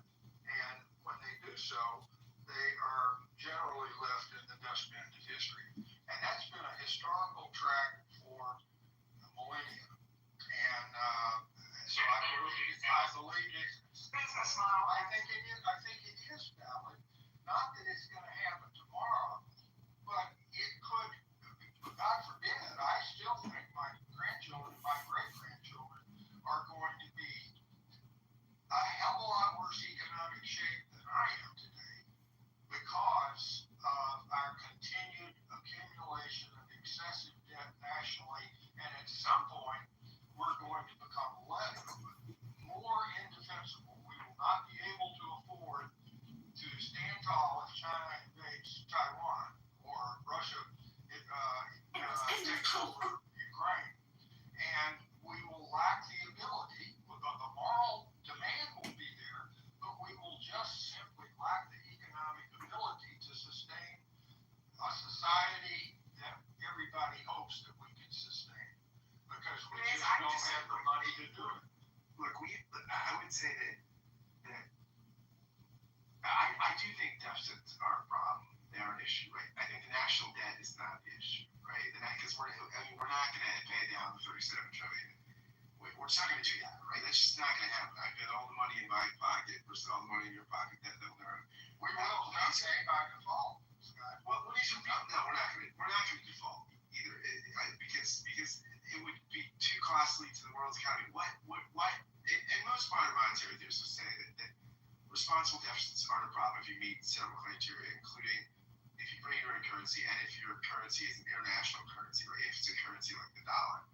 Now, what is a problem is excessive deficits, and I think that is not the problem. Deficits are the problem, right? And so there's a healthier percentage of deficits annually to GDP, and if you can get in that range, that's what I would focus on. That's all I'm saying. I think Scott makes a really good point here. That the problem is the deficit spending and the federal deficit are three different things. But a balanced budget or a reasonably balanced budget would really begin to deal with this problem. And I think there are a lot of even if the deficits just were massive, like if they were a certain responsible correlation to GDP, then what would happen is our dollar would be fine, interest rates would be fine, it would curb inflation, and we could keep accumulating debt, and it would not hurt anything. It would not. I'd like to hear what you have to say. Oh, just to support what you said, Alan, and Scott, but to add in one additional factor for a very clear picture that they're trying to paint, as if there's no other way to raise money to pay off the debt. For example, what about going back and looking at tax rates and all the corporate welfare and saying, oh my God, we went a little too far. We're going to collect 3% from every billion and up company, and by the way, that'll cover it, or something like that, Alan. That's one. Like the corporate, I don't like to use the word rape in a frivolous way, but I do think it's out here. But look back and get money. Also, you could tax the lower paid workers a lot less. of their wealth, which they don't have, and income. It's gross. That's what I wanted to bring in. Labor issue and corporate, legal cheat. And there's another way you can raise revenue, which is what this administration should do, which is a consumption tax on the average American. So that's what the tax are, right? Also effective, yes, right. They're gonna put, when they're talking about funding, this administration talks about the money that's gonna come into the treasury, is coming into the treasury, as if these countries are paying it, right? From us. On the tax. Is it China and Mexico? It's the money pulls up into a harbor. And all right, what is in our kids? No, that's not what happens. It's the importer pays the tariff. The company that imports the stuff, and then that's passed on to the consumer. So basically, it's so interesting. And Trump would come out and said, "This is freelancing." Okay, here's what we're gonna do. We're gonna make it so much revenue. Okay, it's fantastic to the coffers. Okay, we're gonna tax people. We're gonna tax like the middle class people in Queens. Okay, beautiful. And they love me in Queens. They call me the blue collar billionaire. Okay, and if he had said that we're gonna tax working class people and working class families to cut down the deficit of that. If the U.S. government is smart, they will, essentially do a meeting of the minds and negotiate with marketplaces and governments that don't give us access. And if we want to punitize, or punitively utilize import tariffs, well, what I'm saying is we have to run this like a business. And if it's not run like a business and we're giving away free money, that's not a business. That's presiding over a further bankruptcy. Again, run the government like a business and we'll start fixing our economic problems in this country. Yeah, I wanted to say something, as in the examples that you gave, I think the one caveat is that none of these empires had their currency tied to the global reserve. And this is, I'm going to go back to the Congressman. Yesterday, according to the book, I'm sorry to interrupt. No. And he says the loss of being able to having the reserve currency, which we will do someday if we keep this up, but that is a dramatic change in a negative way in a national stature.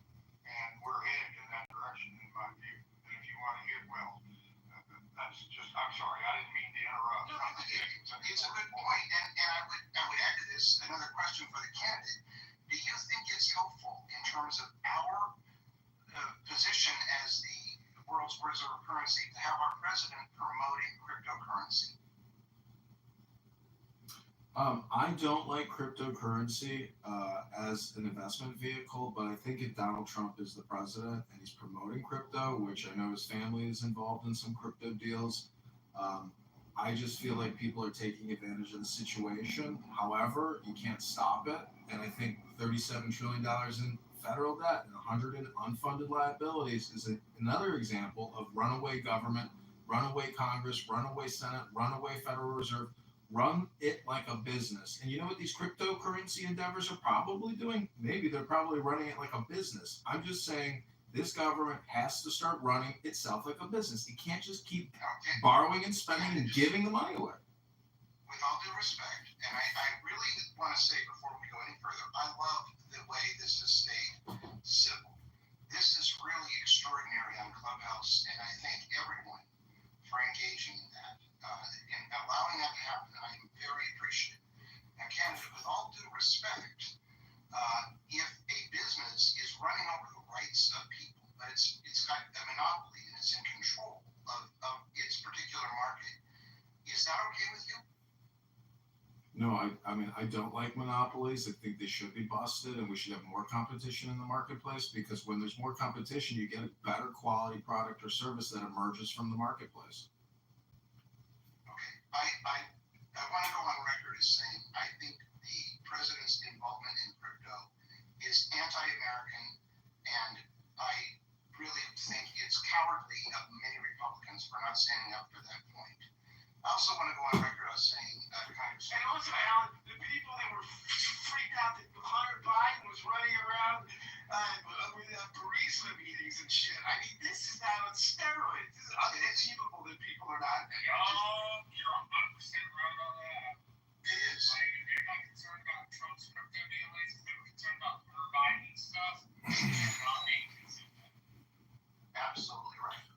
welcome to freedom, where people are allowed to engage in business, according to their will, and that is one of the true natures of business. So if his sons are going to start crypto endeavors overseas, and the Saudis or the Chinese are going to give him money, I don't know what to tell you, but this Bitcoin industry is highly unregulated, and there's a lot of fraud in the Bitcoin industry, as you've witnessed over the years. And I kind of part of the point, but I think the other part of the point is cryptocurrency destabilizes the U.S. dollar, right? And it's being done for Trump. Trump in part is doing it for his own benefit, which is something leaders should do, right? Like Grant got called a Ponzi scheme when he was president, Well, right? the federal government is buying Bitcoin now. Yes, I realize that. I'm saying I think buying Bitcoin violates, well, let me put this more explicitly. His family is getting wealthy from Bitcoin endeavors. I believe violates the Emoluments Clause of the Constitution. Now, that took years from his first administration and was dealt with during Joe Biden. So it was like, well, he's not president anymore, so we can't do anything about it. But it's certainly a violation of the Emoluments Clause. Well, I'm not here to badmouth Trump. Darren LaHood, the gentleman I'm running against, has lots of photos with him and Trump and Speaker Johnson, and he's the one with $12 trillion in corporate donations. I'm the one with $500 in clubhouse contributions. So I'm the grassroots, candidate you're looking for. I put the link in the chat. The link is in my profile. I'm not trying to shamelessly plug my campaign here and waste your time, but I am speaking out against the national debt, against borrowing and spending, and I don't want to kick the can down the road. I want to join Thomas Massey, Ron Paul, etc., and try to find American Congress people that want to vote no on HRX and stop the omnibus bills and stop adding trillions of dollars to our national debt. Kevin, do you feel that you've been treated fairly here? Yeah, 100%. And I thank you, Alan. You're a real gentleman. Thank you. That's wonderful. I am thrilled with the way this discussion has gone. This was an accident. We probably shouldn't have made fun of your name. I really wasn't sure because I use a speech synthesizer whether it was K or T. And so I'll take the blame for that. We will no longer make fun of your name. And I also appreciate that you said you put your campaign stuff in the chat. I am not going to remove it. I think you've made a fair representation of your position. And I think American citizens, when candidates talk honestly, have a right to make a decision based on that. I don't agree with a lot of your positions, but I am excited about the fact that you will discuss them forthrightly in this context. I didn't have a time limit in mind, but I think there is always a danger when you have a party, and this is a very successful party, that it goes on too long and nobody wants to call it to a close. So I'm going to start moving this to a close, but I'm kind of interested maybe in trying to maintain this Sunday afternoon time. It seems to work for people, and it's not stepping on Gary's room, and people have time for it. So would people be, is there anyone who thinks doing this again next Sunday is a bad idea? Okay, it's a good idea. Let's do it. I think we will do this next Sunday. I thank both Yossi and Scott for their, and also Marshall for their outstanding help in making this happen. I thank the audience for being civil to one another. And on Tuesday night, we will talk about what we can live without. What things does the government do that we can live without? I do think in trying to slowly bring things to a close that I would be thrilled to see Congressman candidate John call for Donald Trump to release his tax return in Ukraine. Well, Alan, I think if you are a leader and you do believe in transparency, as I do, I would release tax records, medical records, YouTube videos, Instagram posts.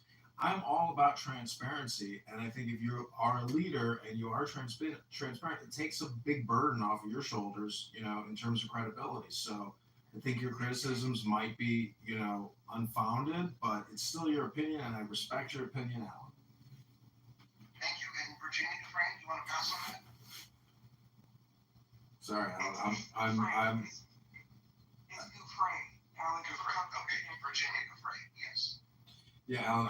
I mean, I don't know if you're asking for my opinion on that lawsuit, but I got to tell you, I think there's been a lot of slander, defamation, libel, and warfare against Donald Trump, and I support Donald Trump. I love Donald Trump. My father loves Donald Trump. My sister voted Trump. I voted Trump. My dad voted Trump. We are Trump supporters.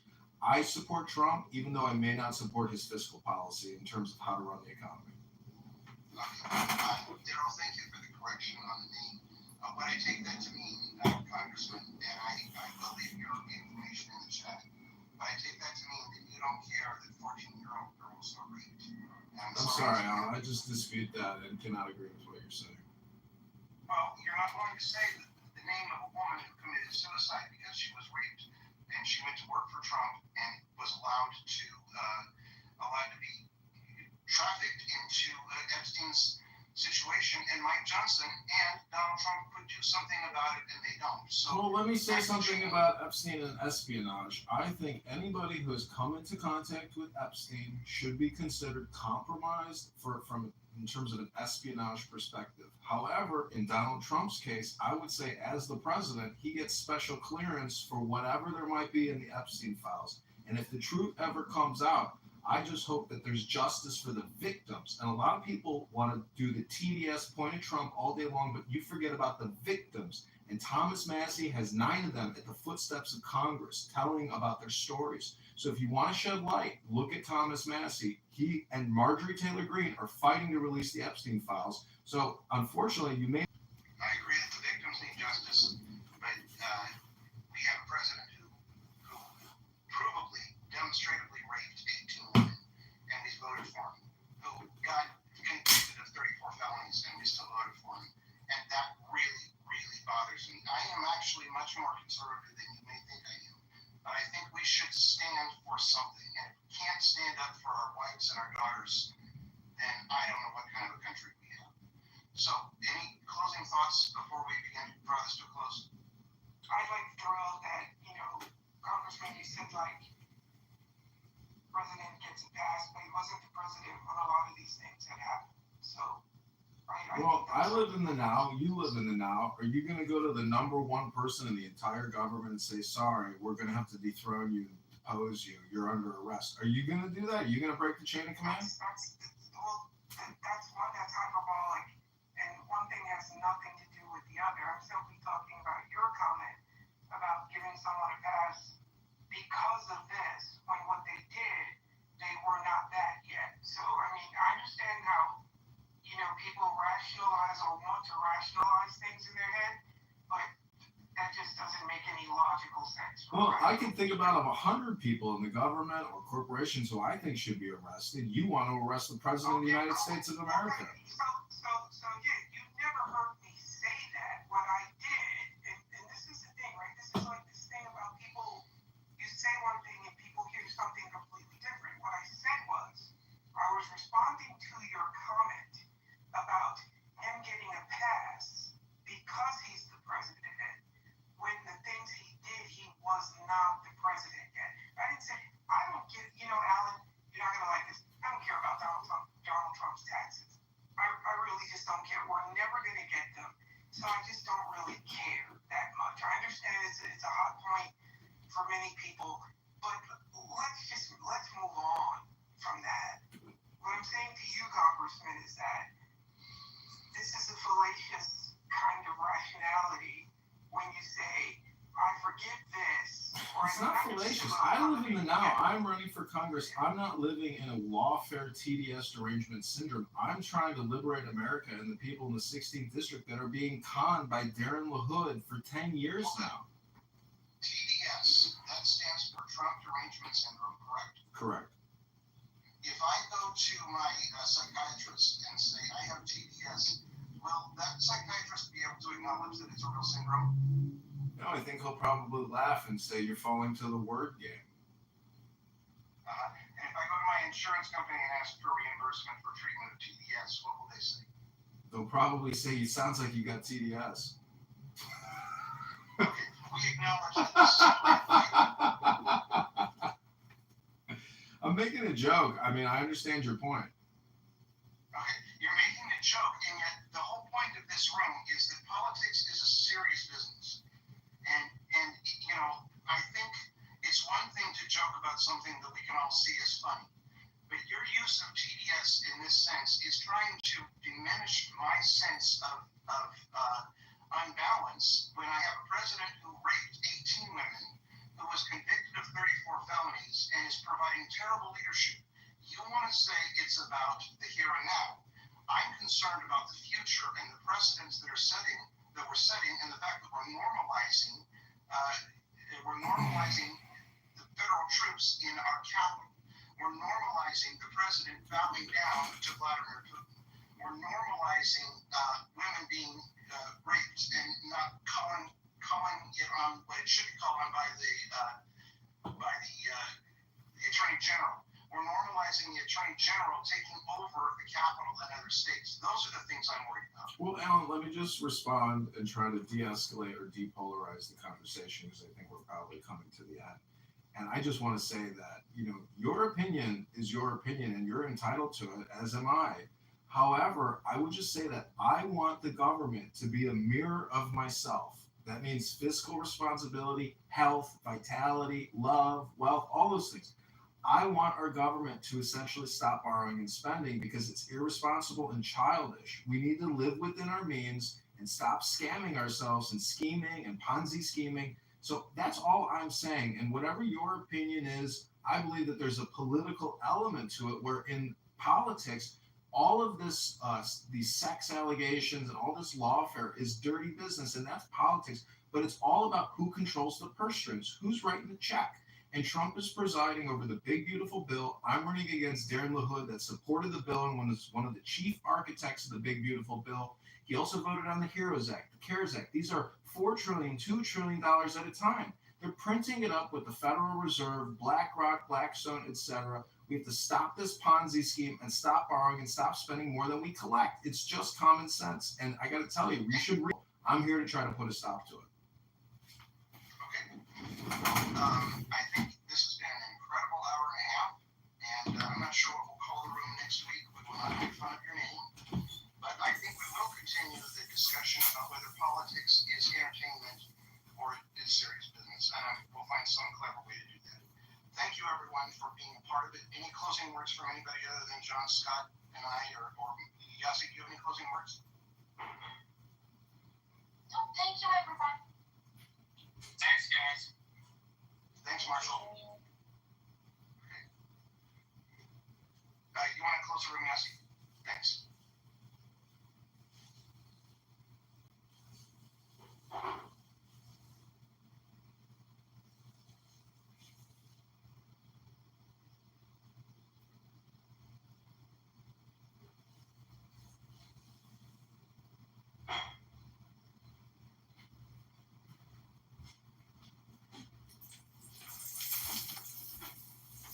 What'd you think, Jane? How did I do? How was my performance?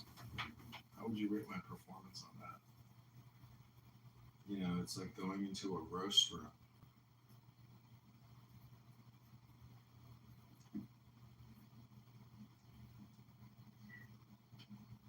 They see what's happening on TikTok. They see what's happening. The starvation of people. The last time I seen people starving like that, and like bags of milk, it was in the Second World War. Now, let me give you an example. Imagine war between Israel and Iran, right? It's a both-sided war with two armies, right?